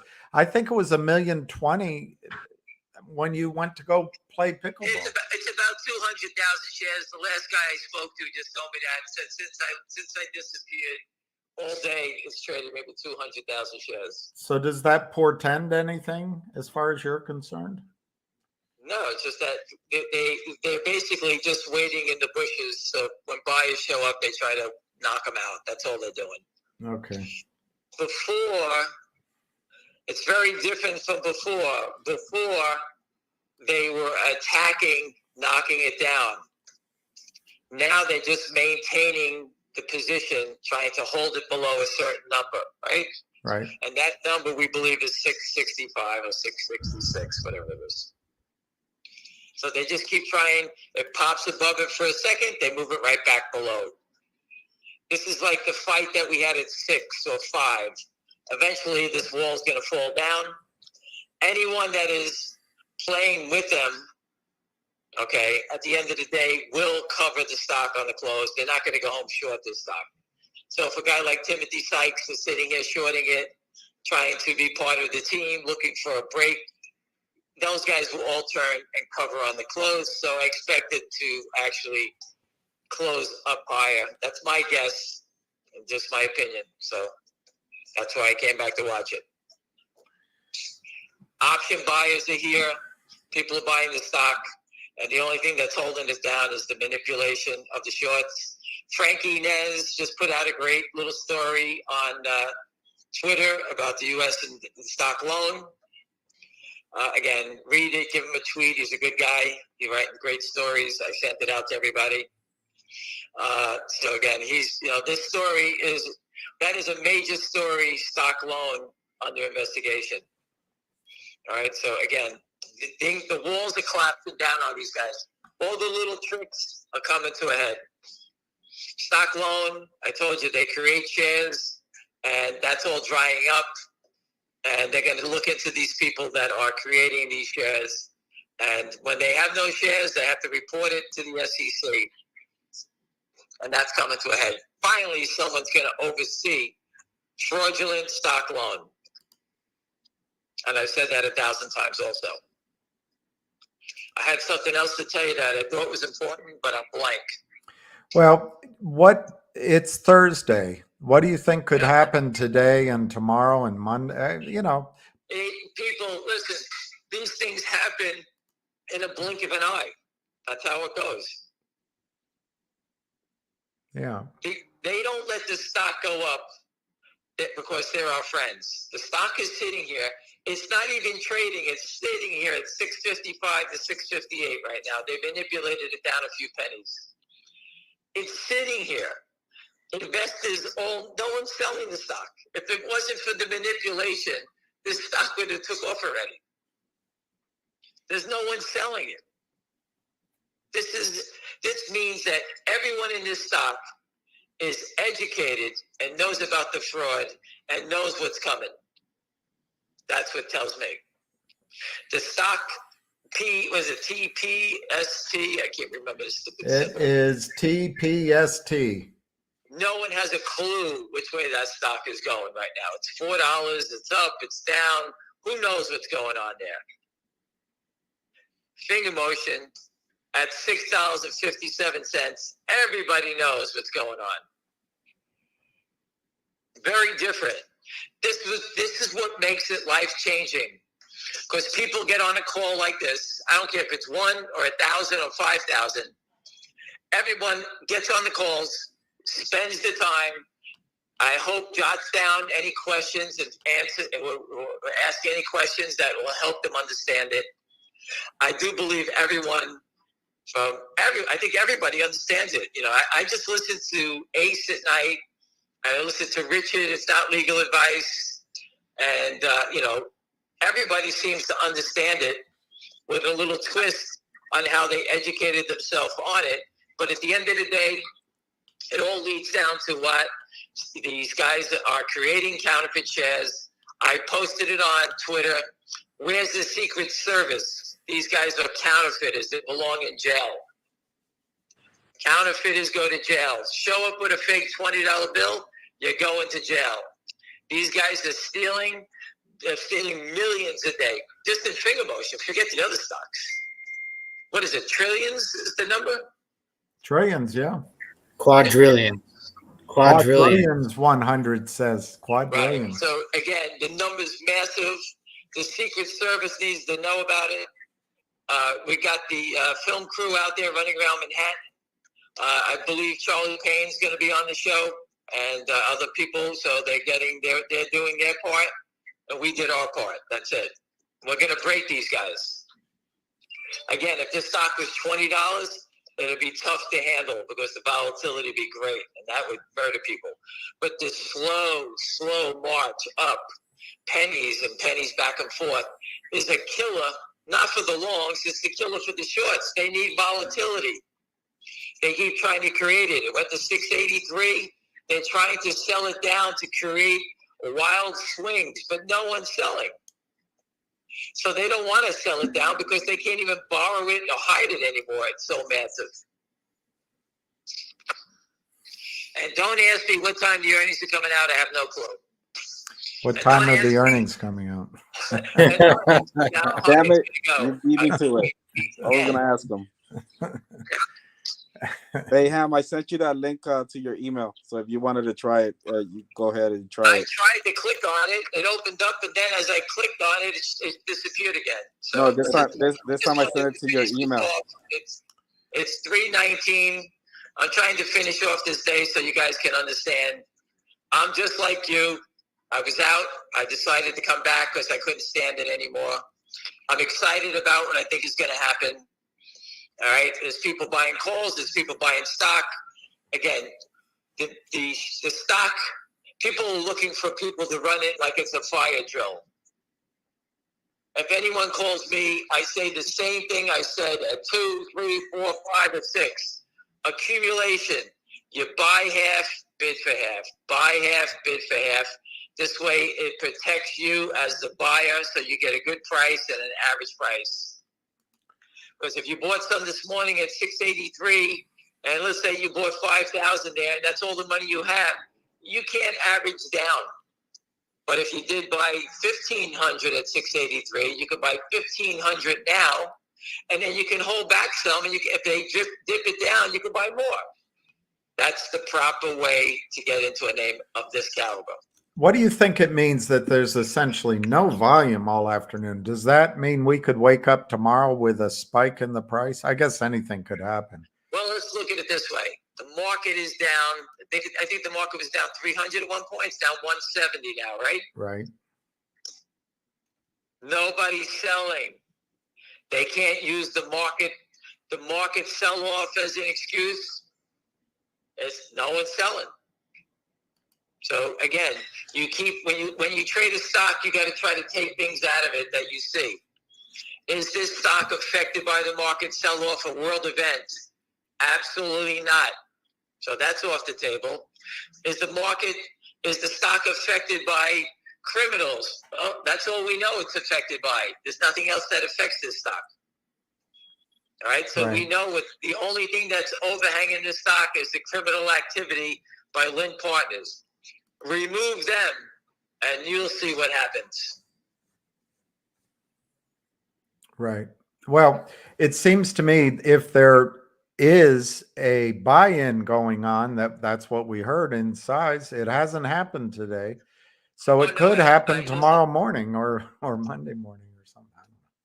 All I know, the guy with the buy-in is he wrote the wrong tickets. I have no idea. I have no idea what happened. Well, I mean, it doesn't just because the stock hasn't traded. Yeah, sorry. If you need to understand, how does inside information work?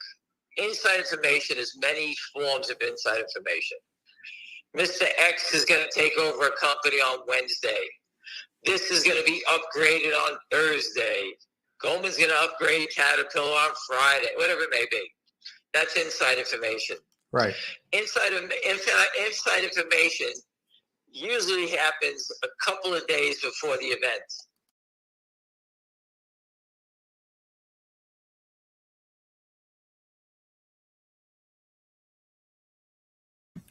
Did he just cut off? In the afternoon. Sorry. And it happens at 3:25. You understand that's too close to the information, right? Mm-hmm. Do you understand? Mm-hmm. So if you look at it, I'm going to use this as an example. The terrorists who blew up Twin Towers bought puts, unusual option activity in puts the days before they hit the Twin Towers. So it was a couple of days before. They were trying to be cute, buying it a couple of days before, sneaking in before the event happened. So could the guy from Goldman, be giving you a tip that gives you a little time to get in? That makes sense to me. So it's not inside information, but it's a little bit of a heads up. It's 100% inside information. If I don't have it physically, it didn't come to me direct. I'm reporting what I'm hearing. But whoever told the guy from Goldman is a back office guy leaking inside information to someone else. That is inside information. So if the SEC wants to track someone down, go ring their door, because I don't have it.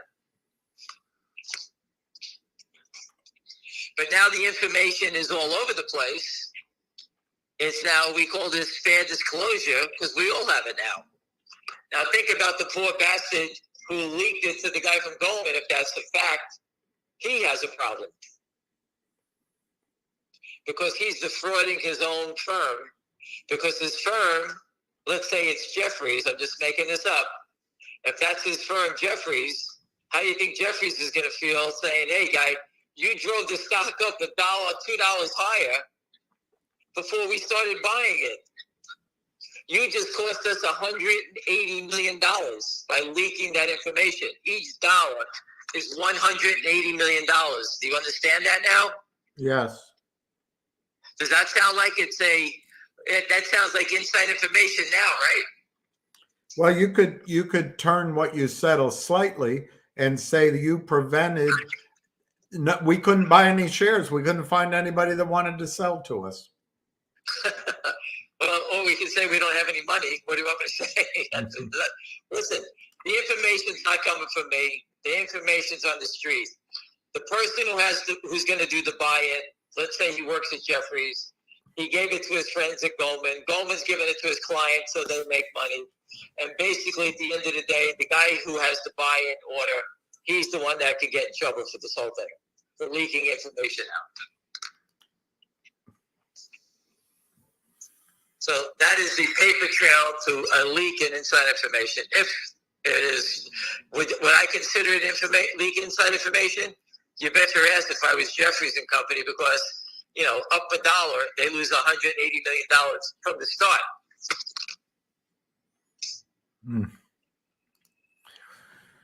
Well, the buy-in hasn't happened yet. Let's check on our friends at Jefferies. Oh, their stock is down nice, 81 cents, $34. Very nice. Unbelievable. It's been stuck all day. They're trying to hold it in here. That's it. When they take their foot off the landmine, it will blow up. Will they do it by next Friday? Well,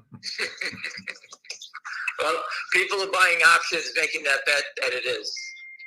I can count them here, 500, 2,000, 2,700, 3,000, 4,000 calls up to the 11s. And on the put side, there's 42 of the 5-cent puts that traded. Can we actually count them as anything? 5 cents? Then there's 78 of the 15-cent puts. And then there's 53 of the 25-cent puts. So collectively, on the put side, it's just trash. Nothing. Completely. They don't even believe their own shit anymore. This gentleman's pointing out, maybe you can, with your wisdom, comment. He says if you buy the 9 calls instead of the 7s, there's 3 times more value, if that makes sense, he said. I am a believer in buying the garbage calls. And I understand what he's saying. I like to buy more of the cheaper calls. If you just do the math, you make more if you own more calls. So I like to do is you buy the 550s as a stock, started at the 5s. The 5s move up, you sell them, you make yourself 30, 40 cents, you buy those calls for free, and you just keep buying those. You could have done it 5 times already. Coulda, woulda, shoulda. And don't get me wrong, they go to zero a lot, but one time when they do hit, you own 1,000 calls for free, and you make a fortune.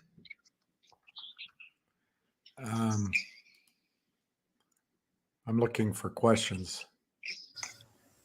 Yeah, it's just a low number. It is, the stock just traded 657.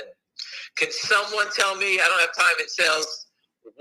How many shares traded at 657? Give me that. Somebody on this phone, tell me what they just printed at 657. It's 657.01. What traded? How many shares? I don't know, but it's 1,290,000. It can't be more than 20,000 since you've been on the phone. I'm just talking right now. It's 657 is the last trade. What was the last print? Does anyone has time? My channel says 300 shares. Garbini says 300 shares. Pete Tong says 300 shares. Linarez says 300 shares. There you go. That's what you look for, my friends. If you see big prints, they're trying to knock it down. 300 shares. All they're trying to do is give you a mark on the screen, so it shows you up that's down a few more pennies. That's it. That's how you can tell. As a trader and as a player, when they do those tricks, they're trying to get it down. That's when we buy the shit out of them. That's how you know that they're in trouble, when they do those stupid prints. The stock isn't even trading. Nothing is going on. It's 660 for 500, 200 shares at 662. Not 2 million, 200 shares. So these guys are going back and forth, just trying to hold it down. So someone was nice enough to drop down and offer 100 shares at 661. And now it's 500. You see, this is just them back and forth now. That's all it is. And I'm not going to get off the phone, and I'm not going to go call people to buy the stock. I'm not doing that. People have to make their own determinations to do it by yourself. I'm just teaching you the patterns. This is a pattern that you're supposed to be buying. That's my opinion of it. Okay, so the 300 shares going back and forth, they just crushed the 660 bid for 200 shares. Crushed it. Hurry up, crush it. This is all normal trading. This is what you're watching is such nonsense. Again, if this was Tesla, if this was Netflix, Apple, IBM, Microsoft, Mr. Softy as we used to call it, you'd be buying the shit out of it. This is the sign to buy a stock. It's clear as a bell. If this was Tesla, you'd be buying the shit out of it. That's how I look at it. It doesn't make a difference what the symbol is. This trading pattern is a buy pattern, 100% buy pattern. Bar charts, I put it up 1,000 times. How does the stock go from being 100% buy to where they knock it down and it's they knock it down in one day? This is, and that's why the stock keeps coming back, because everyone can see the pattern. That's why it keeps coming back. Is there trading being made off market right now? Is there anything that's being traded that we don't see? Yeah. That I don't know. You know what? I was at the pickleball court. There was a couple of guys trading stock back and forth. What the hell do I know? I don't know. Well, people are asking if, I don't know what the ADF exchange is, or... Listen, there's always opportunities that you can't see. Let's say there's a brokerage firm. I'm just going to make up the name. Fidelity. And they're calling around looking for big sellers because they have a big buyer. I'm just using the name Fidelity. And they want to pay above the market to buy your stock. Let's make believe it's Fidelity. I'm just using that name. All right? Could that be a short showing their cards? I don't know whether they would use a name like Fidelity. I'm just making it up. It could be anybody. But, somebody's trying to show their cards, trying to cover. Now, I don't know what firm it is. I'll just guess and just say, make a name up, Fidelity, and let's see what happens there, And that's how it happens a lot. Sometimes they use Fidelity, sometimes they use E-Trade. But I'm just going to use Fidelity because it's an easy name to say. You're not very if imaginative. Anybody wants to look, you start looking at the big firms with retail buying in it. And this big retail buying, the shorts know where the order flow is coming from. So maybe the short who gets the order flow from, let's say, Fidelity, and say, oh my God, this Fidelity has a lot of stock to buy. That means they're long a lot of stock. So if they know the order flow is coming out of, let's say, Fidelity, why don't call up Fidelity and see if anybody wants to sell it back to us? Because we have a problem. So, maybe that's what's going on behind the scenes. I need a cup of water.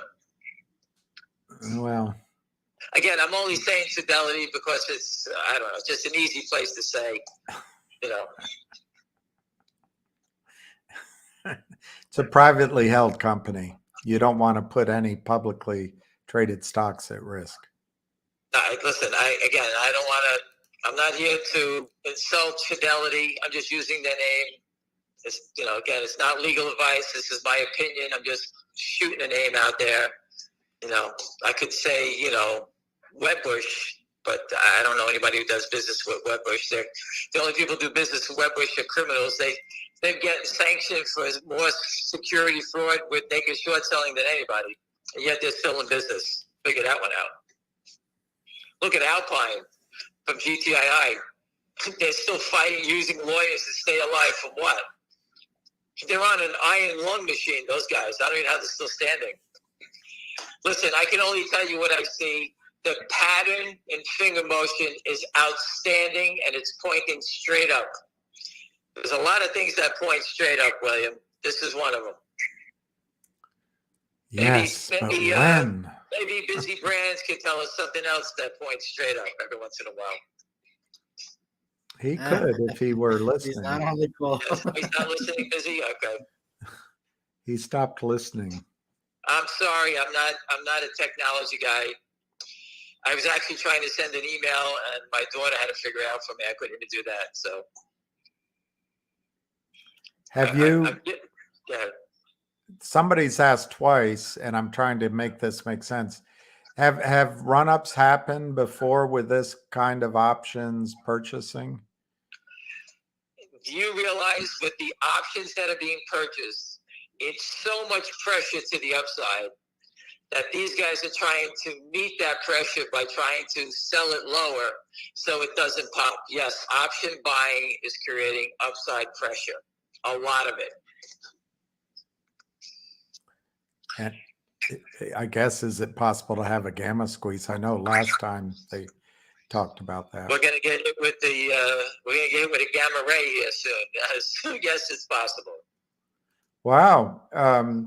Richard, a different Richard, his E-Trade flashed halt for Finger, and he screenshotted it. Maybe he can send it to Busy and we can look at it. But that's interesting if there's a trading halt going on. A trading halt. It looks like a painting at the Louvre here. It's not even more than it's at the Guggenheim. It's not. The thing's not even flashing. We need them to wake up and start printing those 100 shares again. Where are they? The stock is 300 shares by 1,100. Standing here, the market sold off, and no one wants to sell any. What's going on? That means every shareholder is educated, and I'm proud to be part of everyone that's learned and understood and put the time. And if you did invest, I hope it works out for you. But you did your time. You understand the crime. And I can't believe that they're still standing. But they all tumble. We always said that. All the walls fall down all the time. They set up walls at 4, 5, 6. And now we're moving back over towards 7 again. All right? These walls, they build them and we tear them down. That's what happens. Well, somebody's got a wall here.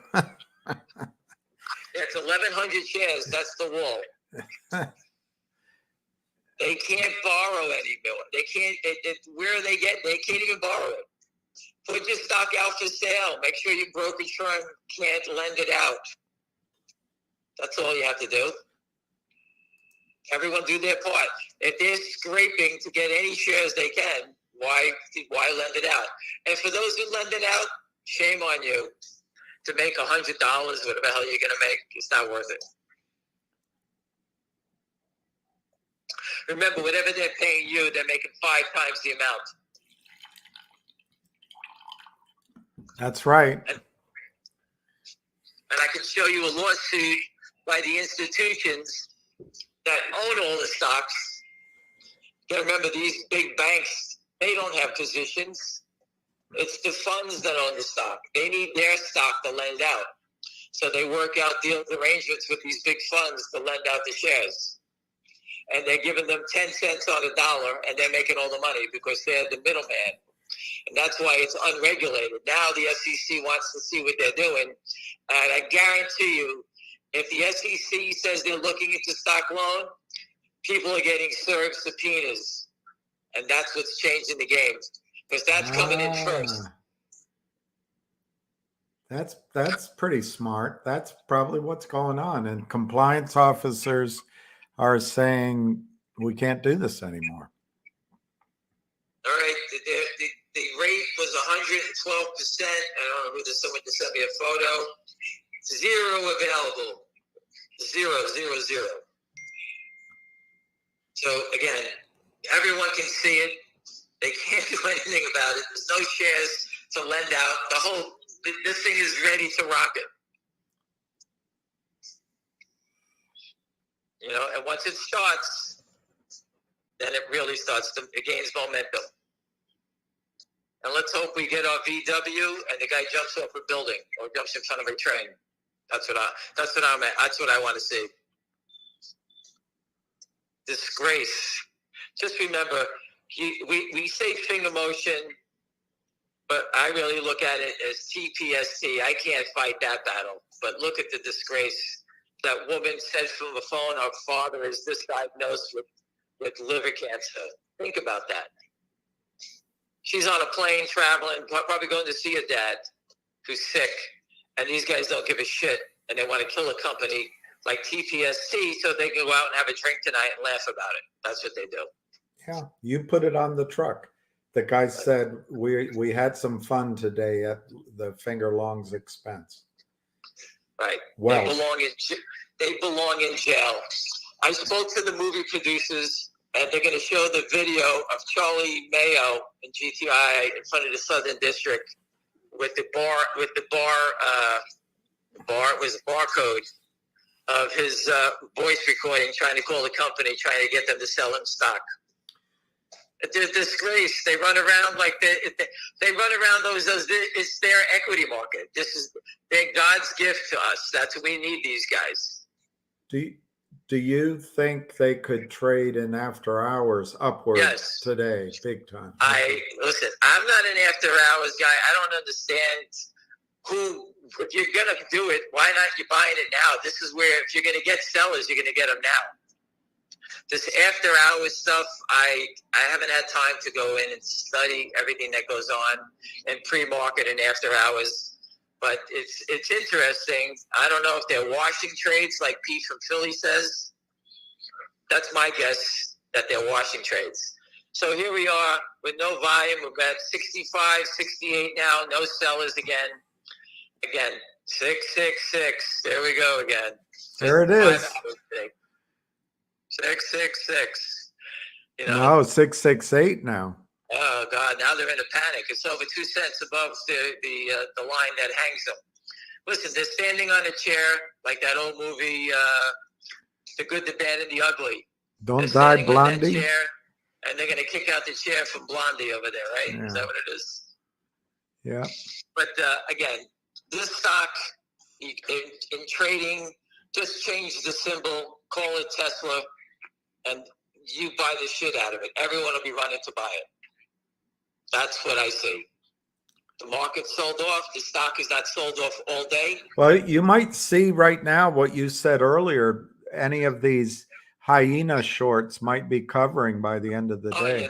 Yeah, those guys are in a panic because they're looking for the big short to protect them, and they're sitting there saying, "Where are you? I got to buy back 50,000 shares." And they go, "Well, I can't sell anymore.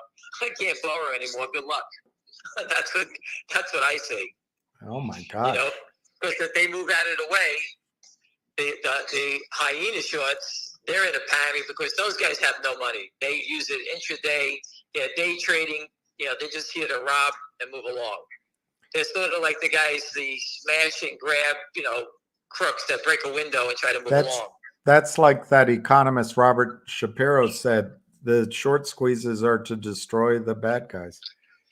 Right. Well, the SEC, listen, the SEC is silent for a reason. All right. They know about FingerMotion. We put the truck in the lobby of the building 12 times. They know about FingerMotion. They know about GTII. And they're in fear because this is a political nightmare for them. And here it is, they have a problem that they don't know how to hide it. How did they come out and tell the Senate banking, hey, that company FingerMotion, that guy put that truck in front of my thing, there's only 200 million. 666. There we go, 666. They sit here all day. Think about, we're watching this thing, discussing it, wasting our time. And they're sitting here going back and forth all day trying to market at 666. Is this computer driven right now or human beings trading it? This is not. This is humans. There's no computer that's this stupid. I don't believe, back and forth for 100 shares. The computer program has to be programmed to do something of a number. What does it say? There's a bid for 100 shares, sell it? What do they sit there with a big knob, like it's changing a radio station? Put it on 666. So what do they benefit trading back and forth 100 shares? They need to get people to panic. There's someone on this phone that's sitting here wetting their pants, and they're looking for you. That's what they're doing. That's what they're looking for. You ever go to New York City? We all walk around, and then when you get to the corner, the guy walking behind you gets clubbed, and they rob him. And you say, well, okay, I missed that one. Thank God. That's what they're doing. They're just looking for some prey that they can rob. That's all they're doing. It's 667. How could it be in the same spot all day long? Does anyone think that's strange? This is like watching a football and there's no game. volume. What are they doing? You know, what's interesting is the NASDAQ market maker, which is basically the algo, is the one that's pushing out the 100 share orders at 666 and within that range, 667, 666. So it's obviously a computer. It's not human. Listen, I got it. I can understand it, but it's such a small amount that I find it hard to believe that a computer, that the market maker sitting here observing this thing, trying to keep it in a certain spot and, trying to turn the dials where we can only sell 200 shares at a time. Is the computer, it's 666 to 668, and the computer just fell asleep? Is it frozen now? What makes it move? Yeah, somebody put a log. Does the guy have to get up and kick the machine? What is he doing? Listen, I got it. There's a lot of computer back and forth. I got it. But when it dies and it doesn't even trade, I don't understand what computer would be involved with that. It doesn't even make any sense. Well, it could be communications. What do you think, 100? No, there's a sense of communication that's going on. There's signals that are being sent, between these institutions, and they're using the computer systems to do it. I mean, to me, it's a little bit more obvious when you start seeing, let's say, 6.6602. The moment that you're at four decimals, they're sending a signal. That's communication. Yeah. Well, we know when you start seeing those odd lots, the odd numbers, that's we know that's the short. So Fox Hunter wants to know, do you think this month we have a major run in Finger? I left the pickleball court because I thought it was going to run today. So if you want to say it's this month, I left today to go see it now. That's why I left. So again, I'm as right and as wrong as everyone else. I'm sitting here. This stock is screaming, telling me that it's going to go. Again, but I can't. This manipulation back and forth is, it's insane to even say we're sitting here watching it for this long. Wow. It's bad foreplay, Ham. That's Junk Savvy is saying you heard her. It's bad foreplay. Get on with the show. I feel bad. Listen, people, we're all professionals in whatever you do. I consider myself a professional what I do, and to sit here and watch this is insulting. Forget about the destruction and everything else they're doing, but to sit here and have to watch whatever we're watching back and forth here all day, and 666 again, 66. I mean, I never seen stocks being pinned to a stupid number like this. Doesn't make any sense. But this is what it is. They met at Harry's bar and they agreed 66. Look at it, 6663. The 3 means something. I don't know what, but it means something. Well, my question is, how do you get change of 6663? What is that change? What is that? One less French fry. I don't even understand the numbers. But again, that's, it is what it is. All I know is that there's smart people buying calls. I relayed what we heard this morning. I believe the information is really strong. So that's why I left what I was doing to come back and watch and sit with everybody on the close. That's what I did. Well, is it possible whoever the rumor of the buy-in this morning, they got an extension till tomorrow because they're working the order? I just told you 2 minutes ago that inside information usually is leaked, and the event happens a little bit later than you think, because people have to get in here.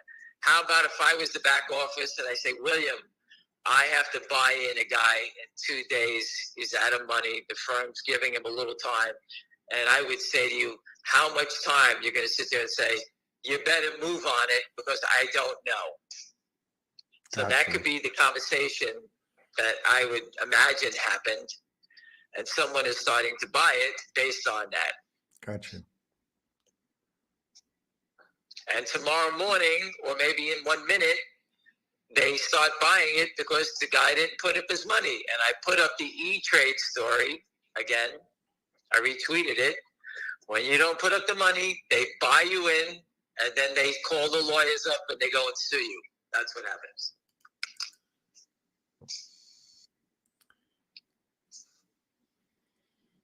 Well, All right, Jeffries is down 90 cents. That's always nice to see. Goldman Sachs is taking a beating today, also down to $2.50 down to 310. I think you got to watch Goldman Sachs break at 300. I think the shit starts hitting the fan. But as this always happens, JP Morgan never goes down. It's down 5 cents, no matter what they do. it's because the Fed's buying it. All right. So here we are, 65 to 66 now. Someone is dying to sell 1,000 shares at 66. If I was long 1,000 shares and I wanted to sell it, I wouldn't be standing at 66. I just hit the 65 bid and get out of the way, and I'll see you tomorrow. All right, but you can see the manipulation, 65, 66. I don't even know this. You got me. Is it junk? Who is it? Trader 100 you got on the phone? We've got 100, who's a brilliant, to me, young man. He's probably older, and Junk Savvy, who is a voice for a phonograph. Well, first of all, the gentleman, the 100, he is now our technician. He is now our computer program trader. Don't ask me again. Ask him. I want him to give his opinion because he has more information and more of a gut feel about it than I do, because I'm just watching nonsense trading back and forth over 100 shares. And here they printed at 660.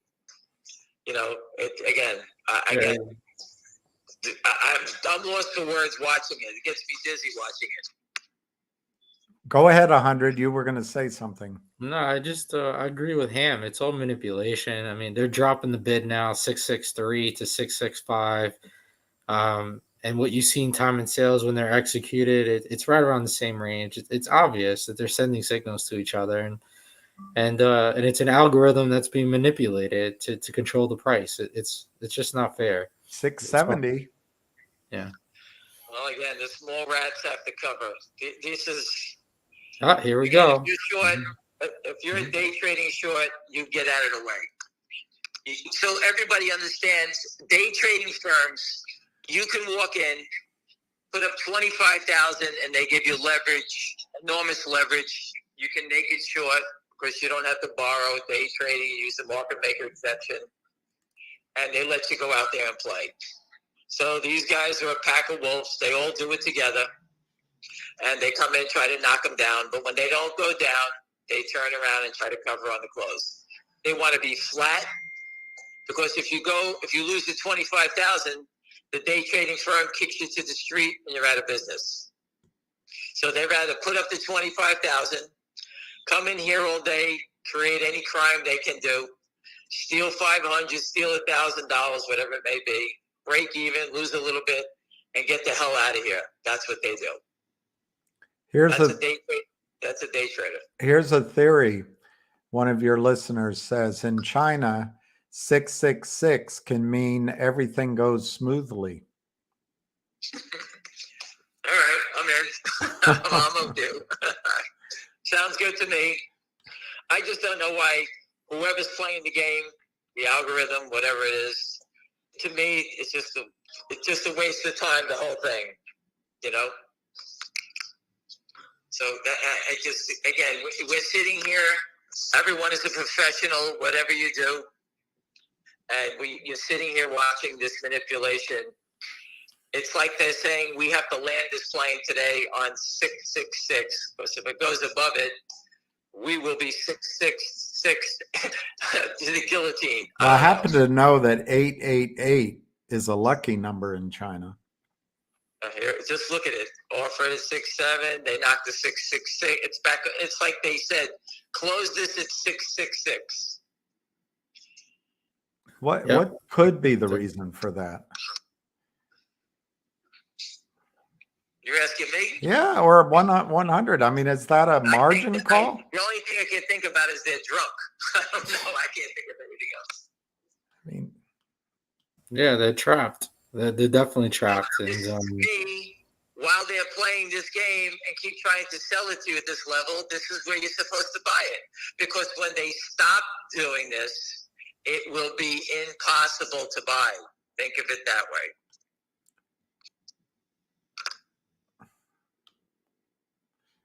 We got 3 to go before I go in the other. I'm going to jump out of the window and kill myself because I can't watch it anymore. I can't stand it. I'm only staying on because I can't stand it anymore. I got to get off soon. all right. we got 2 minutes to the close. I'm just kidding. I'm just showing you that it's frustrating for you. It's frustrating for me that we have to sit here and watch this, and the SEC allows this to happen for no reason. It has nothing to do with the company. And we have a stock that investors have interest in options. Investors have interest in the stock, and we have to have it nailed to a wall at the same price all day over a computer program. Again, if you're short, if a day trading, you should start to see them start to panic here shortly because they have to Well, cover. they've only got a minute to cover today. Well, listen, they go out and they buy whatever they can. You know, listen, I can't imagine that there's too many. If they're not 670. attacking it, if they're not attacking it, then you're not going to get a lot of shorts today. So, you know, I mean, day trading shorts. Man, they got it down a penny to 669. Can't afford it at 670. What was the high today? 683? Yep. High Yeah. today, 683. Yeah. What do we have left? 20 seconds? Let's go. I feel like I'm at the racetrack cheering on a horse. 669. Yeah, 30 seconds. And I'm sure that 1700 William, to call a timeout. Call a timeout. Would you like a countdown, William? a countdown, Junk Savvy. 670. 10. No way to call 9, it 670. 8, 668. Nobody remembers here, 5, but I remember UVA used to 3. slow down the basketball in the last seconds. That's what's happening here. That was Princeton. Or Princeton. So, Junk Savvy, is there only 10 seconds left? No, no. 672 We're done. close. We're done. 672. 72. All right, everyone.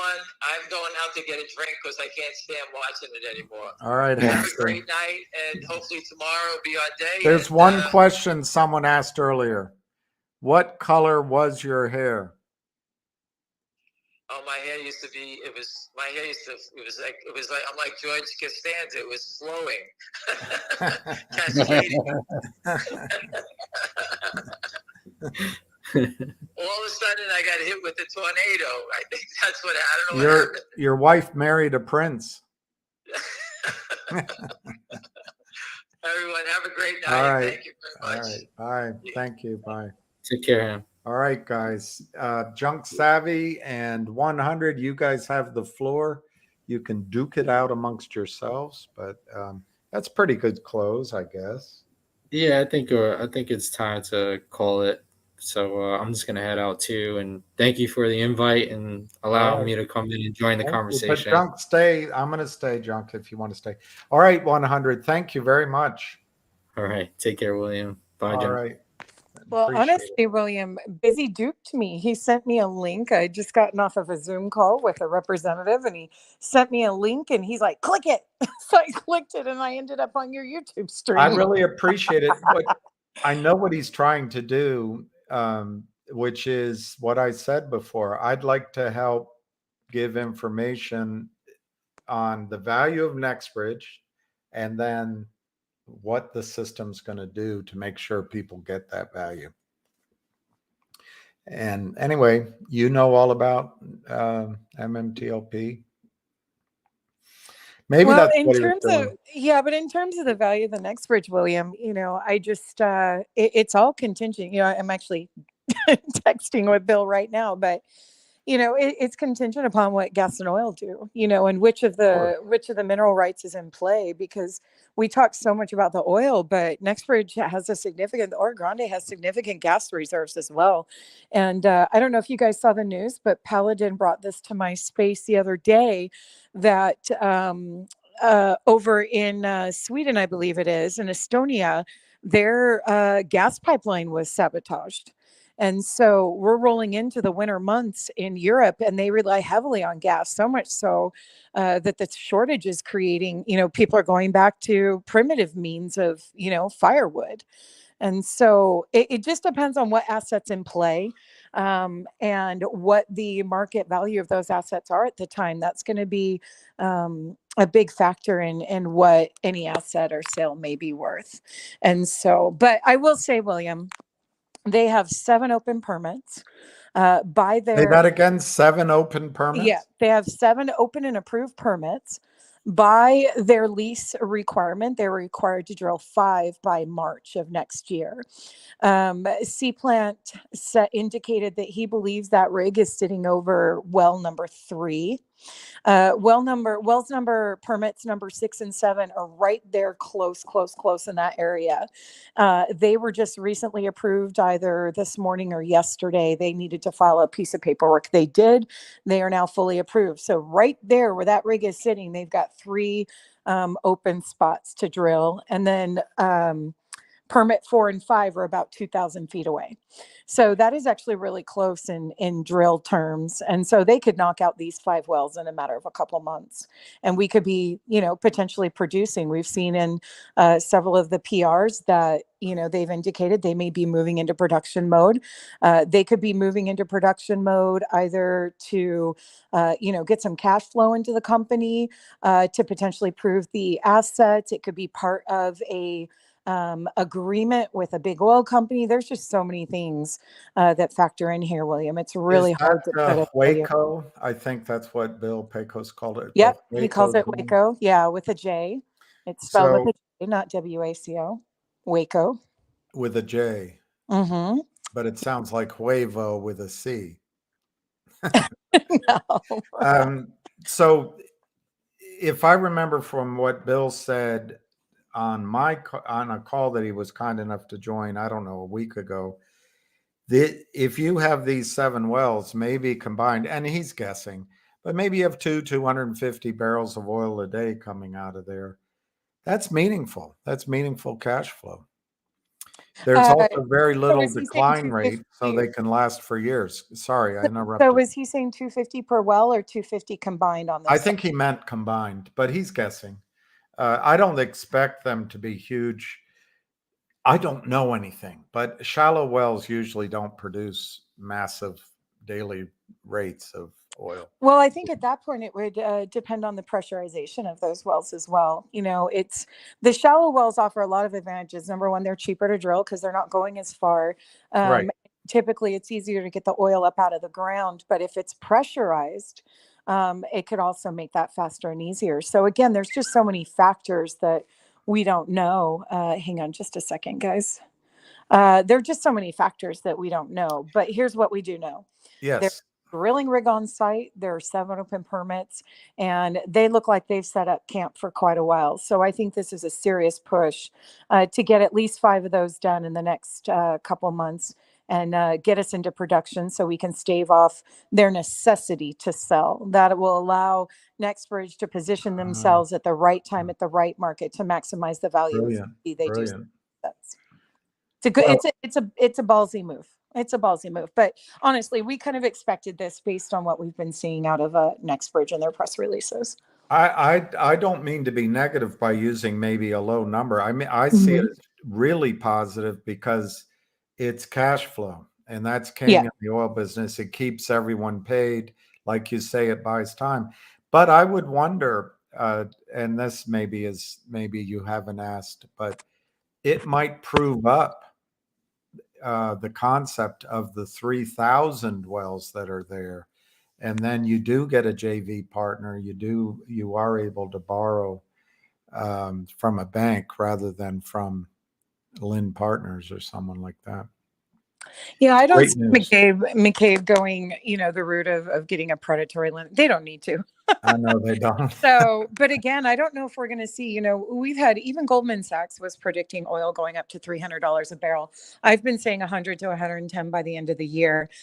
Typically in recessions, though, a lot of times we do see oil and gas pull back, but I think the supply issue globally is going to be the major factor here. They're cutting off supply in Russia. You've got the pipeline breach in Estonia. You've got the chicanery going on in the Middle East with, them messing with oil supply and gas supply. So I think really the supply issue is going to buck the trend. And I think that we are going to see a rise. I don't think it's going to be as big as Goldman had predicted, but we may not see prices like this, what I think is coming in the next 12 to 18 months again in our lifetime. And so I would think it would be. But again, guys, my knowledge of what's going on behind the scenes with NextBridge is extremely limited, just like everyone else. So I think I like your analysis, Junk. I really do. And I think what you describe makes this a valuable investment and a strategic absolutely. investment. Yeah, I certainly, irrespective of the last 10 months, I don't regret this investment at all. And I actually, William, I wasn't investing in the oil. I was investing for the trading. But, I'm, what other opportunity do I have that has, a trade backed so heavily by something so valuable? But I think that there's going to be a lot of pressure on NextBridge, not only to, sell at the appropriate time at the high of the oil prices, but also I know that they want to resolve our situation as well. But it all depends on how that deal is structured if it does sell, William, because just a mere selling of the assets does not reconcile the shares, because we are invested in NextBridge hydrocarbons, not in the oil and gas. NextBridge has other assets that we are entitled to, and those are the Hazel and Oklahoma properties. Absolutely. And so if FINRA and the shorts think they're getting off with a simple dividend of the sale of the assets, they're quite wrong. It all depends on how NextBridge structures that deal. Absolutely. And I think as they drill, and that you've probably pointed this out, but as they drill, they're adding value, which makes it harder and harder on the criminals and harder on Wall Street. And this is why I think they're going to come up with a solution sooner rather than later, because it's only going to get worse. Yeah, Imagine there's if oil pressure doubled coming from from here. all sides. What if oil doubled from here, which I think is what Goldman said, 150? Oh, I think several weeks ago they were up to 300 a barrel, because I kind of laughed out loud on that one. But you know what? I could easily be proven wrong. We are in very strange times. But no, William, it's about putting pressure on all sides. Did you see the letter that came out from Majority Whip Emer today, threatening Gary Gensler with subpoenas again? I didn't know the name of the Majority Whip. Yeah, it's Representative Emer. So very powerful position. He heads up awesome. so let me actually pull that up. He heads up the oversight. There's a way, I don't know how to do it, but there's a way to share your You can share it on this screen. I don't know how to tell you to do it. Well, honestly, I'm on 3 different devices right now. Then don't worry about it. Don't worry about it. I'm not all that tech savvy either. I'm amazed I actually got my avatar on your screen. But yeah, so I posted this, guys. I reposted this Meta News Oversight Committee Chairman Rep. James Comer. I'm sorry, it's Comer, not Emer. Sorry, guys.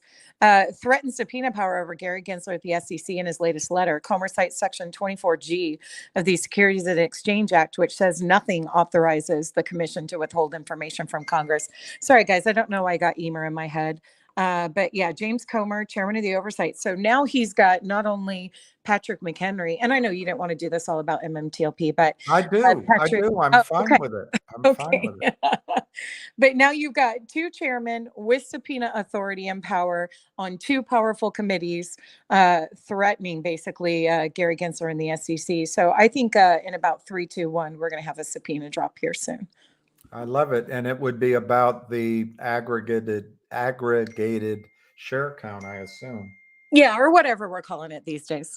The certified share count, the whatever it is, they know what we want. And I mean, so I I'll leave don't that think to the lawyers. problem, even though I go after him quite a bit, because I think personalizing it helps clarify the story. But I don't think the problem is per se Gary Gensler. It's the whole organization. In other words, what I'm saying, if Gensler's gone, you got to make sure you replace him with someone. Yeah, and let me.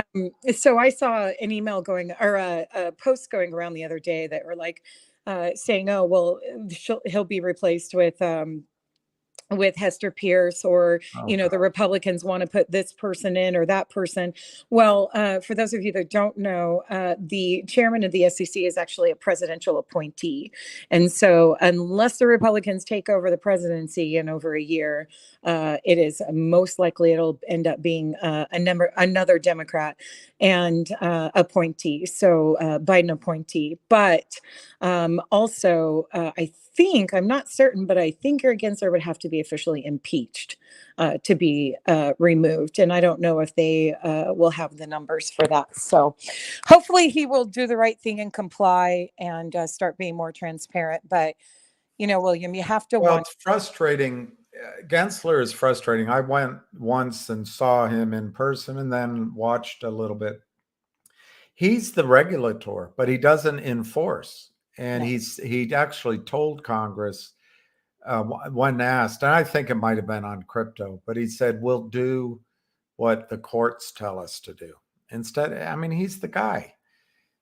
It's frustrating. Well, do you notice, Bill, whenever he comes, he says, "I speak only for myself and not for the other commissioners and not for the organization." If the chairman doesn't speak for them, then who does? Exactly. Yeah. And as you know, Junk, that if the rules were just as they are, just enforced, we probably wouldn't be in this situation. Yeah, no, it's definitely an enforcement issue, but there's no will to enforce, and you have to ask yourself why. Why is there no will to enforce? He goes for the low-hanging fruit every single time. When is he going to take out one of the big boys and send a message to the rest of them? Can he afford to? Politically or monetarily? Maybe both, but the system maybe can't afford it. But the lie in that is it's all going to come down one way or the other. Maybe not if they delay it, maybe not right away. But the market can't sustain this continued abuse. It just can't. No, and we saw this back in 2008. I mean, this has honestly been going on since the mid 1800s, but amazingly enough, they were able to short the market back at its very origins and beginnings. But no, absolutely not. They've pushed it too far. They've gone too far. And they're trying to do it. I can see that they're trying to do it surgically with a scalpel, but I think it's too little, too late at this point. Well, you've studied all this, but we haven't talked about it, so forgive me if I bore you. But the reg show, if you read the propaganda around it, the whole agreement and the use of reg show was meant to gradually solve this problem. And instead, it's become a super highway, and it's just gotten worse. Well, it's because they put all in all the carve outs, they put in all the exemptions, all the what we would call loopholes and things like that. Oh, sorry guys. I'm That's getting right. I'm getting post Twitter X notifications. Hang on. You've got Sam O loves your voice. Yeah. Someone else said put your phone on vibrate. I don't know if you're talking about me, but I'm gonna mute it, or if that's what you meant. But that was good. Thanks for that laugh, Fabian. But oh my gosh, William, it's so funny. I have not been on a YouTube stream in 10 months. I used to be on a YouTube stream with a friend of mine that has his own stock channel. And I used to sit on these chats all day, typing and conversing, and I'm just having a lot of memories right now. I have not actually been on a YouTube stream for 10 months. So it's fun to read the chat and just bringing back those memories. It was the collective help of 3 or 4 people, but then busy.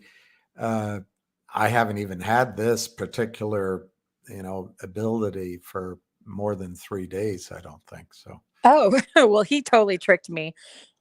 He knew I was vulnerable, and he sent me a link, and he's like, push it. So I did, and boom, I'm on your stream.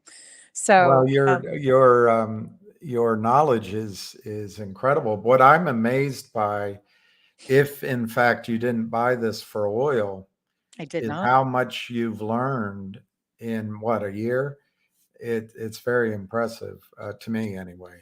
Well, William, that's the mistake that they made is, number one, and I tell my listeners all the time, number one, they pissed us off. And you don't want to make me go savage, but they also gave us the time to get educated. And, I wouldn't have even imagined 10 months, I would know, the different types of drills and the different types of wells and, and all that stuff and the market mechanics that I've learned. So the great thing is in addition to the money that we're going to take away from this circumstance, we're going to take that knowledge with us, and we're going to carry it on to every. Well, there you go. I was talking about that with a couple of my friends, but Junk, if we come out of this okay, we can go on to other, with all this brain power and people that we trust now, there will be other opportunities to grow even a small nest egg over the next few years. And that's not a pitch. That's just looking at what the opportunity might be. This guy, Wall Street Ponzi, tells me to tell me, I guess, don't underestimate the volume for the wells being drilled at. I guess that's not the Oro Grande. What is that? The shallow called? I don't know what it's called. Everyone will be surprised. Take it as trust me, bro, if you want. But I don't talk out of my rear end.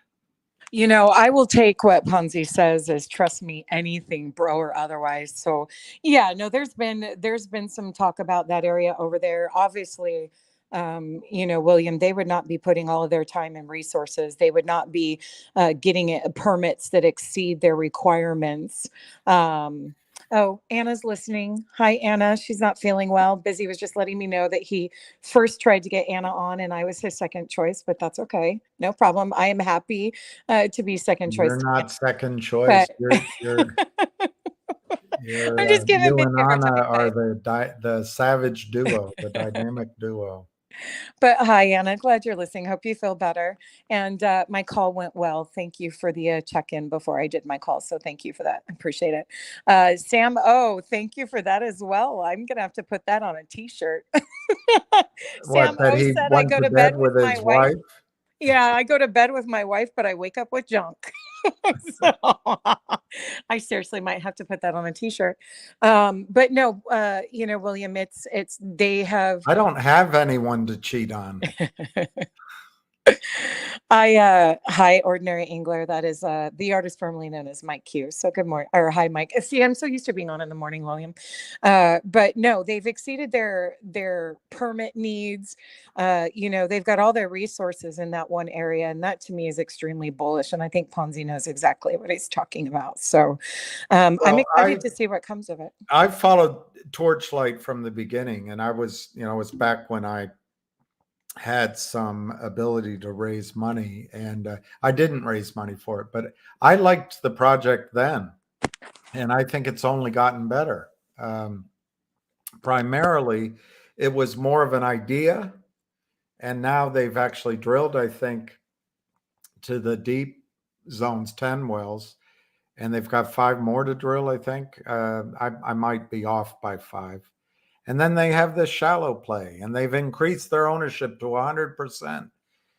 And they've got a great team, and they're private. They can't be destroyed by Wall Street anymore. So I think I really think it's exciting. Oh, absolutely. And every time I've got a couple of spies on the ground, when they send new videos and new photos, I get very excited. I'm actually thinking of heading out there for the winter. As most of, Where? Texas? yeah, my mom and my sister live in the Dallas area. So I haven't seen my mom Wow. in a couple years. And as many know, my mom is suffering from some brain trauma as well as dementia and Parkinson's. And she's Why? Did fading she fast. fall? She No, fell? it was a medical injury. So she I'm was sorry. injected with a drug that fried her brain. So, Is but she yeah, so I'm gonna young? go out and see her. No, she's in her mid 70s, That's but she was, young. That's young. yeah, and she was fully functional at the time. She used to work for the space program, the Oh, defense space program for the Air Force. And it really was a blow to the family. I was in the middle of building a house from the ground up in Culver City. And, it just rocked our family. And we're still feeling the ramifications of that today. And that's horrible. partly why I got into MMTLP, was to build my reserves for renovating to upgrade my house so that she and my sister could join me where I'm at. And Oh, that's horrible. but all that to say is I'm thinking of heading down there, and I might have to take a trip out to the Oro Grande myself. So now, William, I will say, just to clarify, so these wells, as Sea Plant has spoken, are much more shallower. It seems like those reserves are closer to the surface, but they did go ahead and permit those wells to almost 8,000 feet. So we could So see. there's a bit of science going on too. Well, but let me caveat that, because I like to, talk all around an issue, is that Sea Plant did let us know that that is a rig that is on the smaller side. He does Okay. not believe that they are going to be drilling deep on that. He thinks that they are going to, that is going to be a shallow drill. So we shall see. We shall see. Well, it's all good. I mean, they don't have to do it all at once. They have 148,000 acres or whatever. So cash flow's king, though, and Yep. that's terrific. I did earlier. Pecos Bill was talking about tell him the price of oil, and he can talk about what they're going to be able to do, and that's right. I share with you a feeling that oil is going to be much higher. However, it's really hard to predict what happens with oil prices. Yeah. But I think as long as we stay up, I think oil's going to be 100 for give or take for a long time. And that'll make this project valuable. I also think this Exxon acquisition is great. Pecos Bill pointed out it's really sort of different. They're different from each Yeah. other, which I agree with, because one is a mature project, which is cash flowing, but the interest is there, and there's not many pioneers to be bought. So afterward, they have to look at other projects. They do, but I'm sure Bill talked about this as well. As it's yeah, Pioneer they've got all their infrastructure built, they're tapped into the pipelines, they're producing. And so it is a very different project. And so I know, for me at least, I'm very careful about when I equate their sale value to a potential a NextBridge sale value, because again, they are so different. We saw that a few weeks or even a couple of months ago. There was another project came out. I apologize, I don't remember the name of it, but they also had a sale. And but again, it's a fully outfitted producing cash flow Absolutely. business, and NextBridge isn't that. But if they continue Absolutely. with what I think they're doing, they could be within a rather short amount of time. Well, the reason I looked at it was to try to come up with a calculation of what Exxon paid for oil in the ground. And it's just like you said, there's so many variables, and it's an almost useless calculation. But I think they paid $30 almost a barrel for proved reserves. So if you discount that, I mean, use $10, use $5, I don't know what number. It gives you a place to be hopeful for the value of NextBridge. But I agree, it's early. Absolutely. Well, but I will say that as long as gas or oil prices go up, it's going to go up. You know, we know that to be true. So, but again, we just have to wait and see what McCabe and team are going to do with it. But Ordinary Angler's asking William, he says, if he doesn't send his shares to AST, will he benefit from a sale or dividend? What are your thoughts on that? I was going to ask you. My view is, because I've been asked, I think the best thing to do is to transfer, because you know you have your shares. Mm-hmm. But there's downsides to that, and I think I can really only think of two downsides. One is the system will at that point have honored their contract with you. Ignoring the 2 days trading, personally, I think that's gone forever. But leaving that pain and suffering and whatever lawsuit about that, that'll remain. But in terms of what they owe you is 1 share of NextBridge for 1 share of MMTLP at that time. And they've issued more shares. I think it's irrelevant in that case, because they would have, had you received your shares a year ago, 9 months ago, they would have issued these shares. It's a private company. So I think that's a positive, but I can see where someone would say it's a negative, because then you can't participate in the lawsuit that might happen. Second negative is time. It's unlikely, as far as I'm concerned, that there will be an exit from NextBridge. You can't plan on a short-term exit from NextBridge. Those are the two negatives. The positives to me is, you know, you own it. And now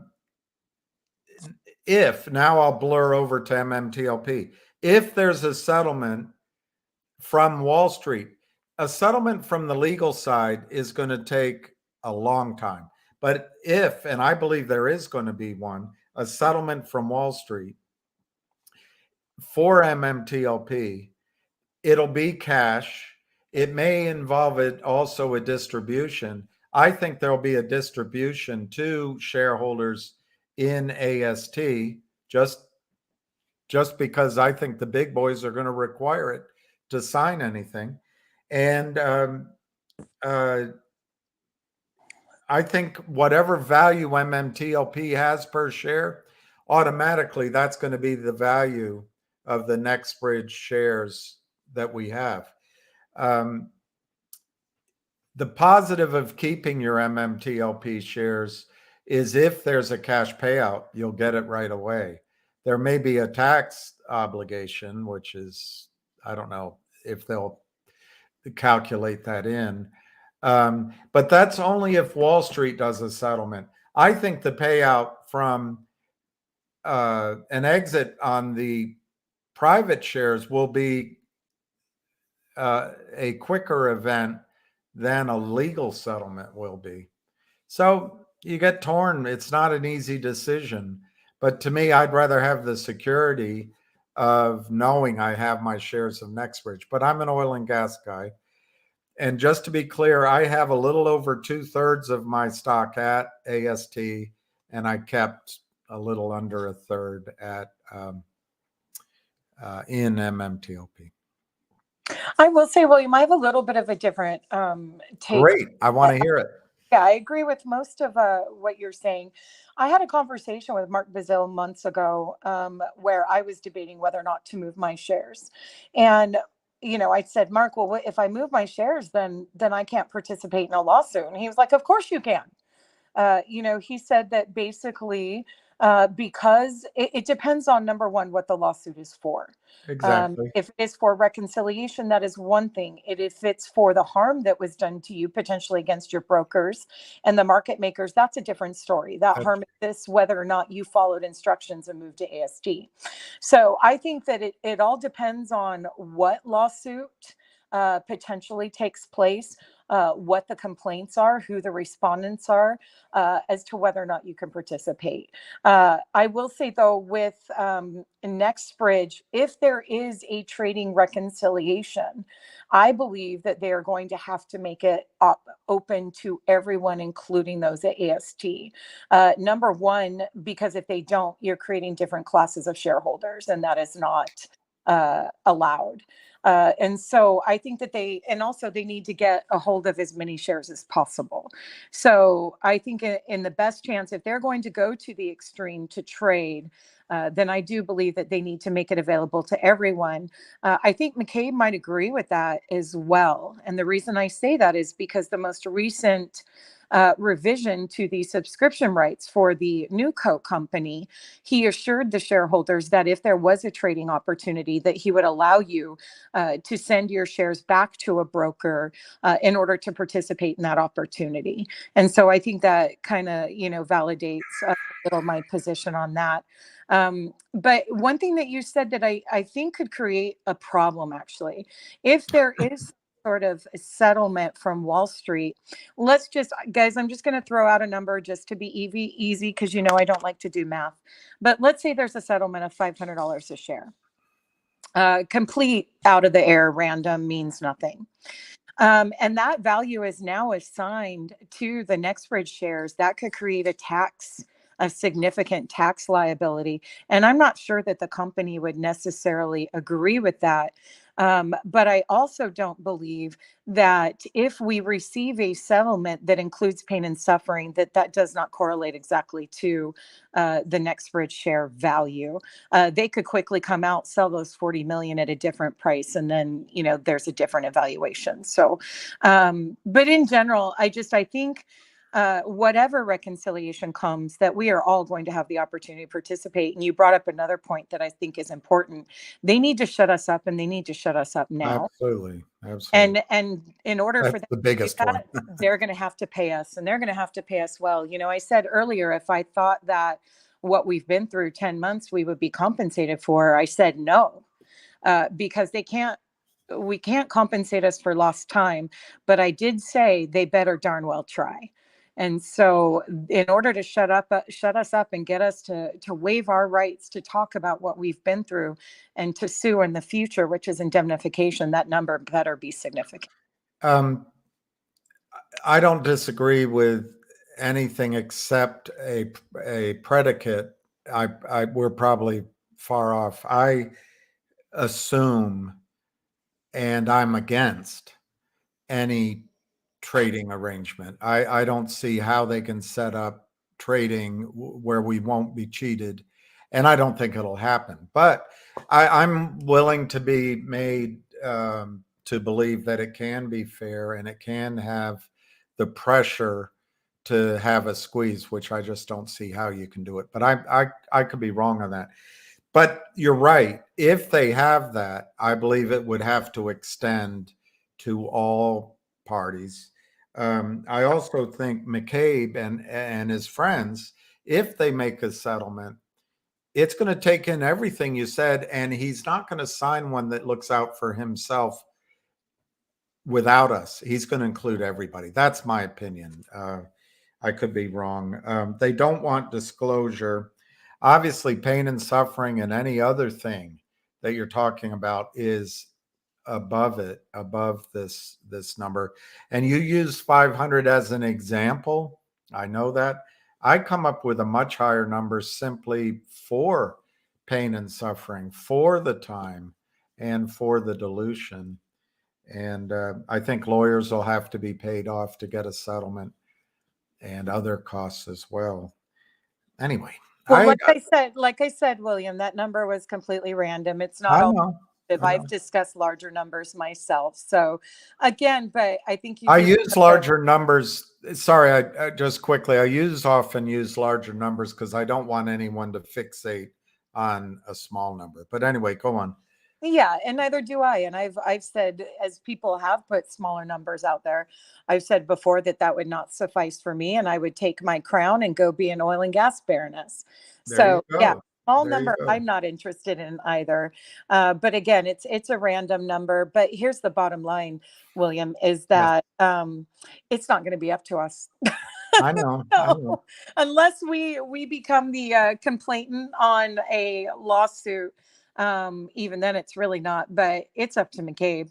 And I have full faith and credit in McCabe that he will do what is best, not only for I've never spoken with him, and but that's my opinion of him as well. Yeah. And I don't want to imply that I've ever spoken with him, but I think, and I love how you say it, we can't control it. We can't change this. We're doing work that's putting pressure on the political system, and it's making it very difficult for the attorneys advising Wall Street, you know, from broker dealers to prime brokers and et cetera, to advise their clients to wait, because the more they wait, the higher risk that this gets full discovery, and they don't want that.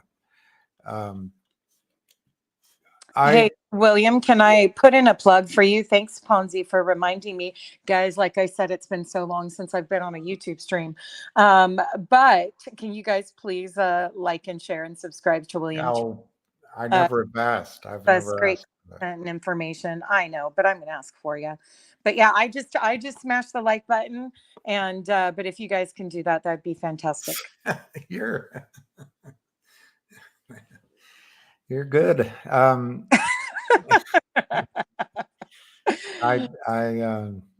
You can see how you're kind, non-professional I am. Oh, whatever, William. I've been watching, you know, I didn't really watch YouTube channels particular to MMTLP before I got in, but I definitely have watched you since then, and I certainly enjoy listening to you. So. Well, I thank you for that. I mean, I'm when I say I'm not trying to be self-dismissive. It's just I recognize I really don't know what I'm doing, but I know what I'm trying to do, and I want people to not be full of fear and anxiety. What you just said is exactly right. We can't do anything about this, but remember, and I think it was McCabe who said on Twitter, if the number doesn't start at 600, not only is it going to be no, but it's going to be no, and here's a lawsuit. So I don't know if he still stands by that, but I assume he does. The other thing is they're not going to strike a deal like Adam Aaron or somebody for themselves. It's going to include all of us. They're pissed off too. They're really pissed off.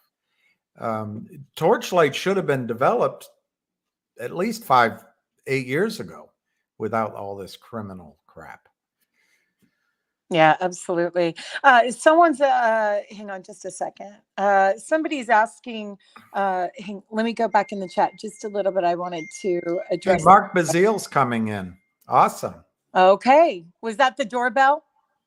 Well, it's my was phone. that a doorbell on the phone. screen? Oh. I don't know what fabuloso is. I don't know which language fabuloso is. Italian maybe, or Spanish, but you were it. Okay, so someone's asking how long those permits are good for. I think I remember Pecos telling me they're good for 12 to 18 months. So, but guys, NextBridge has to drill 5 to keep their lease agreement going. Also, let me speak to that lease agreement really quick. Let me give one big caveat. Lease agreements can always be renegotiated at any time for any reason. So, but they are like a marriage required, right? They currently are required to drill 5 in their drilling season. So that is by March. It doesn't mean they can't drill more, but they don't get to drill less. Now, if they do go into production, there are escalations in lease agreements and it changes up, but those can also be renegotiated. And so we just need to keep an eye out for that. And I watch the NextBridge PR consistently, so we'll just keep an eye on that. The thing about leases, they're all different, but um, uh, right now, because there's no production, they've got to follow for sure the requirements on the lease or they lose the lease.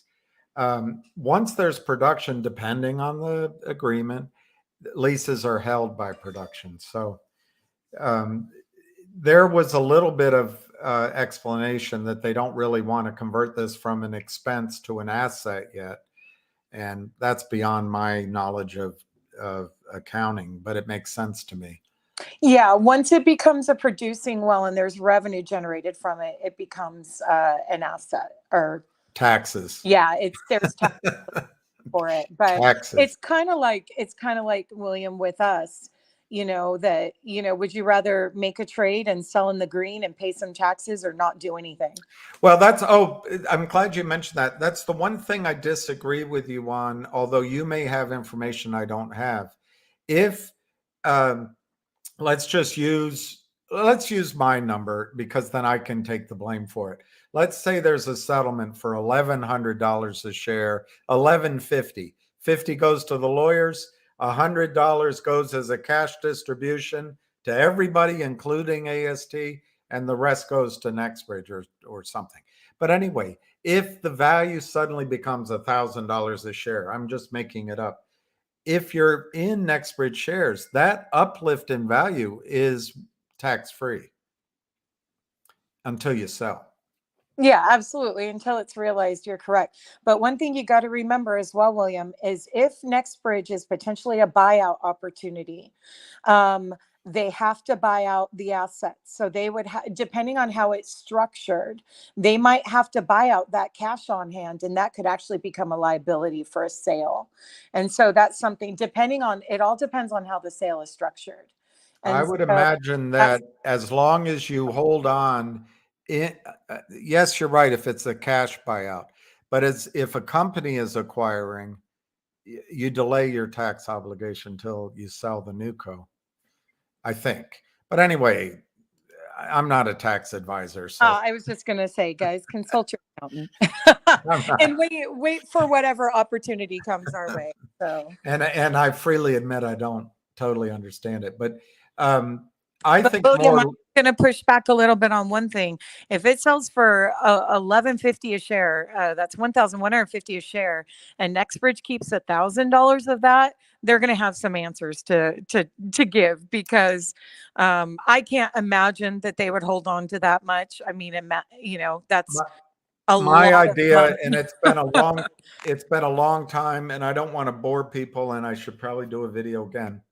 My thought is on that, junk, is that NextBridge would actually supply to the system new shares at 1,000 or 1,150, however it's negotiated.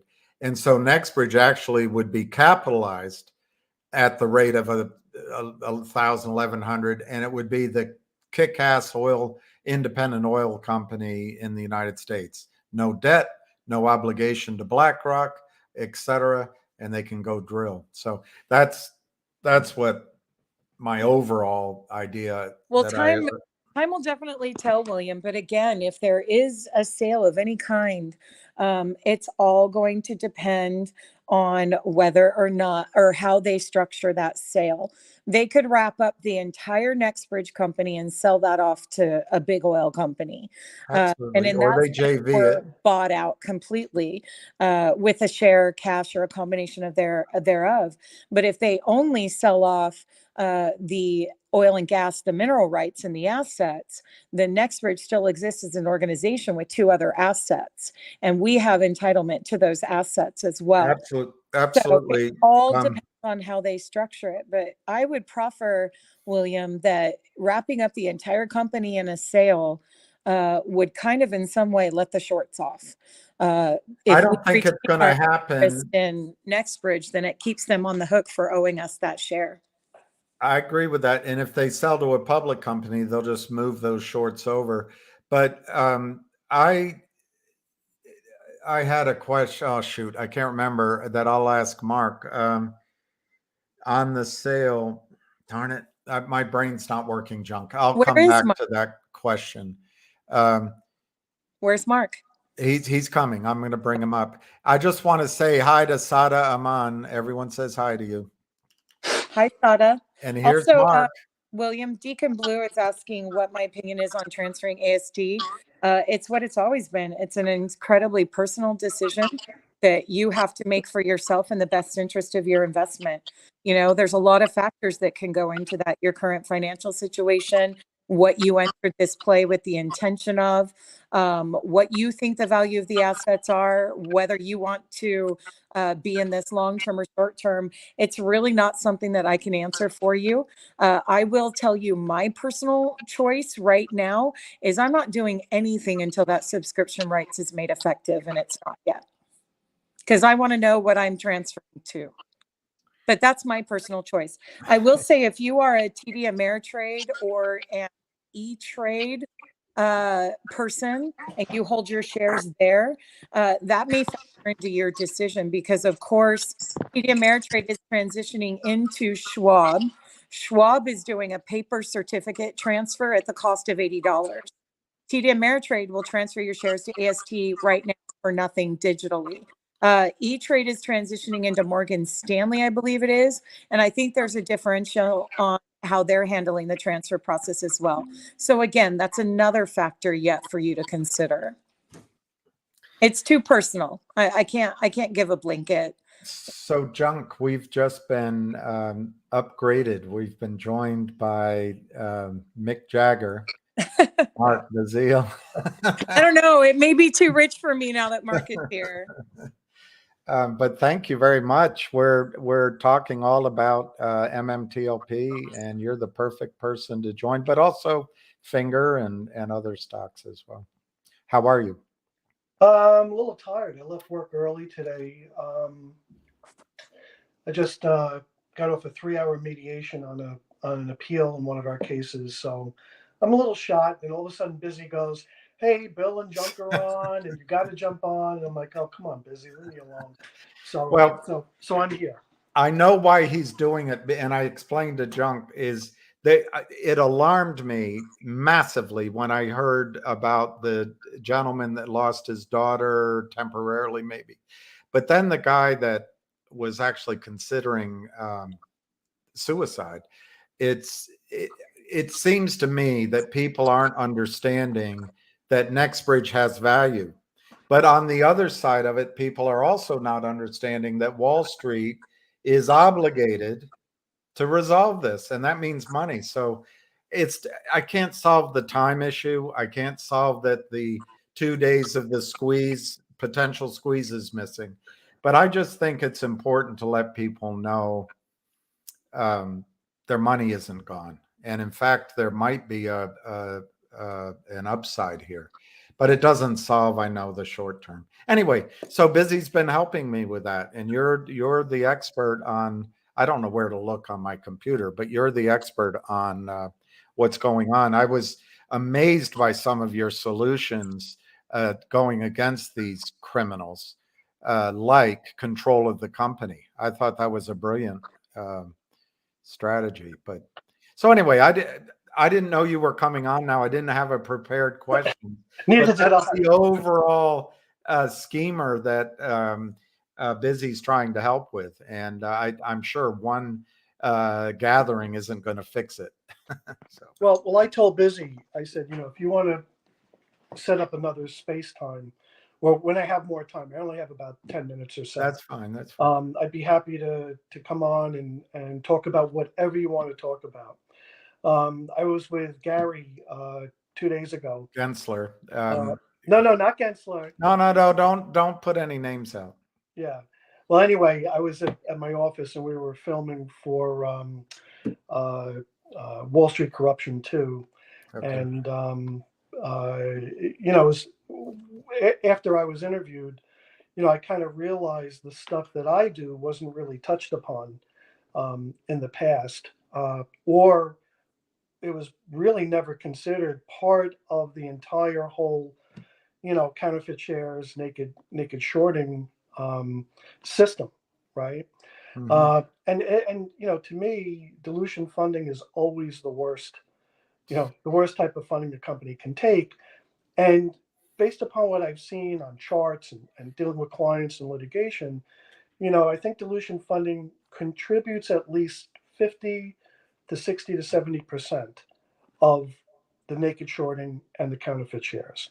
I mean, there's going to be naked shorting and counterfeit shares just because brokers are, target one company that has, trading high volume in stock, and they feel they can go in and manipulate that. But also when dilution funding is prevalent in these issuers that have taken dilution funding, I've talked to you about this before. A shit ton of stock is going to hit the market at some future date. And, Yeah. do they care about locate or finding the stock and borrowing it? I think some of the firms try to do that, but what happens is greed takes over, and if they can't find stock to borrow, then they're going to print the counterfeit shares, right? So when I was being interviewed, I was talking to Mark Falk, who's the Yeah. producer, and he said, "Wow," he goes, "you and Wes are like the bookends here." He goes, he said, Wes, goes after the brokers for this stuff, but you look like you go after the root cause of this stuff. And I said, yeah, I go, and we don't overlap other than maybe meeting halfway in the middle, right? Yeah. As we drill up through discovery through the funders, and they drill down in discovery through the brokers. So I just thought that I would share that with. Well, the thing, because I went to some attorneys, I don't know, 2 years ago, and the thing that was a block was the arbitration clauses. Wall Street seems to protect themselves from everything, but I guess you get around that. Well, if you can claim that there was fraud involved, not just a breach of a broker's responsibilities to trade honestly or follow your instructions or whatever, there are ways to get around the arbitration clauses, but you need sophisticated arbitration counsel to help you with that, because a lot of courts would view the arbitration clause as pretty ironclad. And all brokers have that in all of their brokerage agreements with their clients. So, but in a case like MMTLP or a case like Finger, I think it goes way beyond anything that one particular broker that you're dealing with. And it's a bad situation. I have kind of I don't know if this is a far out question, but it seems to me the regulators go after CEOs, not after these shorts. So why not make it illegal for a CEO to sign a toxic convertible note with tranches, with VWAPs, with backward looking, and make it illegal for the CEO? Then the SEC will go after the CEO. I don't Well, know. the whole thing is with this dilution funding. And this is where a lot of people don't understand. I hear from brokers all the time and from lenders, hey, you know what? We gave them the money. We gave the money in good faith, and we want the money back, and we want the benefit of our bargain. Yeah, but the difference is in those types of transactions, William, the CEO didn't break the law. The company didn't Exactly. break the law. The lenders and the funders broke the law, right? So, when people say, oh, it's not fair, it's not equitable, well, tough shit, because And if you scratch below the surface, the money they provided was the CEO's money anyway, because they sold stock before the signature. yeah, I sometimes. Yeah, sometimes. Yeah, sometimes. And That's look at been Roger. my- Look at Roger Hamilton today. He announced that he's going to put another $4 million, or he had put $4 million into GNS. And however he earned his money, God bless him, but Yeah. he's willing to put his money where his mouth is. Yeah. And I'm sure if other CEOs were in the same position, at least the ones that are fighting back against Wall Street, they would do the same thing. What's difficult too is if a CEO arranges to acquire a company and it's valuable and they agree a deal, as soon as they hear about it, the shorts sell it down and then the deal gets busted. Yeah. Or it's done at 10 cents a share instead of $1.50. Yeah, we went over that a little bit with Mark Falk for the movie. Yeah. The entire market is skewed against the retail investment community, and you can never react fast enough to No. try to save your investments from a free fall, because the market makers use sophisticated algorithms that in a millisecond can turn on a dime depending on where the market activity is that particular issue. I mean, you know that, Bill. And you know, for those who think they make a lot of money in the market, you know, I would say a lot of that is luck, that you may have picked the right company to invest in at the right time. But without knowing how the back end administration works, it's, you know, it's skewed against you, right? And I've seen this, you know, I've seen a lot of people, you know, hyping companies. Good news. Look at Clean Vision, right? Yeah. Great news came Good out story. the other day, and stock keeps going down. And if you think about this in almost everything that you've invested in general, when there's good news and you see the price go down, there's something inherently wrong. They in that market. immediately assume they need to raise capital. Let's destroy it, because there's no alternatives to raising capital from them. Are you suing Capybara Research, whatever it's called? Capybara? No comment. Oh, you can't comment. All right. So Not you can't talk in general about this or anything? No comment. All right. Okay. I mean, I I understand. I can't until Tuesday. How's that? Is that enough of a signal? That's good enough. That's good enough. But I will come on your show if you have one on Tuesday. I would like, yeah. Yeah. This is all sort of trial and error right now, as you can tell, but I want to make it better. But why I thought of that when you just were talking, what these guys did, which I think's, I don't know, racketeering. I'm not a lawyer, but they colluded, they stole, and they did it on a felony it has to be a felony how much they did. $150 million worth of market cap down in less than a day. And if they broke all securities laws, but they hit and run, they're gone. They're gone. Well, And anyway, that's why I thought of them. And that's why I asked you. Well, if a lawsuit is filed against Capybara, you may see other defendants in there right from the get-go, and you'll understand that, you know, it's that saying, you could run, but you can't hide. We will find out exactly. Well, that's good. I know you can't talk about it, but theoretically, when you look this up, there's no name, there's no contact point, but you can find them theoretically. You might be. Oh, no, more than theoretically. We know who has the information, and theoretically, they would be involved in the lawsuit as well. So one thing I did on a space call that you were on, I remember. And space calls are difficult. They're like text messaging because you sometimes make a mistake in communicating you didn't mean to make. But I remember asking you either about HPIL or VNUE. And I was kind of sharp and direct because I said, hey, they settled, but look where the stock price is.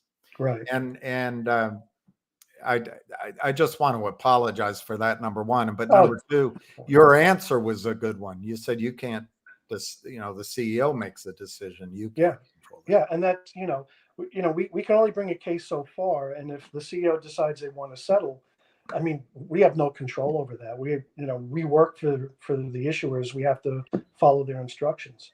If you were going to give one or two or three changes that should be made or existing rules that should be enforced, is there a solution to stop this stuff in your mind? There's a couple of things. I think the proposed amendment to Rule 144 that was proposed in 2020, that a very large DC law firm came in representing interests adverse to issuers and retail investors, came in and kind of basically crushed that proposal. In that proposal, it would have, right now when you take dilution funding, the date you sign the contract is the day your clock ticks, when in 181 days. Not with the tranches.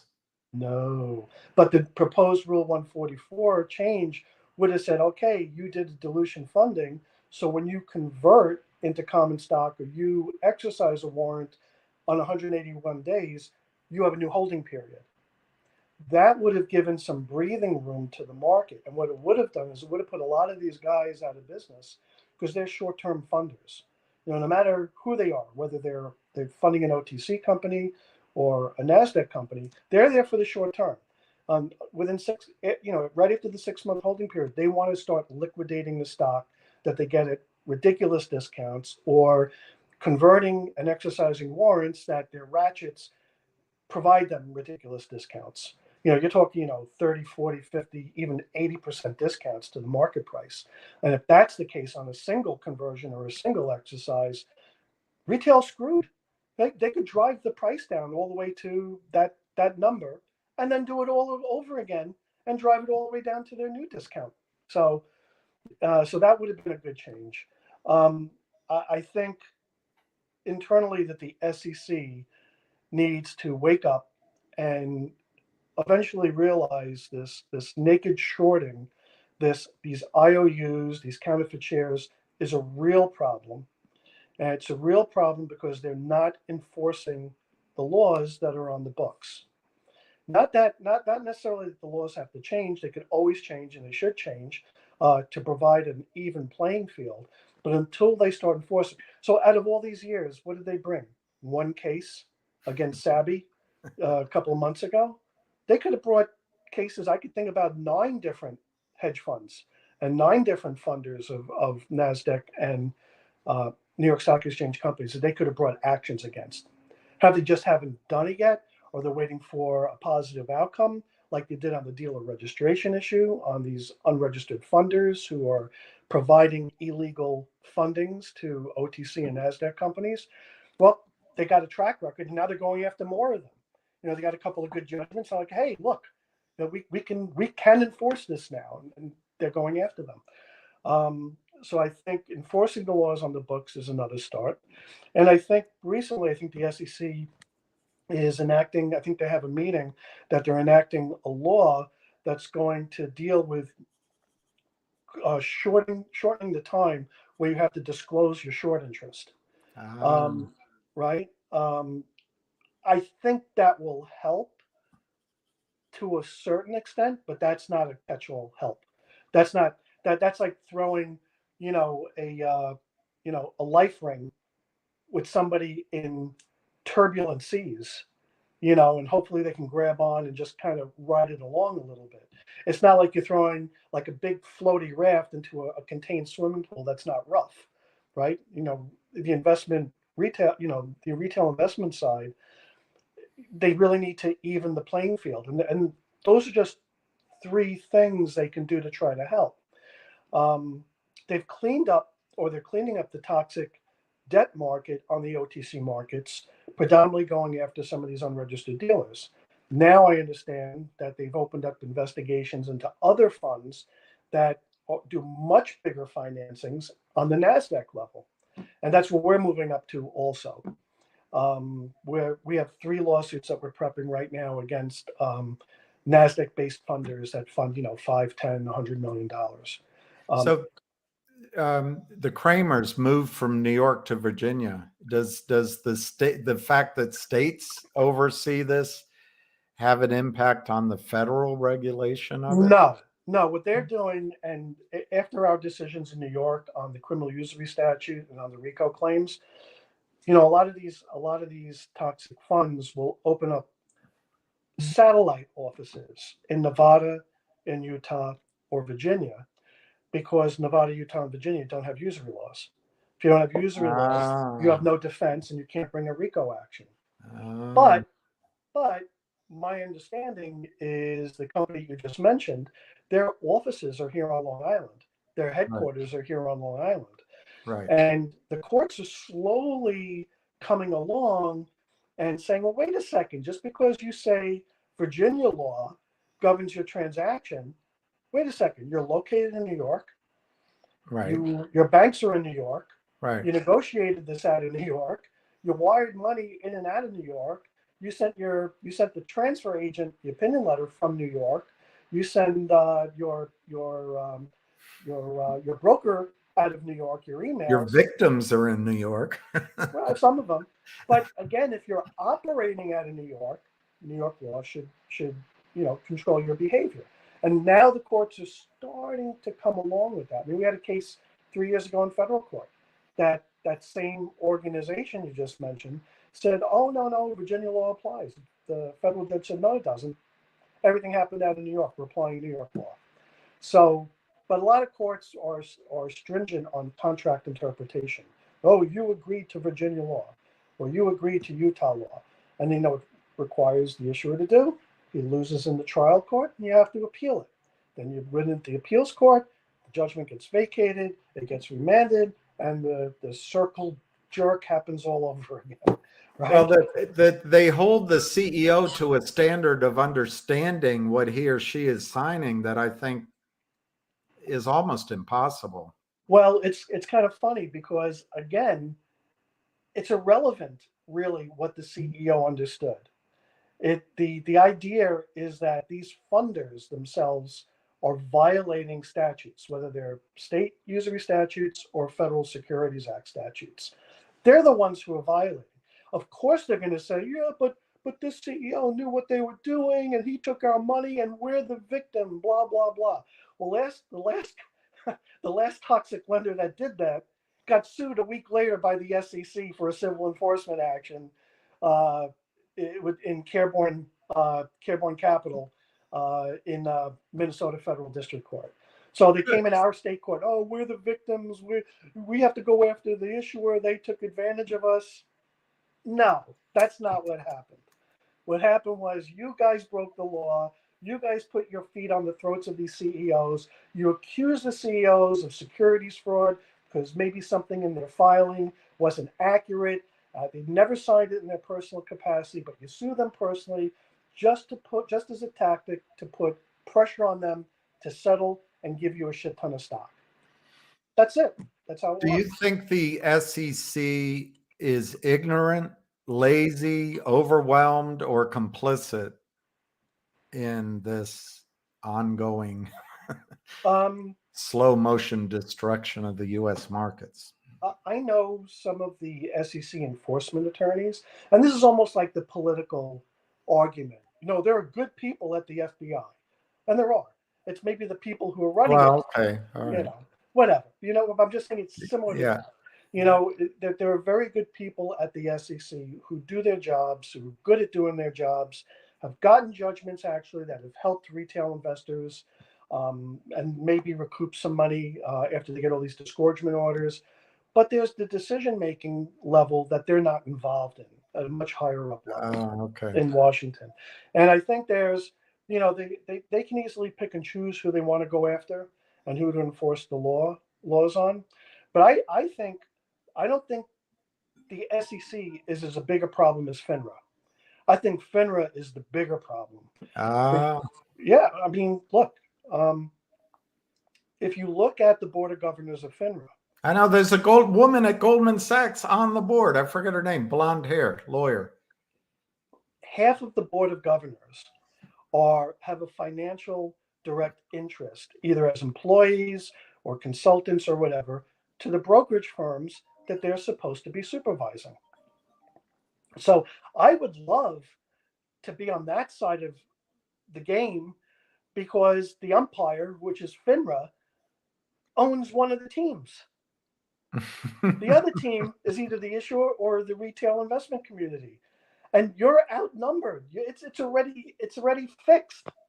And for FINRA on a $300 million violation issues a $3 million fine is a joke. Is there a limit to the fine size they can give?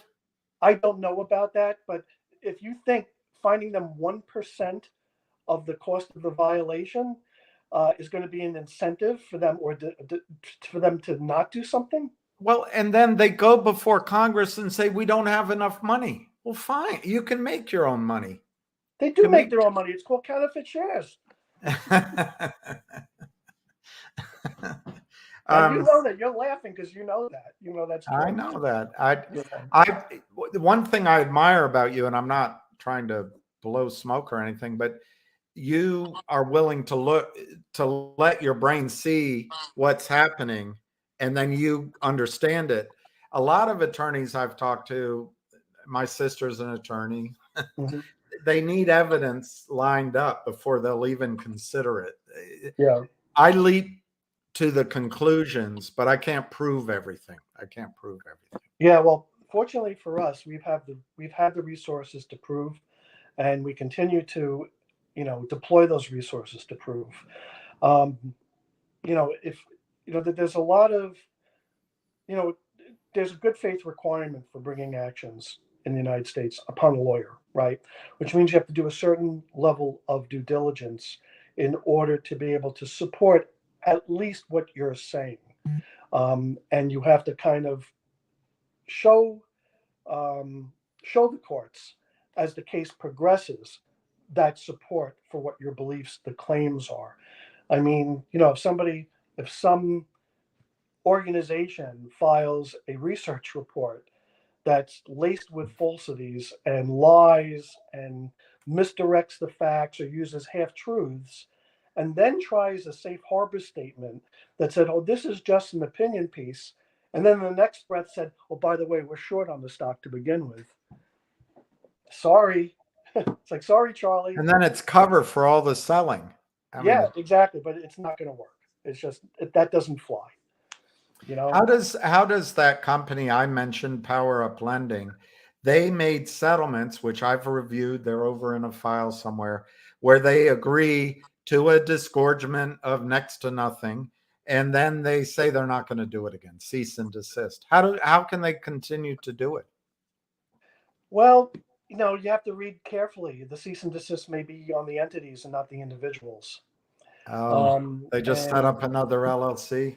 yeah, you know, I have to tell you, as much as I don't like that business model, there's some pretty smart guys over there, and they've been able to do this. Did they create it? Or like Savvy was 23 when he started doing this. I Right. think somebody on Wall Street has the lawyers, has the model, Savvy is just or whatever his name, Harold Mintz, is just a phone call away from a 60-40, 70-30 split with a big guy. Right, I'm guessing. right, Arm's length, right. I'm guessing. But And there is an attorney out in California that created or originated most of these types of funding documents to begin with. I'm not going to tell you his name because he may be part of a lawsuit at some future time, but he knows who he is. So, is there hope here? Do you think we can crack by crack break down the wall? well, I think in a way that I feel like I've been fighting these battles with one hand tied behind my back, just because I'm one of the only attorneys that does this kind of work, right? But we get judgments and we get favorable decisions, so we can't be wrong on everything that we're putting forward. And on the other cases, we don't get judgments; we get settlements based upon what our clients want. But I think there is hope because the now that the securities civil enforcement investigations have jumped from the OTC market funders to the NASDAQ and New York Stock Exchange funders, they're also going to be looking at the attorneys that are involved, the attorneys that are representing the funds. Oh, yeah. And the attorneys who write these opinion letters. Oh, wow. Because they've had notice since 2020, you have to be a registered dealer in order to buy and sell securities from an issuer, and you have to be registered with a self-regulatory agency. And if you don't do that, it's a per se violation of the act, and the act vacates or voids those transactions. Wow. It's very simple. It's very simple, but it's hard to. So in a way, the legal system is coming around and enforcing slowly the rules that are there. That the SEC either maybe they just don't stick around. Maybe these good people at the SEC are only there 2 years. But yeah, there's a lot that will do a 4 or 5 or 7 year stint and then move over to private practice where they can make much more money, right? So the regulatory body doesn't enforce the rules. Maybe the court systems will. Maybe. Well, it's weird because a civil litigant really can't sue FINRA. A member a broker member of FINRA can sue FINRA in federal court, but you and I can't sue FINRA. The issuers can't sue Because we're not a FINRA. member. Right, because we're not a member. So we don't have a fiduciary arrangement with them. Standings, right? We don't have. We don't have standing. Right, and all the federal courts say, FINRA has immunity. You saw that in Rose's case, and Hoffman's case, and Allen's case, and every case that's been filed, other than ours in New York, because we're not suing FINRA for injunctive relief or money damages. We're suing FINRA to get the blue sheets. So we're suing them as custodian. We're not seeking civil damages. It's in the appellate brief we filed. If you have like a 3 hours when you're not on, We'll do it. We'll do it. What do you have any thoughts? And I know you're not part of that right now, but do you have anything? Well, I'll let you put your own slant on it, but I'm hoping that it's some helpful confidence building thoughts on MMTLP and NextBridge. Well, I think there will be a resolution. What that looks like, I have no idea. And I'd be foolish to say, I only want to see 2 days of trading, or I want to see a huge cash settlement for everybody, or I'd like to see people move their stock to NextBridge and get $1,000 a share because of the oil drilling and oil fields. This is a highly emotional community, William, right? Mm-hmm. And there's a lot of different narratives that are looking at a lot of different resolutions.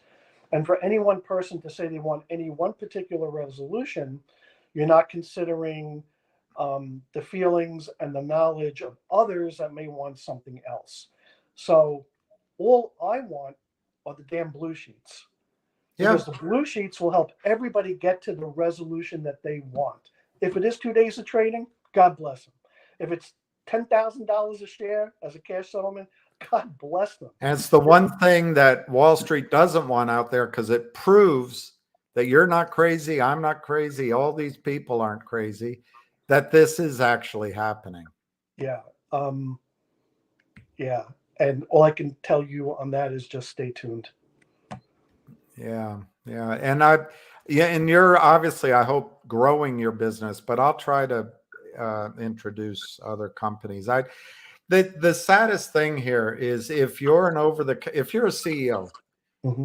and you go on the over-the-counter market and you need capital, you're just committing slow-moving suicide. It's just horrible the way it's set up. Well, the problem is, look, a lot of small mom and pop shop companies go public onto the OTC because it's that pot of gold at the end of the rainbow. Oh, we're public. Now we can raise a lot of money. If they don't have good counsel to steer away from convertible, toxic debt spiral debt, or these safe kind of notes and placements for entrepreneurs, and in the old days, William, and you remember, and so does Ham and everybody else, the way to raise money, right? Yeah, me too.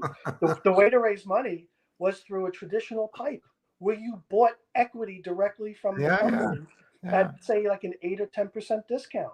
And because that's great, because now the investor takes the risk with you. Right. So he bought restricted securities. He waits 6 months, or in those days, waits a year, and then can sell them. But it'll only sell them if the stock appreciated and he can make money on it.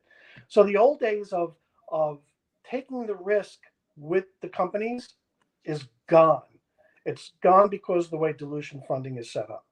And there is no risk. If they can dilution fund at a discount to market based upon the market price, not a fixed price from the very beginning, they have no incentive to keep the stock. And they don't even give all the money at the beginning. So their risk is further reduced. They don't have anyone on the other side fighting you, Ham, but they don't really have any risk on the other side. If it's under $5, you can't have it in your account at a brokerage firm. There's no retail buying. There's no brokers recommending it. There's no research. There's no trading desks. It's like shooting fish in a barrel. And some of these companies really shouldn't be public, to be honest. No. And then they get all the, well, you know, all that. These reports, they pick up all the negatives, and then it becomes self-fulfilling. Oh yeah. Oh yeah. And the lenders don't mind because they get more stock the lower the price goes. Yeah. Because they get a percentage discount on the day that they convert based upon the market price. So I don't care if it's trading at $5 and I get a 50% discount, or trading at 0.005 and I get a 50% discount. I'm still getting a shit ton of stock. That's 50%. That's 100% more than what you guys are paying for at the time. So it's really a terrible situation, and a lot of companies are in that. And then again, you know, it comes down to the companies that, and the reason why a lot of these lenders drive these prices down is so the companies can only raise enough money to keep themselves afloat. Yeah. They can't raise money to hire attorneys to go That's after right. these people. They really don't want to expand their business. They don't give them money to expand their business because technically, if they expand their business and revenues go up, then the fundamentals improve, and then maybe the stock price goes up. They want to keep the stock price down.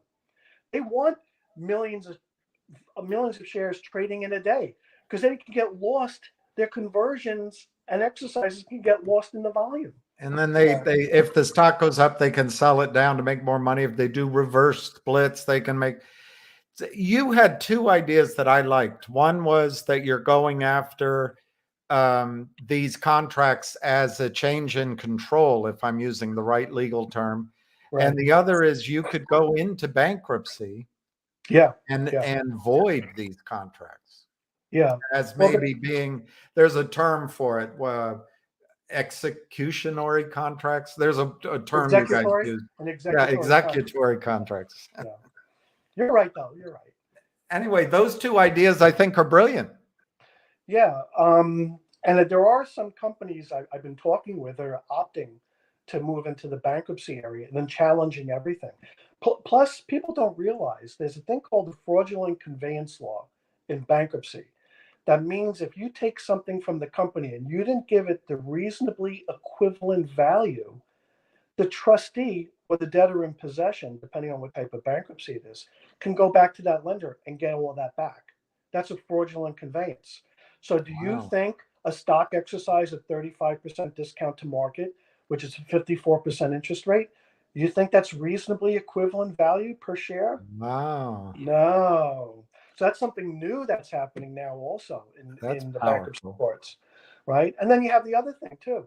By nature of these transaction documents, the clauses that they put in really take away the board's discretion to operate its business, at least for raising money. And the minute that somebody has that kind of control over the board, they're considered a control person or an affiliate.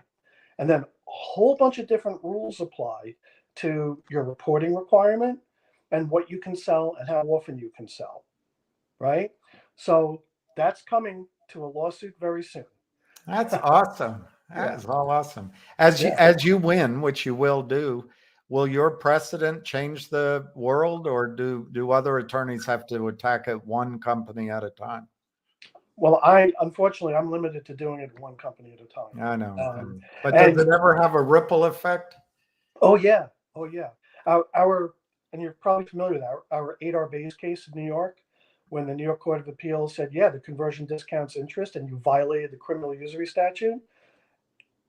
Every single toxic lender in New York not only stopped doing those kind of loans, but they also didn't enforce the thousands of loans they already had out to the issuers. So it does have a remedial effect on the market. But in some of those cases, for those companies that are grossly affected, they're already out of business. They didn't survive long enough to get the benefit and see this. So I even have companies who audit firms are canceling the contracts and then letting the lenders dispute it.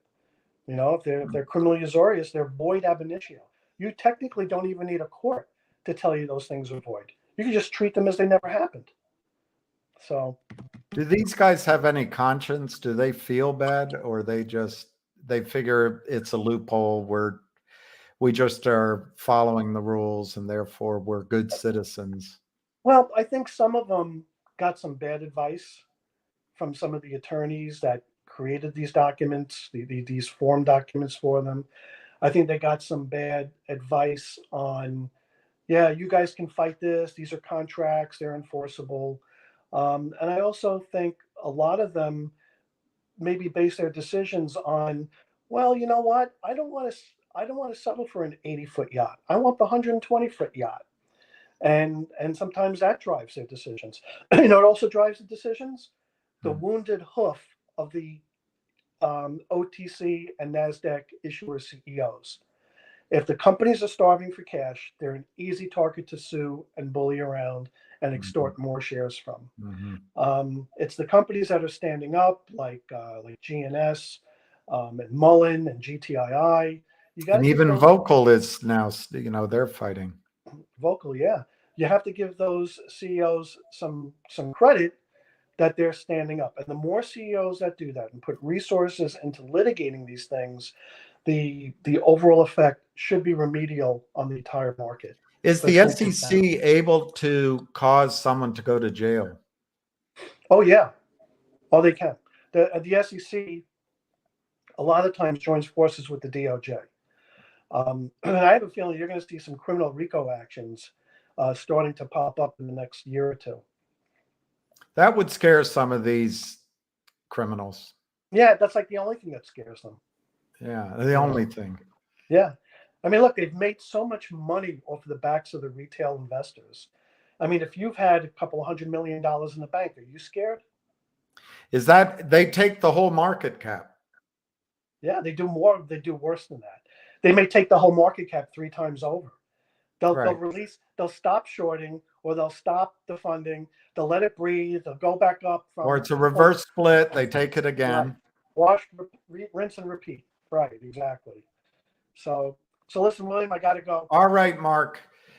This is the best. I really appreciate it. Hopefully next time it'll be more organized. And yeah, we could do it a little bit early. You know, I see you've been on for like 6 hours. And I've been on minutes. here a while, and it's like that movie with JFK and Forrest Gump.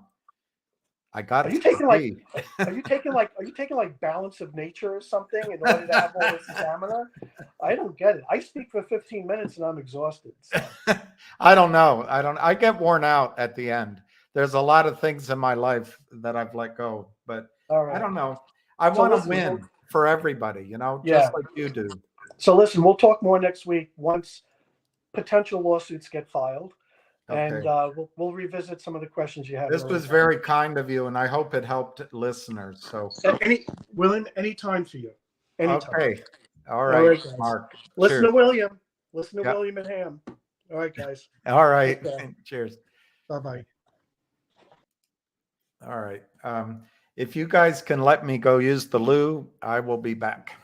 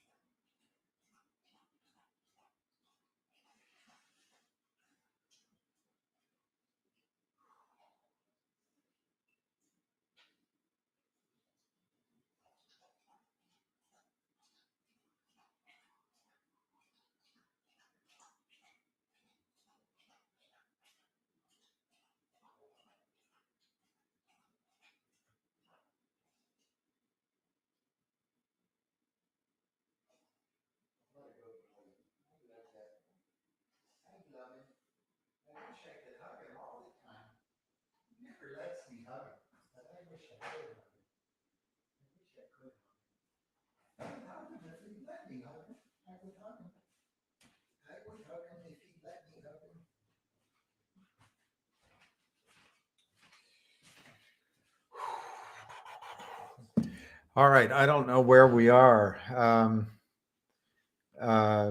Finger op. Okay, busy. Thank you, busy. Look at those $10 calls. 665, 660, 665. And the volume has gone up, what, 150? I don't know.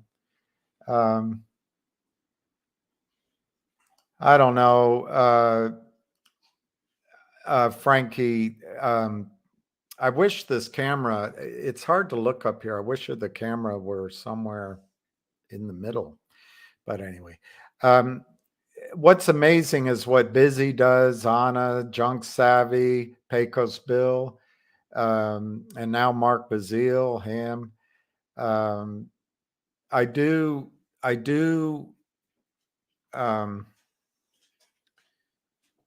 don't like the woke terminology of a safe space, but I do hope that as a group we can, because Mark said it right. There's a lot of emotions and a lot of stuff that goes on that's not necessarily helpful in getting where we want to go. But anyway, let's see what AP says up here. This looks interesting. The top two, oh my gods, have a settlement number they will take if it's over 600. That's very good. That's good for all of us. Wow. Oh, I thought it said 5%. 5%. That's kind of normal. 60% is kind of normal. What am I doing? I'm having a glass of water. I was pounding on my dog. Kathleen listens to me more than her husband.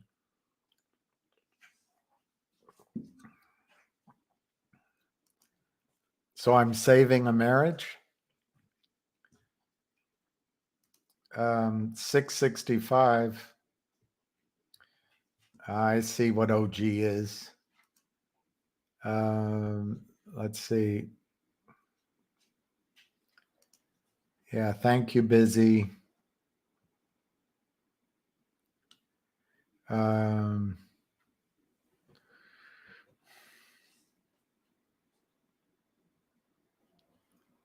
I like this advice, Cheryl Citro.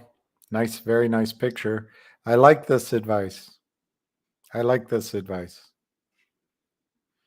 I'm going to write it down.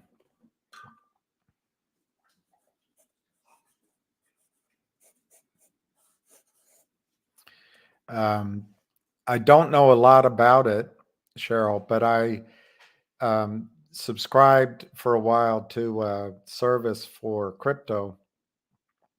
So I studied it, but that was maybe 2 years ago, maybe 3 years ago.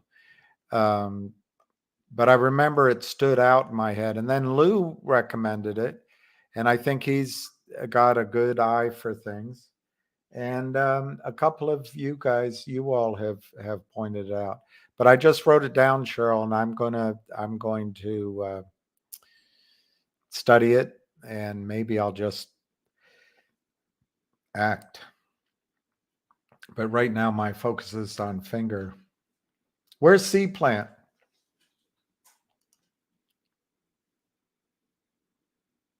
Yeah, C Plant. We'll get you on with those guys. What time is it? 5:30. I'll go to 6 o'clock. That gives me 25 minutes to handle anything. Then I'm going to go walk my boy.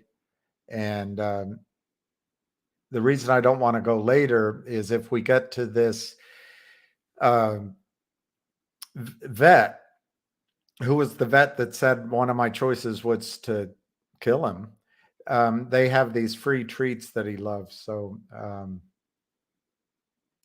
This conversation is worth $2.50 an hour. Who can I bill it to? Who can I bill it to? I notice, yeah, Wall Street Ponzi. I don't know who you are, but I agree with your comments.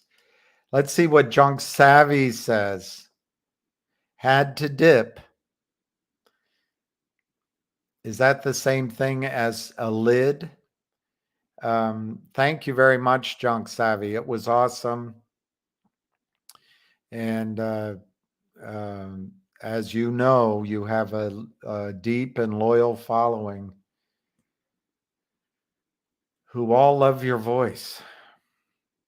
Would you have gotten as far in life if you didn't have your voice?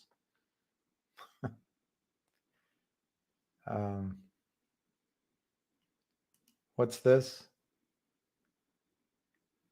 I don't know what that means.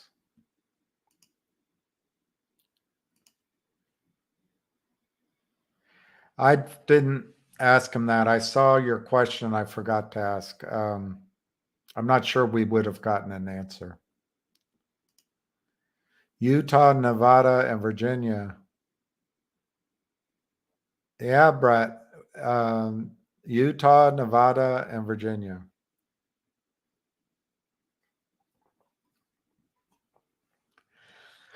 I really think that this is organized by big money, like a Citadel or a SAC or one of the brokerage firms, and they do it arm's length. I don't think any one person could create all of this out of whole cloth. And maybe it's a lawyer that once they had one client, they started selling the expertise to others.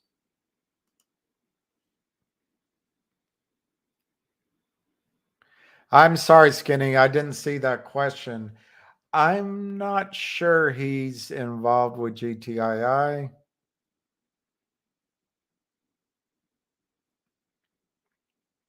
Unless he worked with Wes for a while, and Wes is. So maybe right now, the problem with making blue sheets transparent, in my judgment, there's 104 broker dealers. There might be 5, 4, 3 that are in trouble, and they don't want the street to know who they are because their stock will get shorted into oblivion. Remember Shearson Lehman or Bear Stearns? That's why I think it's not coming out. The second reason I think it's not coming out, they want professors at Georgetown to call us crazy. Once it comes out, wait a minute, you mean Ham was telling the truth? Yeah, he did a good job. I don't know who this is. Yeah, it's totally out of.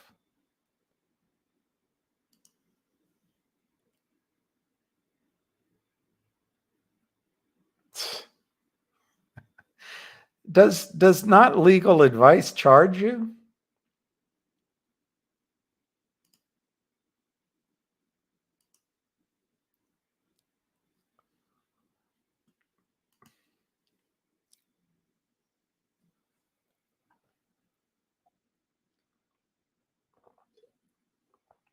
I think Kit, it's just my opinion. I could be way off. I think somewhere in the background, there has been discussions among attorneys and maybe Congress and maybe the SEC to say, you know what, we got to start moving toward a settlement. We got to move this toward the door. And one of the obvious things to me is we got to define the problem. What's the best way to define the problem is to get people to actually move their shares to AST. There's the inducement from God, my brain. McCabe, that might do it. But you would be surprised how when you have a group of people that need to do something, how few actually do it. So anyway, my point is once they get AST full up, that's not a word I know, then they can address the detritus and make a settlement.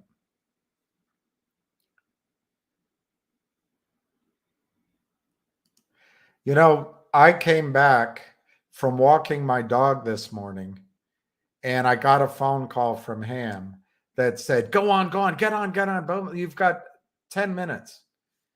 So I had a piece of toast, didn't even make coffee, and I've been on since. I've got to learn how to monetize because I would appreciate somehow having a stabilizing income. So I do admit that if I could figure out a way to make this, I know I'll join a fans only camera and I'll get no views, but in the world of equal pay, I'll just file a lawsuit and all the hot chicks who are on fans only have to split their revenue with me. I'm kind of making fun of the tennis situation. Nice guitars, I agree. There was a Les Paul. How'd you know? That's pretty amazing. I'm impressed. Optics matter. I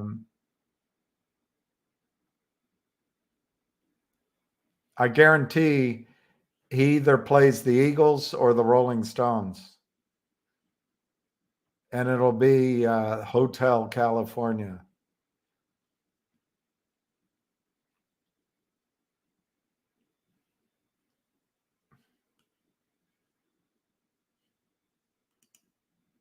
That says something, doesn't it, Scott? If the highest number of calls is at 15 and it's next week, you've got a pretty good point there, Scott. Where's Sada Aman?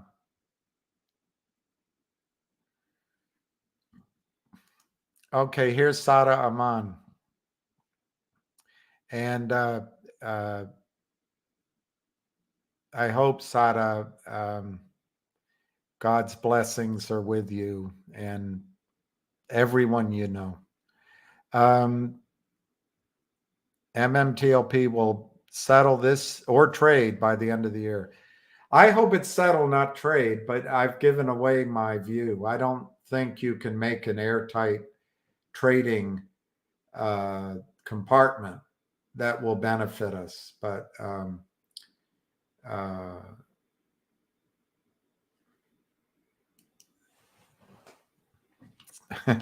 come on. I don't even admire that guy. What's his name? Wolf Blitzer. I don't admire him.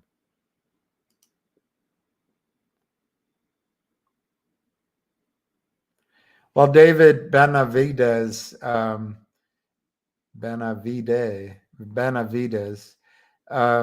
happen to agree with you. Although it might be a way to get paid. Right now, I've got an audience of 20 people or something. I'm kidding, but I mean, the whole point of this is to not segregate into the haves and the have-nots in terms of Wall Street. I don't know why I would subdivide this rather brave and courageous group.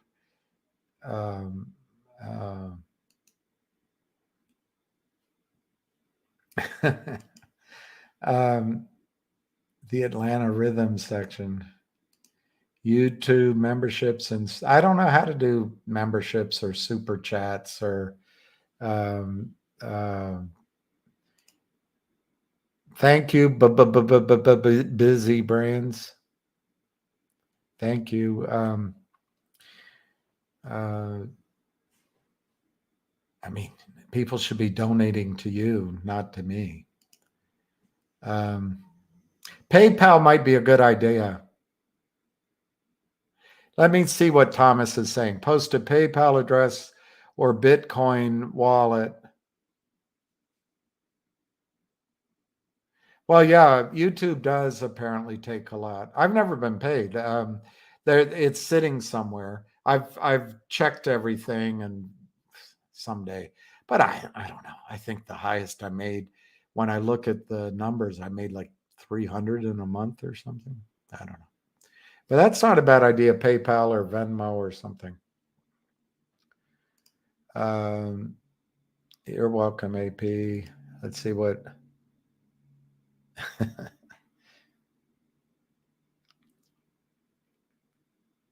Oh, should I can flip monetize. Well, then people will have to watch ads. I don't like that people have to watch ads. I guess I've had to do it. You skip forward or you sign up for YouTube Premium, which is what I ended up doing. Wasted and wounded. It's not what the moon did. But I got what I came here for. Hey, Frank, can I borrow a couple of dollars to go waltzing Matilda, waltzing Matilda? You'll go a waltzing Matilda with me. And Matilda's the defendant.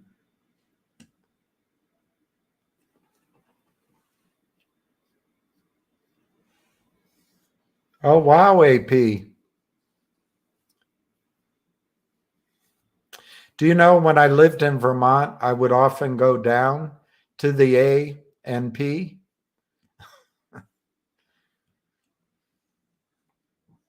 Thank you for that information. That's amazing. All right, only 13 more minutes to find a good question.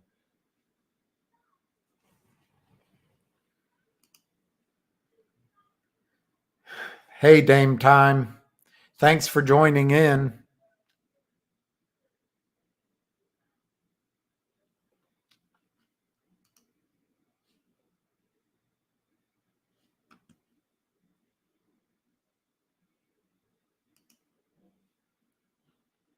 Let me see what she's, okay, you're in.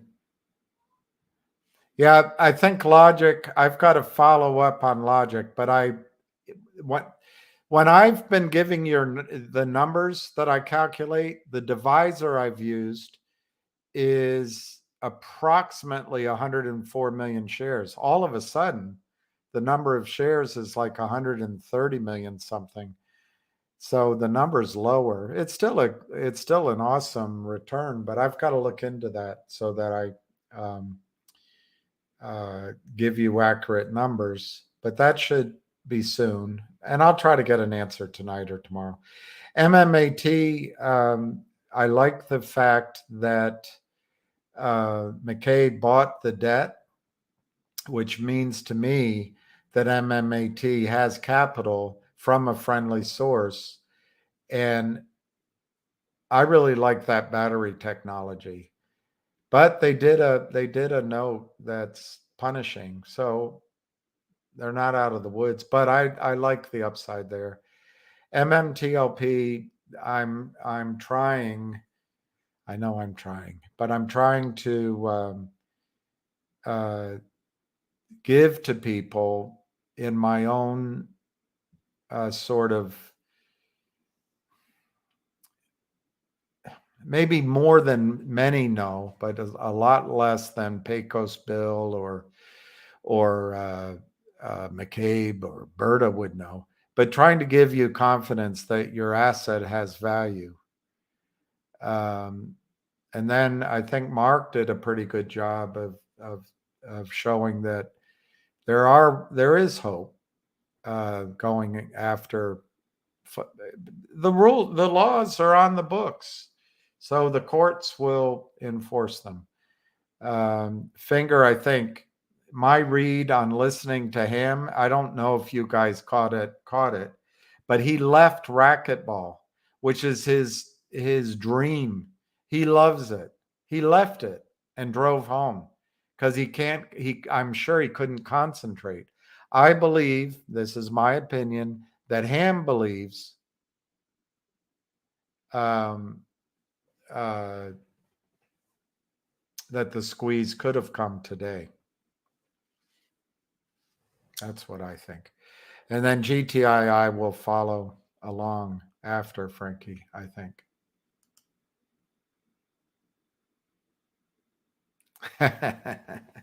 Well, I'm glad. I'm sure your husband won't mind, and I'm glad to help a little bit while he's away. That's tough to be apart. I know it can fry your brain.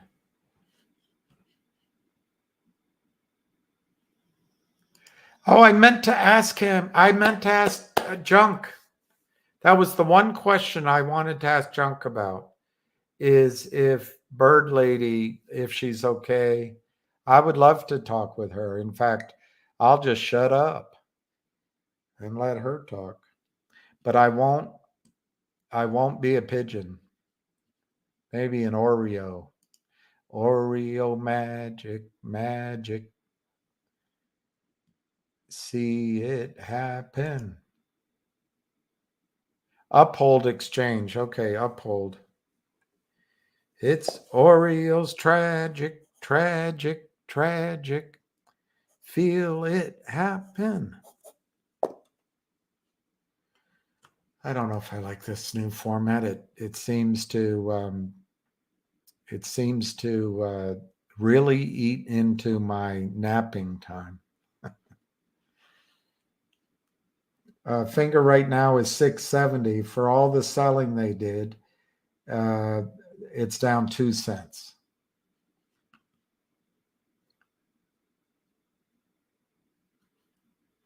All right, let's go down. I've only got 8 minutes left. Let's go down and see if there's any other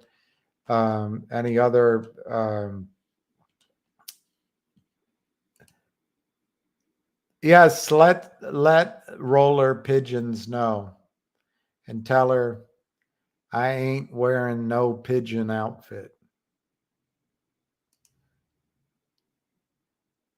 Well, Peter, your comments have been helpful, and that's the amazing thing is so much comes back. So it's not me. I don't agree with you. I don't think it's me. It's maybe that's accurate. My channel. Maybe it's all of you, all you all. It's Florence, you all. That's the water tower as you drive north from Lexington on 81 or 75. Anyway, just before you come over the hill and the lights of Cincinnati are there and that enchanted city beckons.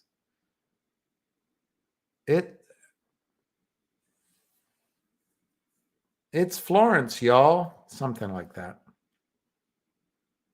Do I know what ESP is? Oh, it's not asked of me. Yeah, Mark was great. All right, Barbara L. I know. Oh, this is nice. Thank you, Fox Hunter. Yeah, him is great. And I know every now and then I interrupt him, but believe it or not, he wants me to give the input of the questions. And sometimes he's on a roll, but I do mostly just try to let him speak.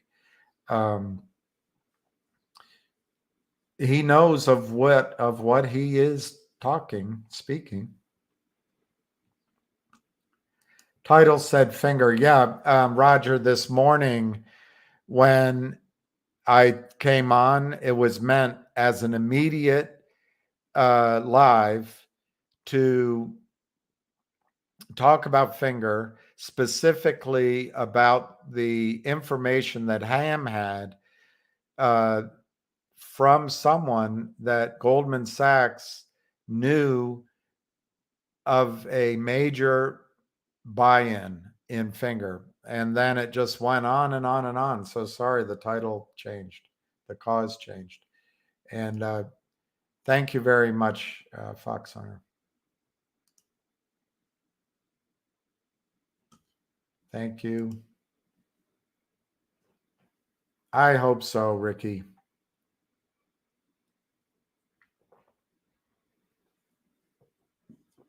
Did you hear the number Mark said? They have $100-200 million. He didn't say it about the Kramers, but just in general, the fact that criminals like this can take hundreds of millions of dollars out of the market and live like kings. Thank you, Thomas, very much. That I appreciate it. I'll buy my dog some treats.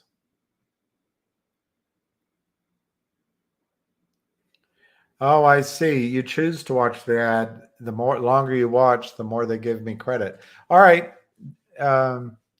Mucho gracias. I will do that. I'll look at that. I didn't want to cause trouble, but that makes some sense. That makes some sense. Because if you can end it, then I don't get anything, or you let it go. And hey, what do you expect for nothing? Rubber biscuits?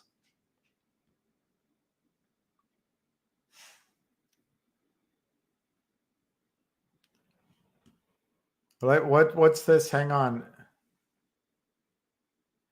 All right, BBJ.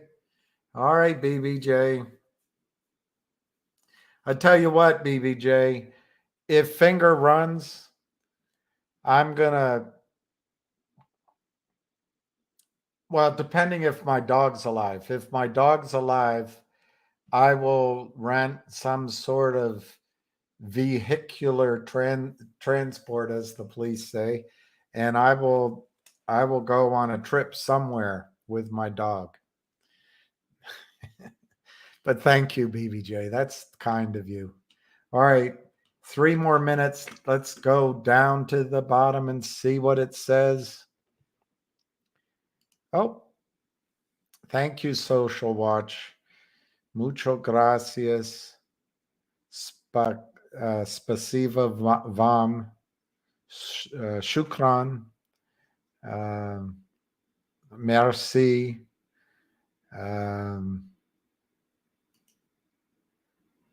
And that's about the limit. Auf Wiedersehen. I know, critical. Finger is critical.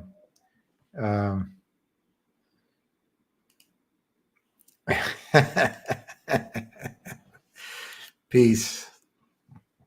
All right, boy. You've got friends here, boy. You've got friends here. Don't you worry. We'll go on a good walk. It's only 1 more minute. I know it's 7 hours. Let's see if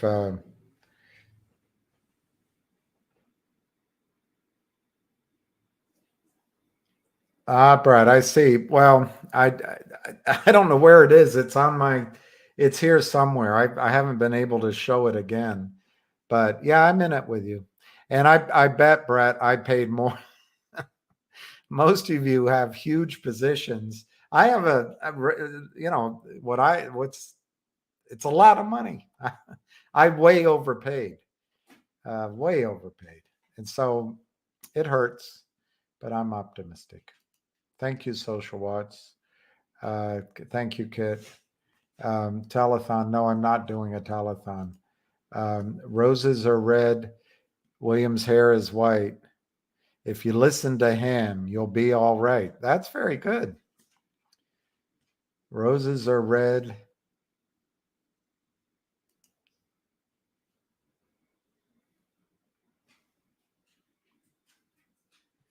All right, I'll go on with her.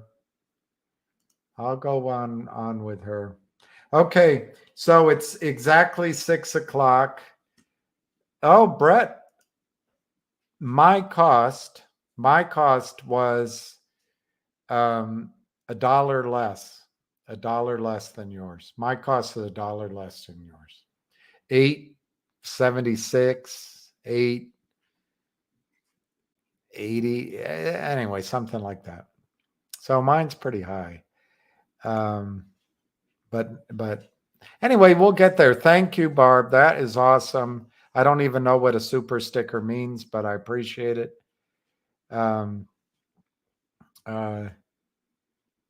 Adios, amigo. Buenas tardes.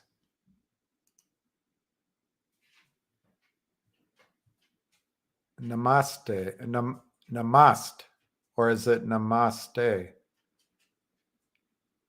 Telugu. I would love to go to India. I would love to go. I've never been. Never been. Yeah. Okay. I'll end it on this one. Nope, not that one. I ended on this one. Well, bonsoir. Let's end it on this one, Lou. I tend to agree with you. Right now it's 669. The volume is 1.42 million. I am going to say thank you to everyone. Thank you to Busy. Thank you to Junk Savvy. Thank you to Pecos Bill. Thank you to 100 miles per hour. Thank you. I'm leaving some people out. Thank you to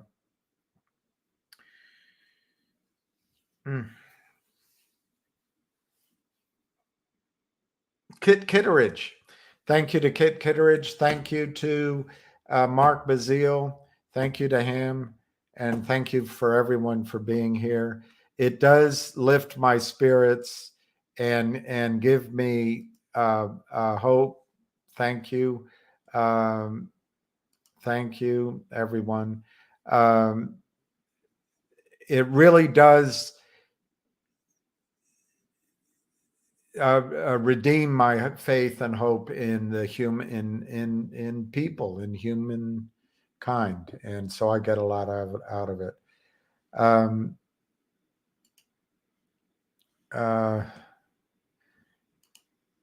I'm gonna guess the reason. I'm gonna guess the reason the food company sold off, Michael, and I have no idea.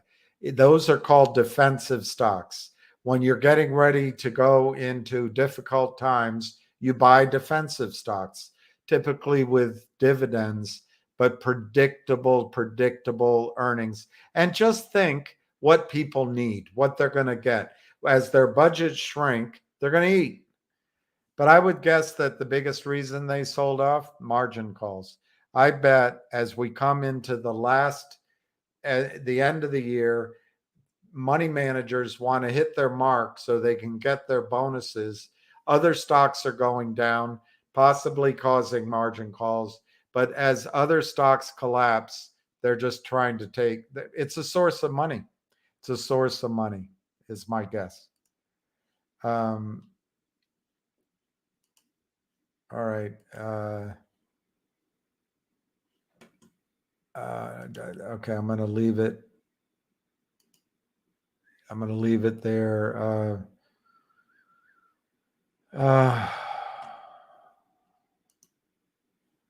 Okay, I'm going to go. With that, I wish you peace, love, and happiness to each of you. I also wish surcease from all this evil and